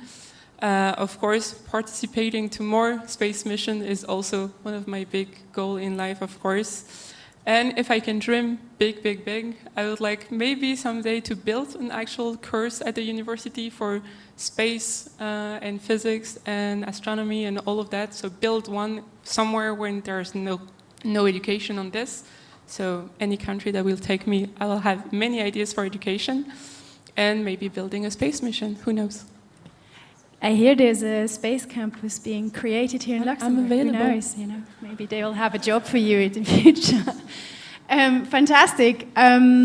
So the last question I'd like to address is, you are here, 3 young women sitting active, passionate about this subject. And actually, if I look at the program that we had at the Asteroid Day today, I think that it was quite balanced in terms of speakers, male and female, in terms of panelists. But I still think that the space sector, I don't know if this is your experience, is a sector that is still dominated by men. What's your experience with this? Do you say, yes, this is true, or no, this is not true? And if it's true, is it an obstacle, or do you see challenges being a woman in this sector? I can start once again. So I don't have much experience, but a little I can contribute though. I was, a few months ago, I was in Germany in the RWTH, the university in Aachen. I want to study in next year. I was with my cousin who actively studies there right now. I was in a math lecture I will have as well if I study physics. And at some point I was starting to count the women in the room. Let's say I was done very quickly. Let's say the estimation was like a female rate of 25%, which is not much, let's say. But this is where you can still see the difference between STEM classes, where very few women attend compared to other subjects in university. So I already had that experience, but I don't really see it as something that pushes me down, but rather as a further motivation to go into these fields and to study what I want to study, to make the quote a bit better than 25%. And perhaps be a role model for others to follow. What about the other 2 women? For me, when I started university this year, I felt like there was an equal percentage of female and male, but I feel like looking forward in job-wise, still male-dominated. So maybe it's the future generation that can make a change in that. Because right now it's a challenge, but it's a good challenge, it's an opportunity to make a difference and be inspiring to people. And you're certainly doing that. Lisa, you are a bit more advanced in the career. Have you had any positive or negative experiences on that matter? Yeah, both. So as Julia just said, counting people in audiences, in classes or in conferences is a very learning moment. So the first, thank you for Asteroid Day to actually trying to do panels with equality. That's not something we see often, so that's already part of thank you for this. And this is something I see often is when I go to conferences, speakers are usually male-dominated and audience also too. So it is somehow frustrating. I'm not going to be as positive as my colleagues here. It's sometimes super frustrating to be one of the only women in the room and trying to speak up and being like, okay, she's young and she's a woman, so you don't really know what you're doing. And I kind of know what I'm doing sometimes. And so it's actually somehow frustrating. So I want to encourage young women to come, be more, and maybe some days we're going to be more women in the room and maybe 60% women in the room. I hope someday maybe it's going to be a woman career. I don't know, so I want to encourage young people to actually come. That's also part of me trying to be a professor, to show that women can actually do this as much as men can actually do this. We can do the same stuff just as well, sometimes better. And thank you. A lot of women here, I'm happy. I'm not as positive as this, but I want to encourage, I'm very happy to see that they are positive and that they see this as a challenge, because it is a challenge, but if you work hard, then it's worth it.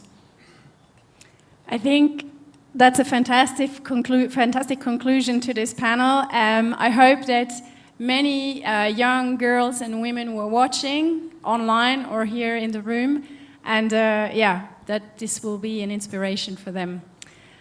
Thank you both, all three of you, for your contribution.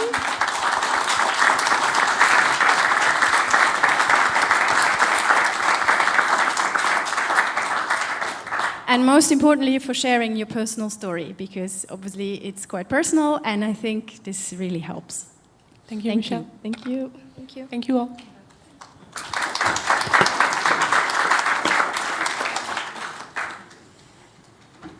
Okay, we should then have a next panel. I'm just trying to see if the panelists and moderator are already present or not. Okay. So we'll have just a few minutes, a minute transition between this panel and the next, so bear with us just for a minute.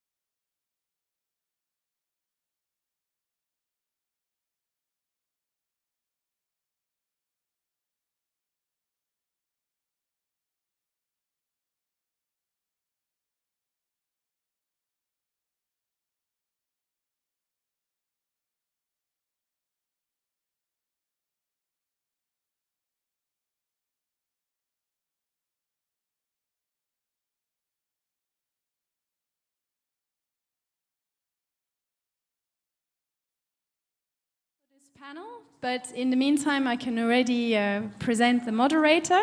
So this is Cordula Schnur, who is a journalist and communication specialist, and she is the editor-in-chief of the Luxembourg Times. And yeah, the astronauts are on their way, we've been told. So hopefully not from space. No, hopefully not from space, yeah. And well, you will discuss in your panel about life on ISS, but life in space in general, I guess. Indeed. Because all of the astronauts, I think, they have all been in space. They've all been in space, and at various points in time, and also on some older and newer space stations. So we're also going to talk a little bit about what has changed over time. And they have been on the ISS? Some of them, not all of them, but some of them have, yeah. Yeah, so very exciting. So I heard the ISS is actually, it was just announced the other day that it's being taken down in beginning of the next decade. So here are the astronauts, and I leave it up to you.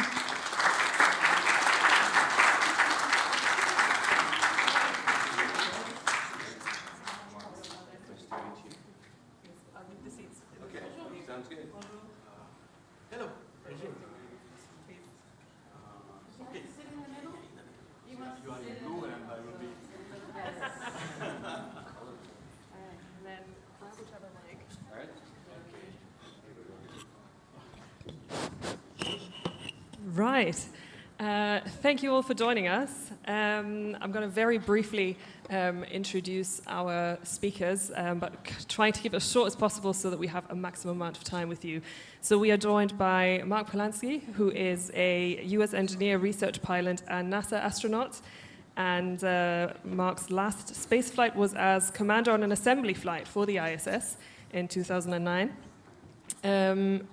Doran Prinariu is a Romanian cosmonaut who in 1981 completed an 8-day space mission on board Soyuz 40 and the Salyut 6 space laboratory.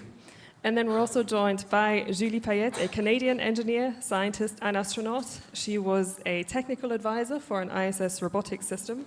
I hope that that's correct. And completed 2 space flights to the ISS, spending more than 25 days in space, including, I believe, some of them together with Mark, if I looked that up correctly. Welcome to all of you, and thank you so much for sharing your time with us today. Pleasure. Julie, I want to start with you, because astronauts, you go through sort of rigorous and long training. But is there anything that can really prepare you for the real thing in that first space flight? And I think my colleagues can answer very similarly. I think yes. I think training, just like going to school to then one day have a career, is excellent training in order to face then other challenges. The training is excellent. It's done mostly in simulators. It's not like in the movies where you turn around in big machines. It's not exactly like that, but the training prepares you extremely well. The simulators are high fidelity, and you repeat and repeat many of the procedures and the skills that you need to have. So by the time you get to space, you know what you're doing. There's a few things you can't train for. Actually, the only thing you can't train for is a transition between powered flight to weightlessness. That transition is only something you can live in a rocket going to space. But the human body adapts, and off you go. Continue, guys. You want more of that? Or? Well, I was trained many decades ago. I'm maybe the oldest one here. I flew into space in '81. The technology at that time was the technology of the Soviet Union from '67. I flew on board the last Soyuz of the first generation. All the devices inside, they were electromechanical. We didn't have any digital device. Even the digital understanding was at the very beginning at that time. And the training was done properly, using such devices. Everything functioned perfectly, no problems. Everything was done just to accomplish its mission. We did it. So I flew for 8 days, accomplished a lot of experiments, and I was trained for 3 years to accomplish a space flight of 8 days. Most of the training, in the beginning at least, the most difficult thing was learning Russian. I agree. I learned in the school French and German. And when I was selected, I was 24 and a half, 25 when I was selected. I was told, now you have to learn Russian. And I said, why? Maybe we may use a translator. And they laugh on me, of course. And then going to Star City, of course, everybody spoke Russian there. In the beginning, I had big headaches. I just listened Russian, couldn't understand anything. And they employ some teachers, special teachers, to teach us the language. And now, of course, I speak freely, no problems. But that was the most difficult thing in the beginning. And then when we started theoretical training, we learned a lot about space, about technology, about spacecraft, all systems, how they function, what they can do wrong or good, and so on, and how to face all critical situations. And We did it. Mark, what do you remember about your first time seeing Earth from space?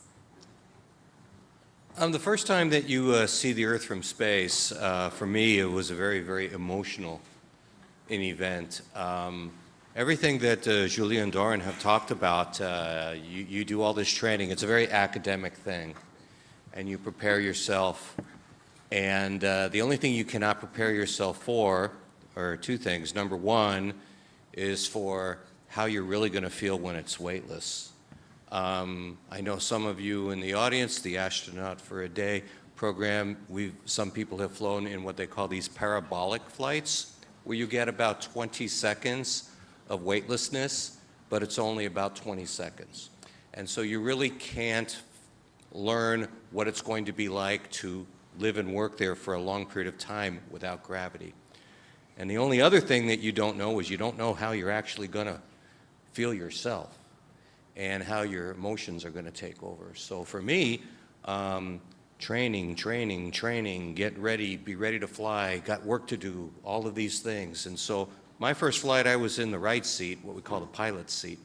When you get up on orbit on a space shuttle, after 8.5 minutes, you still have to go and get into your final orbit. So you're not there yet. You have a little bit of work left to do for what we call the flight crew. And after a little bit of time, finally, it is your turn to get out of your seat and get out of your very bulky, uncomfortable launch suit and into more comfortable clothes. So I hadn't actually looked out of the window to even see the Earth for 2.5 hours. I'm just working. And finally, it's my time to get out. And my crew member, on my first flight, I was the only person who had not flown before. And my crew member, a woman named Marcia Ivins, grabs me because she can do this in zero gravity. She grabs me by the back of my harness and she picks me up and with one hand puts me in the overhead window. And she says, take 2 minutes and look at the Earth. And when I did that, it was like, oh my gosh, there's a planet out there.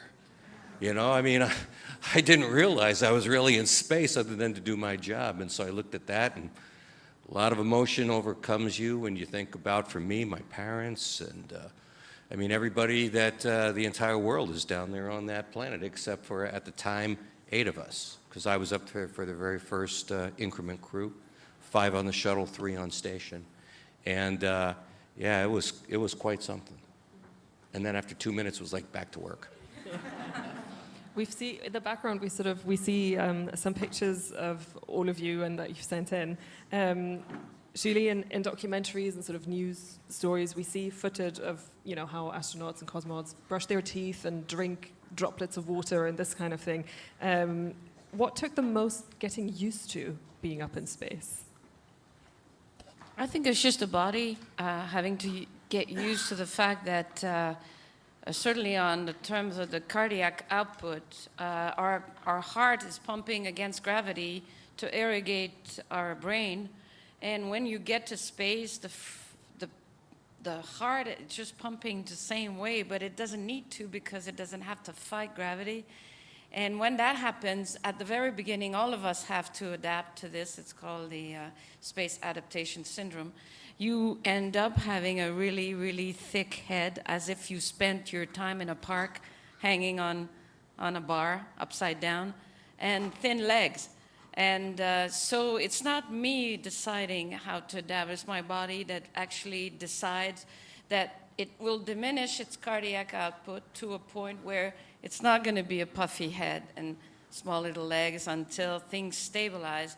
So that takes usually a good 24 hours. And it's not the most pleasant one, but it goes away, and then you're in 0G or weightlessness, and it's extraordinary. Because you don't have to walk, you just have to push. Everything is so easy to move about. So that adaptation to me was something that really was extraordinary, that our body does that. Because we are fundamentally terrestrial creatures. Mark, you mentioned the emotional side of it as well. and this is maybe, it sounds a bit stupid maybe, but what is it like? Because I imagine you also just have a bad day sometimes, or you might just not feel very well. How do you manage, just having a bad day in space? So the worst day in space is usually better than most great days on Earth because you're in space. So, but from a work perspective, in all seriousness, especially on a shuttle mission, you're not allowed to have a bad day in space. You just have to figure out how to overcome things. So as Julie said, and I'll speak for myself, you know, I got up there my very first flight, I didn't know how I was going to feel. I'm a fighter pilot and a test pilot. I'll fly upside down and do all kinds of crazy things, and I never get sick or anything like that. But when I was up in space, I was one of maybe, you know, 50% of the people who didn't feel great after a couple hours. So you basically have to figure out how to work your way through it. And you do when you adapt, because there are things that you're expected to go ahead and do.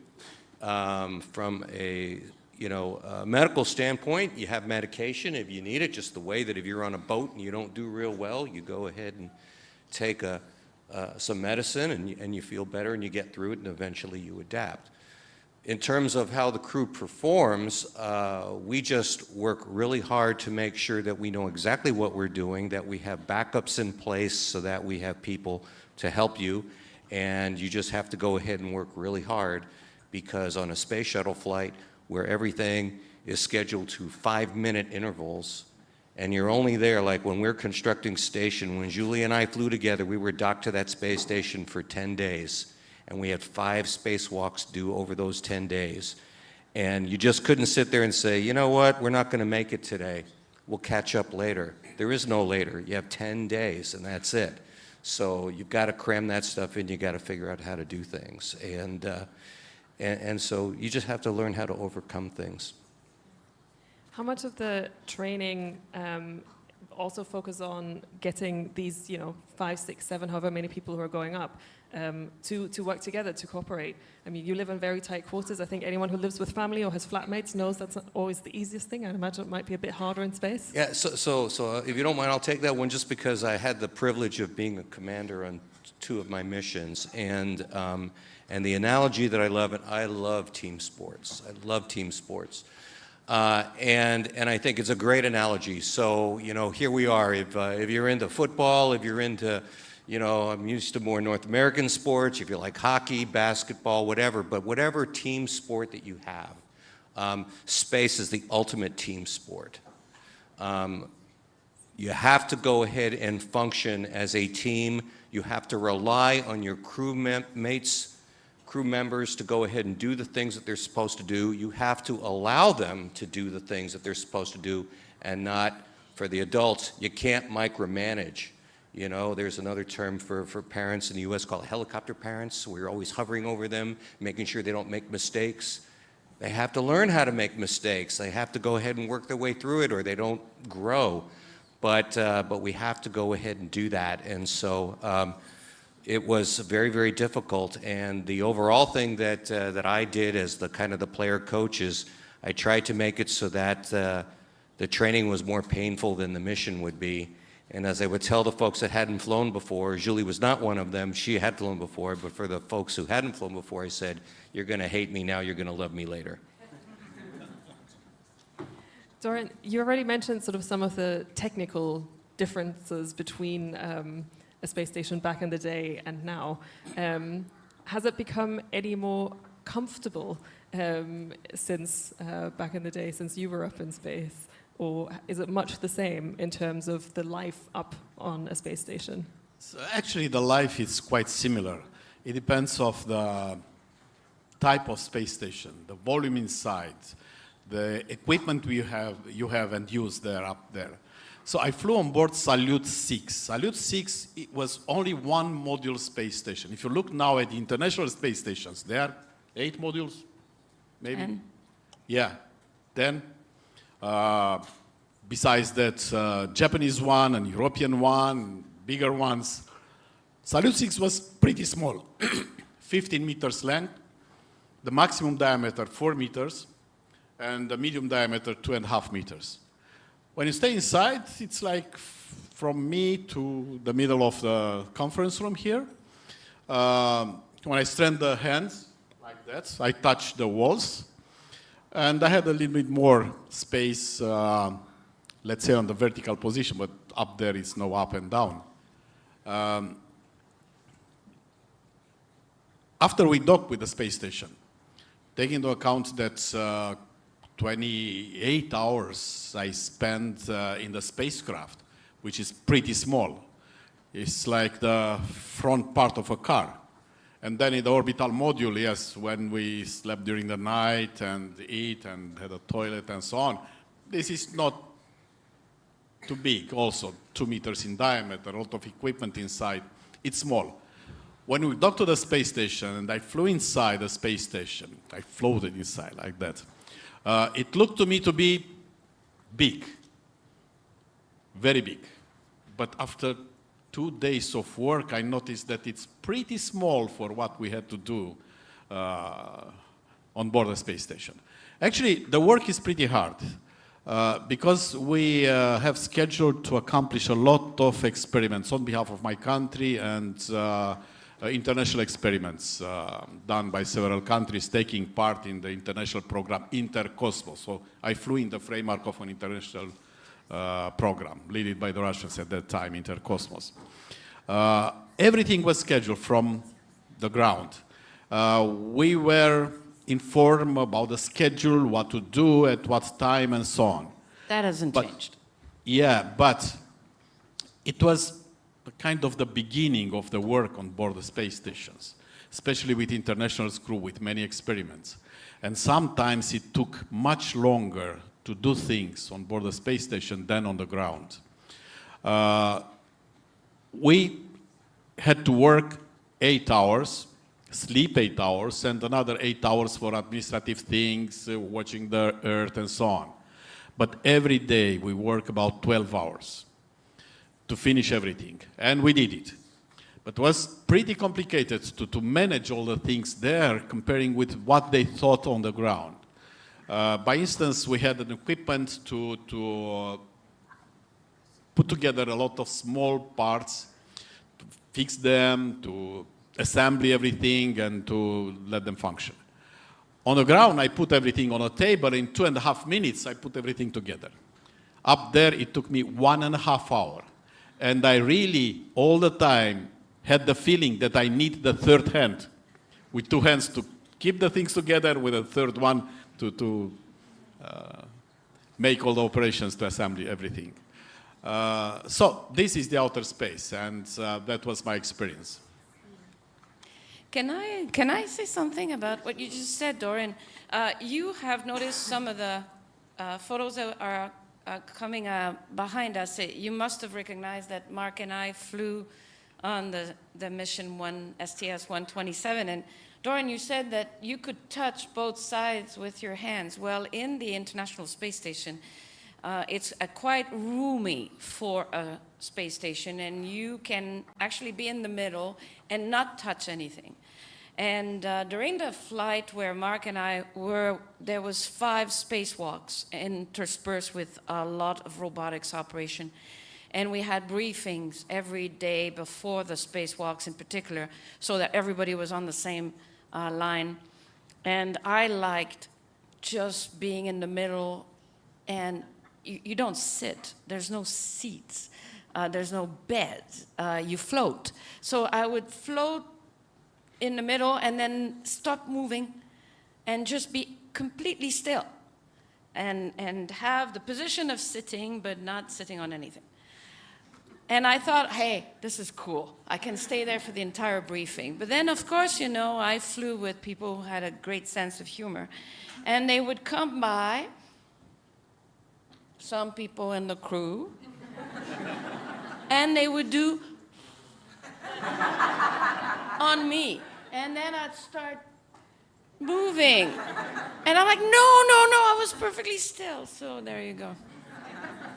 So actually, I tell you another situation on board the space station. I was used to sleep exactly from 11 o'clock in the evening till 7 o'clock in the morning. I woke up exactly plus minus 5 minutes from the time I just scheduled in my head.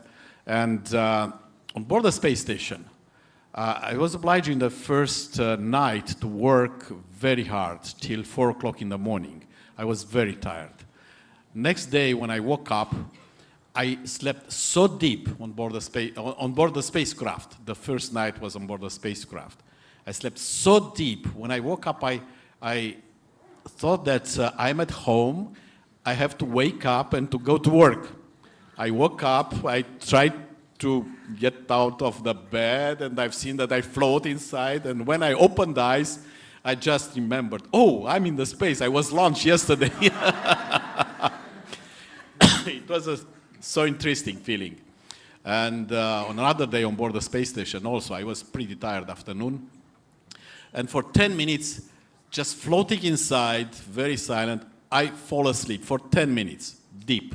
You know, sometimes you really sleep 10 minutes and you get ready to work after that. And when I woke up, my colleagues just laughed on me and they said, you know, we play a little bit with you like with a ball. We push you from one side to another one. So there could happen funny things up there, I tell you. Because we've spoken now sort of about that loss of gravity, Mark, getting back down to Earth, what does it feel like being back in gravity? Being back in gravity kind of stinks, actually. You get, the human body's a very adaptable thing. And when we first get up on orbit, when I first get up on orbit, and you're floating for the very first time, you're a little bit, the expression, you're a bull in a china shop. You tend to flail around a bit. You have to be careful not to be knocking your crewmate or kicking him as you're pushing off, or more importantly, because we didn't actually care about the people, we cared about our equipment. You didn't want to hurt the equipment on the spaceship. But soon you get very, very used to that. And after, I don't know, for me, 3-4 days, I felt like that was the natural place. I wouldn't know what gravity was. So the very first time that you feel gravity for any prolonged period of time after that is usually at the end of the mission when you're doing what you call your deorbit burn. So you stay in orbit, you're going at a constant speed around the Earth, and all you do is you turn the spaceship around and you fire some rockets in the opposite direction for just a little bit. For us, it was about 2.5 minutes to slow down. But when you fire those jets, you feel acceleration going through your body. You hadn't felt that for 2 weeks, and it feels really strange. Then it stops, and you start coming slowly down as you enter the atmosphere. And when you start entering the atmosphere, you slowly feel gravity affecting your body. And so for me, the hard part was I had to land the thing. So landing a shuttle, I know you don't believe this, it's really easy. It's such an easy task to go ahead and fly that, having flown fighters. What makes it really hard is that I haven't felt gravity for 16 days, and I'm having to do something where my body's not used to it. And I have this expression that says, you know, I already lose half my brain when I go ahead and get in my spacesuit. I lose another, 25% when I put the visor down. I lose even more when I get up in space. And then I start coming down, and my brain is just way behind what it is that I need to be doing. So flying becomes very difficult. So the gravity really impacts you. And to go in a very gentle turn where you're probably only pulling about 1.3, 1.4 Gs, which means that you feel a little bit heavier than normal, maybe like you're in a hard turn in your car and you're feeling pushed to one side, and that's a normal feeling. It feels much heavier than that, and so your body has to get used to it. So then you finally get on the ground, and for me, you just feel really, really heavy. But it's not such that you're pinned down and you can't get up. You can go ahead and get up. You have to be a little careful and not try and overdo it. But it usually comes back in about, most of it comes back in about a day. Again, the human body is adaptable, and it very quickly reminds you that, hey, this is normal life. That's not normal. This is normal. And so the body reminds you that it remembered what it was like to live here. Julie, what was it like for you kind of coming back down to Earth? Very similar to Mark. And actually, Mark, I don't know if you remember, but we have a little meter inside the space shuttle that is called a G. meter. And the entire mission, when we're in zero gravity, it is pegged at 0. And as we do the deorbit burn and we start re-entering in the atmosphere, we are coming in at 25 times the speed of sound. So it's really fast. And we've got to slow down so that Mark can land the shuttle at a decent speed, but it's still a really fast speed. As we come down and gravity starts setting in little by little, we see that little needle from the G meter come up. So by the time it's at 0.2, remember, here in this room is 1 G. So at 0.2, we're like, oh, this is heavy at 0.2 G. And by the time it got to 0.5, we all agreed in the cockpit that was sufficient. No, we didn't want it to go further. So Mark, as he says, you know, he's very modest because he has one chance only to land the space shuttle on the runway at Cape Canaveral. Because we don't have any engine. So this is a bit more tricky that maybe You're scaring me. And I am the flight engineer in this, and I'm in the middle of this cockpit, and I have to stand up at the end after Mark says, Houston, wheel stop, and we're done. I have to stand up because I have to shut down a very tricky system that has to be done now. I tell you, I had to grab on his seat, which is right next to me, in order to get myself up because you have your spacesuit on, the helmet, and it is heavy, but again, trust your body to be able to adapt to almost anything. You just have to give it time and be patient. I'm mindful of the time. We started a few minutes late, so I'm going to run a little bit over. But as a final question, because you said that you were 8 days in space, Mark, 16 in a row, and we see these sort of dystopian movies of people spending ages in space and sort of slowly losing their minds. What would be kind of the longest time that you'd like to, that you would have wanted to stay in space before coming back down to Earth? I'm going to start with Mark and then make our way down. The longest time we want to stay into space. You know, I came back after 8 days, and all media was on us. They came with a helicopter, and one guy asked me, do you want to fly again? I said, even tomorrow if it's possible. So I really wish to go back because I enjoyed so much the outer space. So tremendous images you see outside of the space station. And you fall in love with the outer space, even if it's risky. Nobody can say that it's not risky. It's a risky endeavor. But I really wish to go back to the space. But unfortunately, our program of Romania was sending one person, and that's all. I'm the only one now after 43 years. But who knows? Maybe in the future I will train another guy, young guy, and to fly into space. But I really enjoy the outer space because they spoke about the landing. The land with a space shuttle, having wings. Land normally. So I came back with a capsule, with the parachutes. The capsule has 2.5 tons. It's about like a bell, 2 meters diameter and 2 meters high, and 2 people, we are 2 now, they are 3 on board Soyuz. 2 people inside. During the process of passing through the atmosphere, you feel this small capsule trembling all the time. The pressure of the G's pressing you pretty hard, about 3.8 to 4 G's you feel. It was terrible, and you have just to stay and wait. Everything passes automatically. And we have a situation when the parachute didn't open in time. And it was terrible for us. Even a few seconds difference. The parachute should open at a height of about 12,500 meters, and it opened at 7,500. So about 5 kilometers, we just fall down with an unopened parachute, and we knew that we really fall down and the parachute should be open.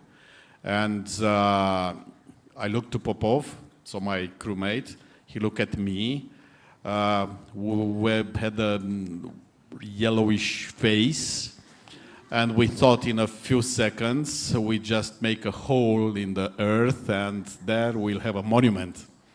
And also they happen, such things. And also we listened for the conversation in the Space Center. And they inform us about the parachute, about all these things. And at a certain time, they just shut up. It was a full silence. And then we understood, uh-oh, it's really bad. It's really bad. And then when the parachute opened, we heard, "Hurrah, they are saved, they are saved." So it was quite a situation, a very tense situation. We landed, we hit the Earth. It is named soft landing, you know, but it's soft just theoretically because it's not quite soft. And the bad thing when you land with a parachute is the fact that if there is wind on the landing place, the wind just balances the module. And the module has some retrojets, some rocket engines, small, to put the module slowly on the ground. But they turned on when the module was on the side. And it was turned down, and we landed with a side, and it was pretty hard. And then it was done. And you're still here. I'm still here. Okay. Marco, Julie, would you be angling to go back up to space? So I think your original question was how long would you want to go, right? And I think that's a question that there are two aspects to it when you fly in space for long duration. And I never flew what they call a long duration. So right now, crew members going up to the space station, in general, will be there for 6 months. Some a little bit shorter, some for perhaps over a year. There are two impacts to that. Number one is some physical, but a lot of it's psychological. So speaking for myself, my longest mission was 16 days. It's like going on a camping trip or a business trip away from home. I could do that just about anywhere. Going somewhere for 6 months to a year away from home, now you start taking into account, do you have a family? Do you have children? What age are they? Things like that, right? So for me, I think that the definition of how long I would want to go would depend upon what my family situation is and can they come with me, and what am I doing on that mission. So do I want to just go in orbit around the Earth for a couple of years? Probably not. Do I want to go for a couple of year mission where I'm going to Mars and helping put things together there and then coming back? Probably. So it depends to me upon what it is that you're doing. And I talked about family, so after I was done flying, I took an assignment. I lived in Star City, Russia, and I had my family there. And it was the most amazing experience. If I had to do that and leave them behind in the States, I probably wouldn't have enjoyed it or wanted to be there that long. But I think the real question is, you know, we're going to go ahead and have a whole bunch of young people in this room, and they're going to grow up. And they're hopefully going to go in space for long periods of time, because that's the only way right now we're going to get to explore our solar system. Hopefully we'll go ahead and decrease the time it takes to get places. And then eventually we're going to have people who will actually be born in space and maybe live their entire lives not as citizens of this planet, but only visiting this planet. So, you know, you're going to go ahead and eventually get there. And I think it's because they're going to do really great things. So that's what I'm most excited about. But I think that's a little bit past my lifespan. So. Right, I'm sure we could continue talking for a very long time, for much, much longer, but looking at the clock and some impatient organizers, I'm going to thank you very, very much for being with us today and for joining us here for this edition. Thank you, Asteroid Cordula, Day. for the moderation. Yeah. Thank you, too. Merci.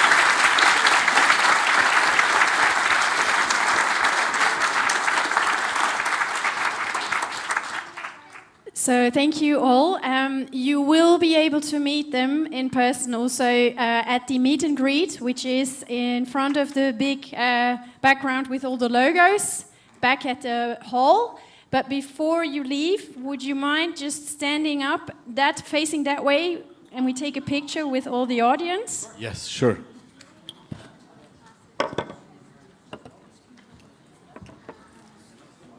So everybody can stay for the photo, unless they don't want to be in the photo.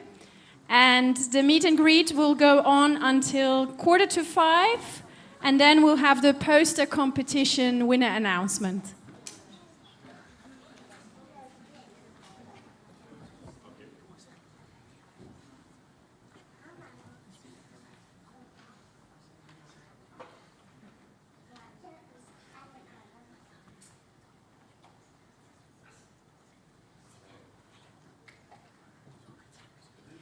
Great, thank you very much.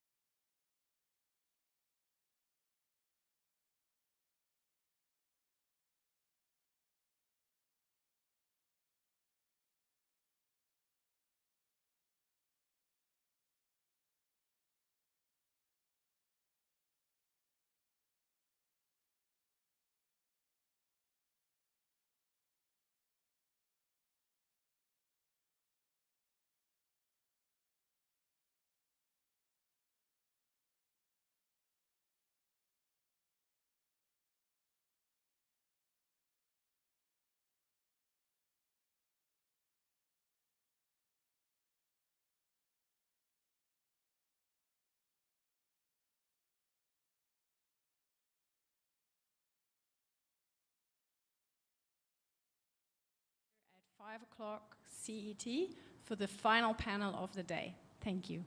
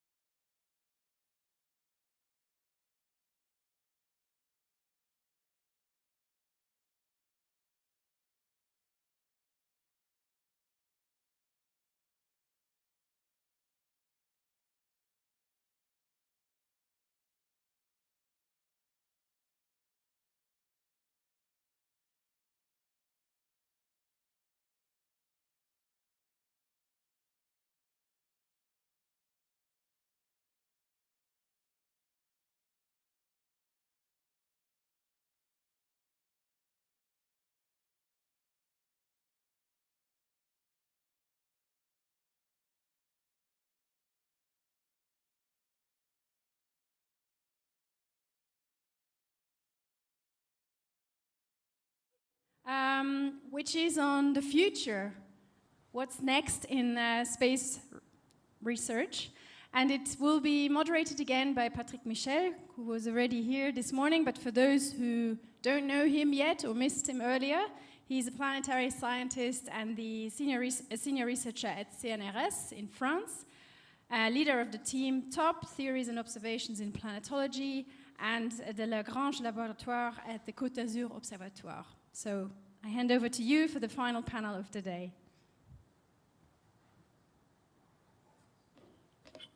Okay, thank you. So good evening, because now it starts to be the evening after a wonderful day for Asteroid Day organized by Asteroid Foundation. And we have a wonderful panel. Joining us, I'll start with Ur Al-Mazmi, who is a space scientist at the United Arab Emirates Space Agency and a program scientist of the Emirate mission to the asteroid belt. Then we have Gianluca Massi, who is an astrophysicist at the Space Virtual Telescope, sorry. Yeah, then I have Mireille Birlan, who is the director of the Astronomical Institute of Romania Academy, yes, and a researcher at CNRS also in France. He has a double affiliation. Simon Grimm, who is a research scientist at the ETH Zurich and University of Zurich, and Alan Fitzsimmons, who is a professor at Queen's University in Belfast and a long-time friend, as many of you, more or less long, but all colleagues. So, since this is the last panel of the day, we are going to talk about what's next in space, but in particular, since it's Asteroid Day, we are talking about what are the next things that wait for us regarding asteroids, and we really live the golden age of asteroid exploration, because we have actually many missions that are flying or in development to see asteroids. And one of them is an Emirate mission to the asteroid belt. So Hera, can you tell us about this wonderful mission you are developing in your country? Yeah, sure. So the Emirates mission to the asteroid belt is a main belt asteroid tour that's going to be visiting 7 main belt asteroids. And so we're flying by 6 of the asteroids and rendezvousing and dropping a lander on the 7th asteroid. So the main objective scientifically for that mission is to understand the origin and evolution of water-rich asteroids. And it's going to be launched, the mission is going to be launched in 2028 with us arriving at the final asteroid in 2034. So yeah, we're very excited to join the asteroid community. This is our first asteroid mission, second interplanetary mission for the UAE. And we're excited to share science with the world. Yeah, you actually had already a very successful mission called HOPE to Mars. Observe also Deimos, one of the satellites of Mars, so we are all excited. And here you are going to visit asteroid family members, in addition to asteroids rich in water. They are belonging to families. And I was one of the ones that made the first simulation of family formation, showing what they should look like. But in fact, we have seen with recent mission that what we believe it looks like never looks like we believe. So there's going to be a lot of surprises. And in fact, we know that these bodies come from asteroid families for reasons which actually come from the work of Gianluca, Mireille, and Alan, spectroscopy. So I don't know, I don't want you to fight to take the speech, so I will ask first Alan, so how do we identify asteroid family members? And what are asteroid families? Maybe you can start with that. Okay, so when we discover an asteroid orbiting our sun, the first thing we do is we calculate its orbit about the sun, so we know where it has been in the past and where it is going in the future. And over 100 years ago, though we knew far fewer asteroids then than we do now, now we have over 1.3 million asteroids we know about in the solar system. Even 100 years ago, it became apparent to, I think it was a Japanese astronomer? Yes, Hirayama. Hirayama. In 1918. 1918, that is correct. What he realized is that he expected just to see that different asteroids had different paths around the sun, different orbits, and that would be it. But he found some strange groups. he found that in fact there were types of orbit or different types of path around the sun that some asteroids shared. And as our knowledge of asteroids in the solar system has grown, and these are mainly asteroids in the asteroid belt between the orbits of Mars and Jupiter, as we have discovered 1,000 of them, 10,000, 100,000, and now over 1 million, we find that many of these asteroids share similar orbits around the sun. Now, if we just look at a picture of the solar system as it is today, it would just look like a scatter, it would just look like a mess. But if we just measure exactly the shape of the orbit, the size of the orbit, and how the orbit is tilted relative to the orbits of the planets, we see these groups, or what we call families of asteroids. And when they were first discovered, it was not clear what could be making all the asteroids clumped together like this, to have similar orbits. And eventually it was realized, no, they have not clumped together. They have not come together. They, in fact, used to be one asteroid. Because we have all seen Star Wars, with the Millennium Falcon flying through the asteroid belt. It is not like that. Okay, unfortunately for once, reality is more boring than... Yeah. It would be nice, it would be interesting if it was like that. But occasionally, an asteroid will hit another asteroid. What happens? These asteroids break up, and suddenly instead of 2 asteroids, you have 10, or 100, or 1,000 fragments of the original asteroids that are slowly moving away from each other, but all following similar paths around the sun. And this is the origin of these asteroid families. Great, but in addition to the position, let's say, the similarity in the orbit, etc., you must have also a genetical link, because they could be randomly linked dynamically. So how do we know that they are genetically linked? I think I can answer this question. In fact, if the asteroids are, let's say, related dynamically, they should have also a genitor, a similar genitor, the same genitor. So the physical properties of such kind of object could be similar. In this case, we consider that the objects have, let's say, the surface representative for the bulk of the body. So we will observe through spectroscopy, through colors, their composition, mineralogical composition. So what we observe is in the visible, in the near infrared, and we know that some species of minerals are speaking. They are speaking with us in this region. We observe absorption band. As you know, the asteroid doesn't have just reflected solar light. So what we will look at is how the photons are absorbed by the surface, by the regolith at the surface. What we observe is the peculiar reflectance, and the spectral reflectance will told us which is the composition of that body. In fact, when we are looking to a family, we will see that from the spectral point of view, they are similar.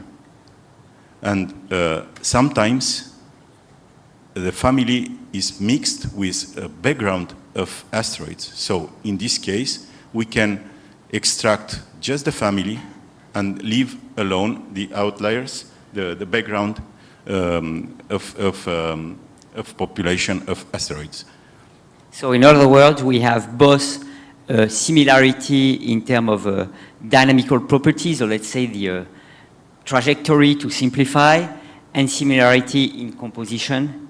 And that's where you say, okay, this, we have a family, and we have now identified, initially was 10 to 20 asteroid families, and now we have hundreds, because we have also now the capacity to observe very small families which are made by small disruption and meaning they are much younger.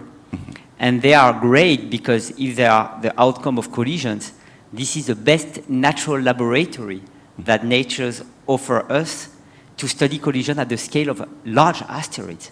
And we can test the models. And the model predicts things that eventually a mission will allow us to test because they go fly by of family members. So that, I think, is one of the wonderful era about what's next. We'll be able to test our theories of asteroid collision, disruption, reaccumulation, and also test about spectroscopy what means to be red, because the last target of this mission is Justitia, which is the reddest asteroid in the main belt, which may actually come from further away, and this is where, Simon, you study all the dynamical transports, how asteroids come from the main belt to the Earth, and possibly also how they can be transported from regions beyond Jupiter to regions within the orbit of Jupiter. So can you tell us about that? Yeah, so orbital dynamics is a very interesting field. So the major component is, of course, gravity. So we know that all particles orbit on elliptic orbits around the central star. But this is not the only effect. So we have other effects. So that's the perturbation from other planets. So each planet perturbs the orbit of bodies, or bodies come close to God, close together, and there's a scattering event. But then there is more. So one interesting effect is the Yarkovsky effect. And this is a thermal force. So imagine that the body, like the asteroid, rotates, and so it gets thermal emitted, so from the star. So it gets radiated from on one side, it gets hot. Then the body rotates and emits these photons into another direction, and that gives a force. The force is very small, but it's there. And so combine that with the fact that we have orbital resonance configurations, so with the gas giants, so with Jupiter and Saturn.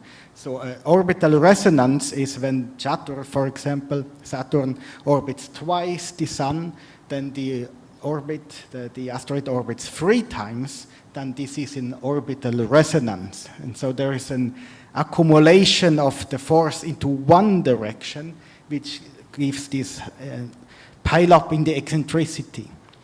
And if a planet or a body is in that configuration, it can be very eccentric orbits and get on Earth crossing orbits. So the Yarkovsky effect, it moves particles very, very slowly into these resonances.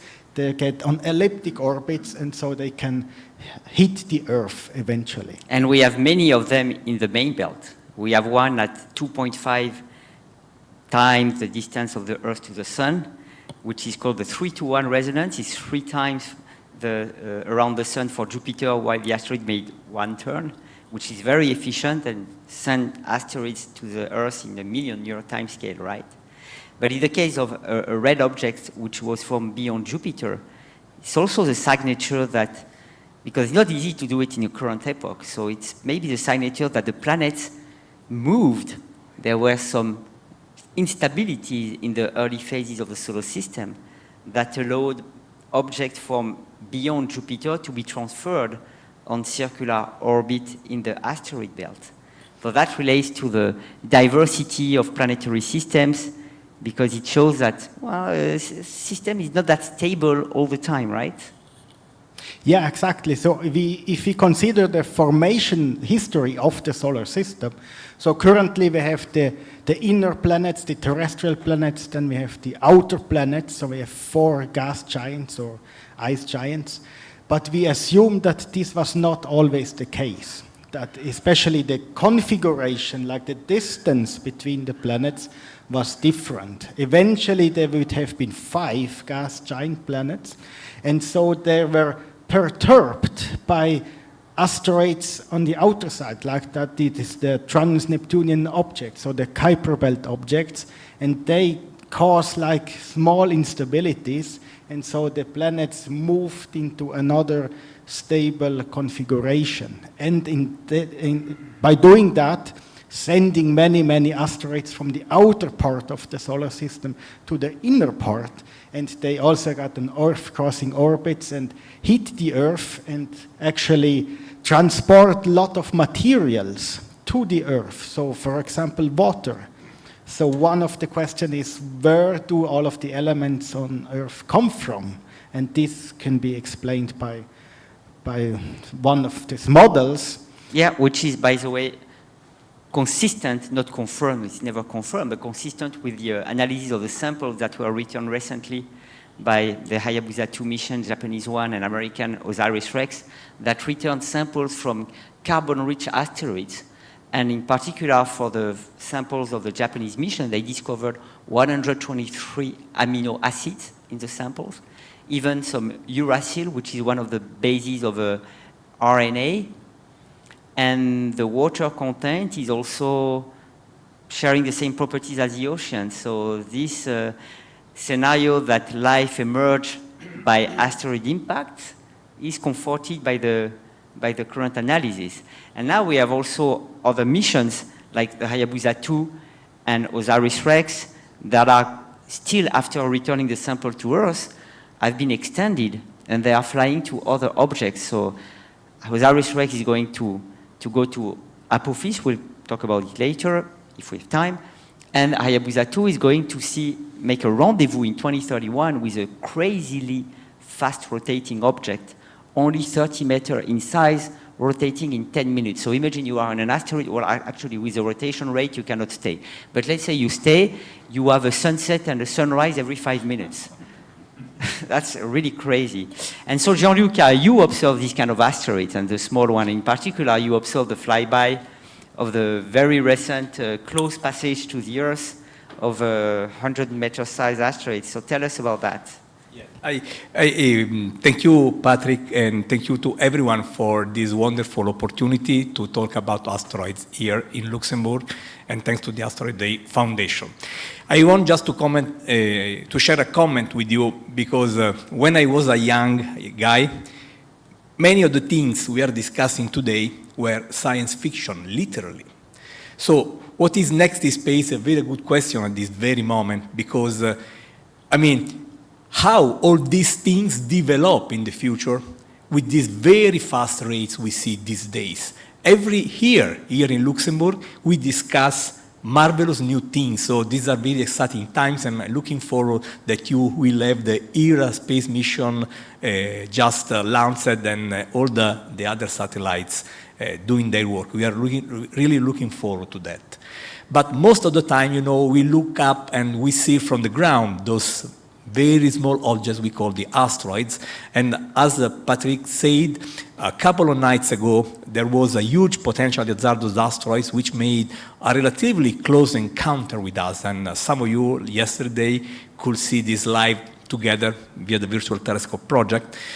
And this object, was 2.5 kilometers in size, but we were lucky enough that the asteroid was at 6.6 million kilometers from us, but still bright enough to make amateur astronomers very excited, because they could see this with very small and cheap telescopes, okay?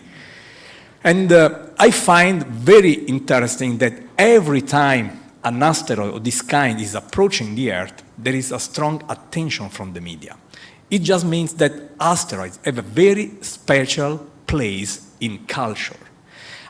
We can have 10 of close approaches per month, and trust me, at least after my little experience, every asteroid will have a huge attention. You know that this drives me crazy, huh? Yeah. Because my phone is ringing all the time, and my wife... I understand. I easily believe you. I trust you.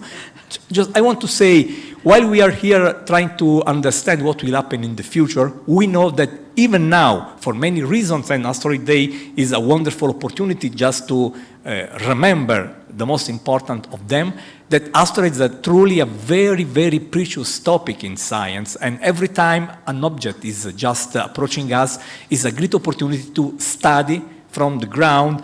You know, when I will be back tomorrow in Italy, for example, I will start just doing photometry of this object, that is 2011 UL21, and also an asteroid discovered a few days ago by the Atlas team, with Alan being part of the team, will move in the northern hemisphere and will try to understand how fast it is spinning. I know it is a fast rotator from the very preliminary data, and I'm looking forward to doing my part for this. But you know, every asteroid can be a completely different story, and like a brick, it contributes to build the beautiful building that is asteroid science. So yeah, and in fact, what's crucial wonderful. with your observations and the one you're doing from the ground is that also it guides space missions, because this is how we choose the targets. Thanks to you, you make better estimate of the orbit, which allows to best prepared mission scenarios.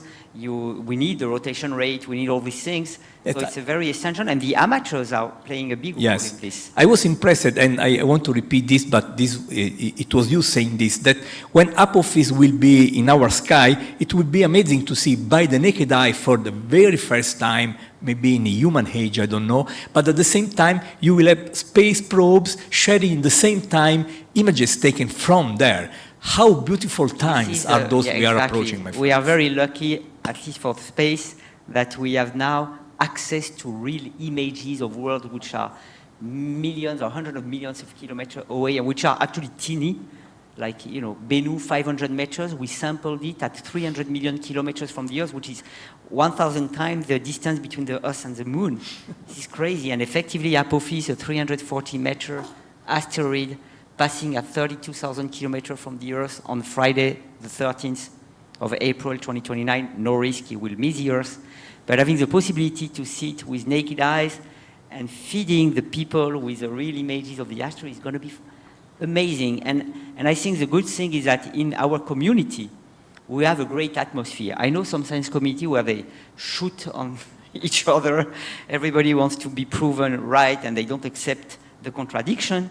But in our community, we have a wonderful sense of sharing, etc. And with all these missions, that's why we move so quickly, because the data become available, people are happy to share. Okay, there are always some individuals, but generally, it's wonderful. And with all these new countries contributing, it's also a way to train your young generation to space and to inspire them with that. And I think this is a really wonderful. Mirel, you wanted to add something. I would like to mention that you have two keywords, very, very important. Community, and how to strengthen the community and the number of persons who are involved, who are getting involved, and also who are interested in our field, in these activities. And also the other one is the how different countries can join efforts into characterizing, into working on what we call now planetary defense, because it is a subject which is interesting for every country, industries, politics should be in a convergence at the world level. Yeah, so this is very, very important, and this could be done inside the entities such as UN COPUOS, which is a very, very important organization. So I think we need to push in this direction in order to get sensitive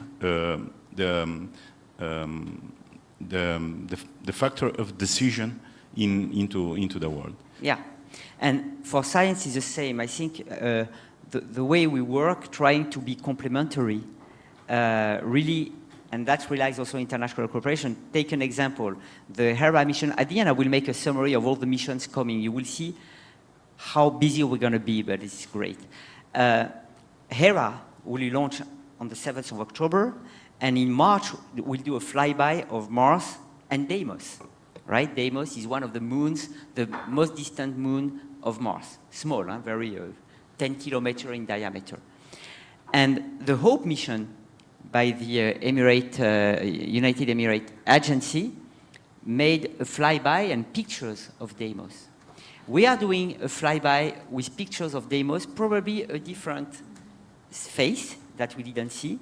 And then the JAXA, Japanese mission MMX, will do flybys of Deimos later on, 2030 or something, maybe covering different phases. And the good thing is, when this kind of thing happens, all these missions talk together in order to make sure that what we'll do is complementary, and that way, the sum of knowledge that you get is much higher than the sum of missions, which is absolutely fantastic. And if I want to summarize what happened next, so we have Hera launching 7th of October. Then we have the Lucy mission, which is a NASA mission that is doing flybys of Trojan asteroids, which are the asteroids sharing the same orbit of Jupiter. We'll do a flyby of a main belt asteroid in next April. And the first flyby, by the way, showed us something that we didn't expect, as usual. So next April, we'll have something else. Then we have the Hayabusa 2 mission, called now Hayabusa 2 Sharp. We'll do a flyby in 2026 of a 400-meter asteroid that we don't know what it will be. Then we have the rendezvous in 2031 with another fast rotator. Then we have OSIRIS-REx going to see Apophis in 2029, and now Ramses with the European Space Agency, which hopefully should also be launched in 2028 to reach Apophis before the closest passage to the Earth. Then we have the Chinese that's going to launch in 2025 their Tiawen-2 mission to take a sample of a 60-meter size object, which is a quasi-satellite of the Earth, return it before going again in the main belt to see an active asteroid. And then we have MMX going to see Phobos and taking a sample. I mean, how lucky we are. And thanks to Asteroid Foundation, we can benefit for this kind of moment to share with the public on a large scale all these incredible adventures, which are, for me at least, and I wrote a book in French telling that, first human adventures, because we work together for years. All the efforts, we share all the surprises, or sometimes the failures, and then we recover, and then we succeed, and this is absolutely incredible. And we need to share that to the public, with the young generation, so that they see that research is not only, just doing science on a computer, it's also sharing human experience, passion, perseverance, efforts, and that makes us feel like a family. So I think this is absolutely wonderful. So, Hur, for your mission, so you have do you have also young people contributing in your country? Are you developing new education system, universities, to make sure that people gain expertise? Yeah, so that's the hope of this mission, is to continue what the HOPE probe has started with getting people interested in planetary science and getting people interested in engineering, aerospace engineering. So that was started with the Emirates Mars mission, and we're hoping to continue that with the Asteroid Belt mission by continuing supporting universities and encouraging universities to be interested in asteroid science and meteorites, and having people come from different countries to support that vision. A huge percentage of the people that are working on this mission from the UAE is a younger generation, because it's such a new sector in the UAE. So we're all around 30, below 30. So we're working on that as well. And we're hoping that more and more people can be excited. And I think that's why also I was interested in Asteroid Day in general, to see how we can get young people excited about asteroids in general, because it's much harder than talking to them about Mars. So it's quite the leap to talk to them about asteroids and the asteroid belt. So it was interesting to see how it was approached here today. Yeah, and in fact, you can see in Luxembourg, I mean, I was in a kids' school yesterday, 11 years old, and you were with me, and I was just asking questions. Who knows what's an asteroid? And there were like 300, all raised their hands. And each question, they were so excited. It's the great thing.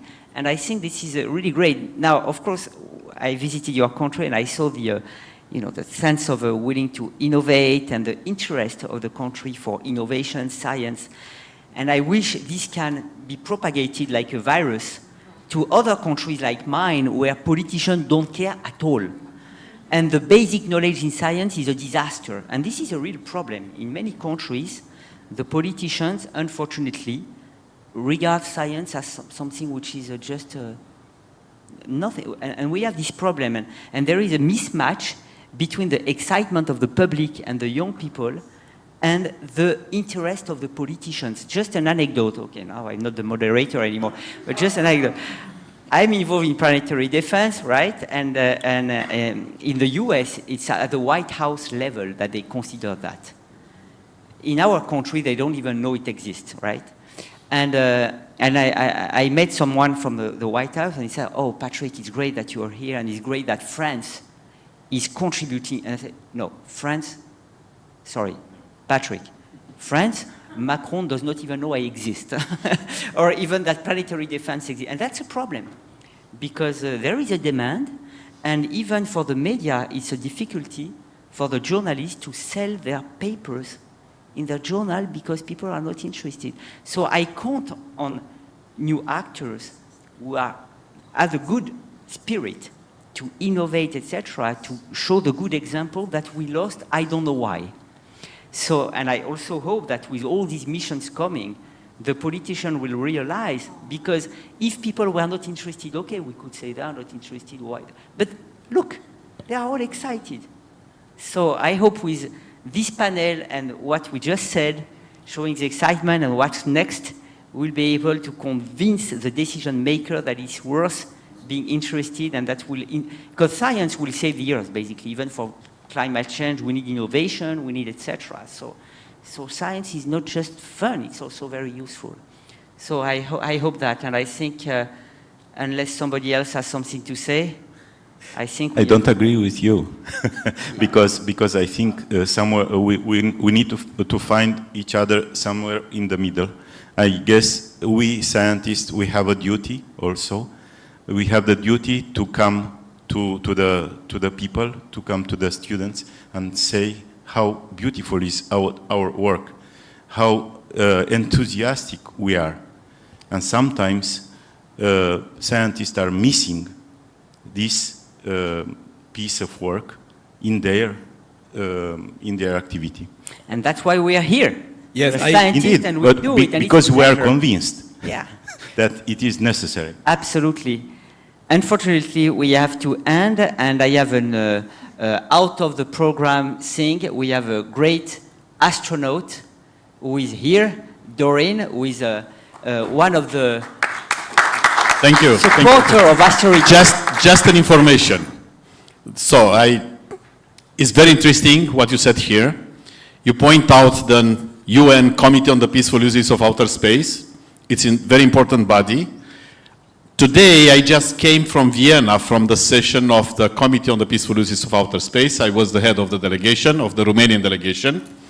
And at this session, Romania promoted a resolution to declare 2029 the International Year of Planetary Defense. So it will be, it's included in the report of this committee. We'll go to the General Assembly in the fall, and we'll promote there a resolution of the United Nations, of the General Assembly. 2029, the International Year of Planetary Defense. This is excellent, and in fact, it's... I just wanted to inform about it. I think it's good you said it, and it's more official than what I could say, and you also have the support of the International Astronomical Union. The letter came, and the president of the Nearest Object Working Group, and so there is a support of the UAI, which is very important because that allows to organize during the whole year of 2029 events everywhere in the world to prepare people to the encounter of Apophis, which will miss the Earth, but which will show us a formidable show for the whole world to experience. So it's wonderful to have this news. Thank you very much. Thank you, my panelists, who are Thanks to you. Wonderful. And have a good evening. And happy Asteroid Day. Thank you, Asteroid Foundation, for offering us the possibility to show what we do. Thank you. Thank you, everybody. Patrick, for your very nice moderation. Not only that, but much more, far beyond, and very rich. I think these asteroid days, we can speak in plural now, right? Because we have made nearly 2.5 days out of it. They are as rich in metals and crystals and I don't know what as asteroids seem to be. And the crystals and the little diamonds, that's you. Thanks for your presence. But I must say, I'm also super impressed by, apparently we have developed a momentum, which is a momentum we have developed over years, you know. Some years were hard and we struggled and we had COVID and we had to close it down and go virtually and everything. We brought it back on the ground. And I think we also made one important change or shift.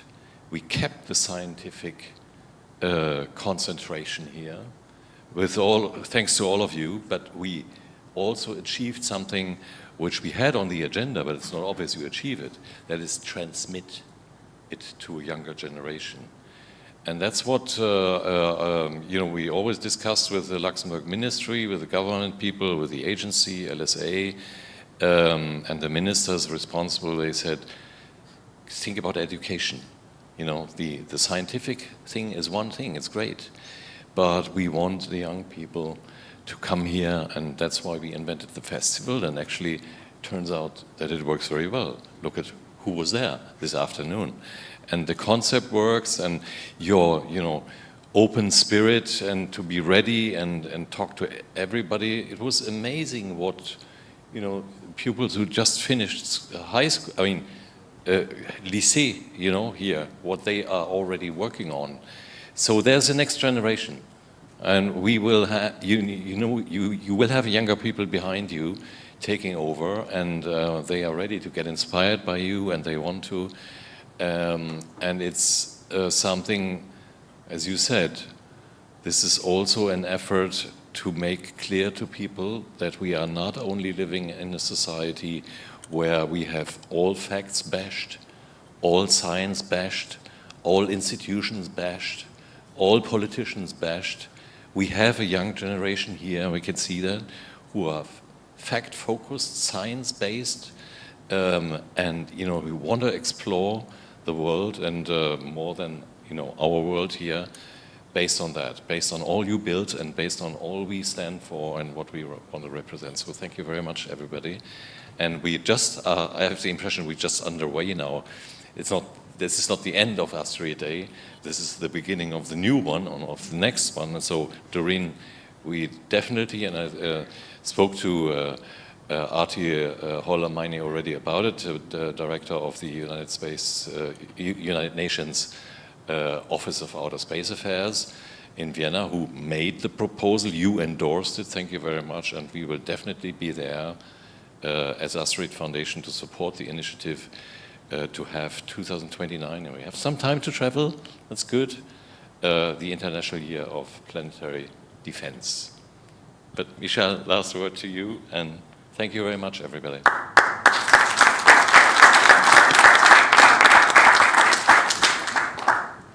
Yes, so that concludes our Asteroid Day Festival. I want to thank again all the speakers and moderators who did a great job. I, as a Master of Ceremony, got the feeling that this is a community that is very passionate and very engaged, and that is super nice to see. So on that note, also thank you to the Asteroid Foundation for putting this on stage again for a second time in Luxembourg City. And particularly to Maud Marocchi, who managed the whole Asteroid Day this year. But also,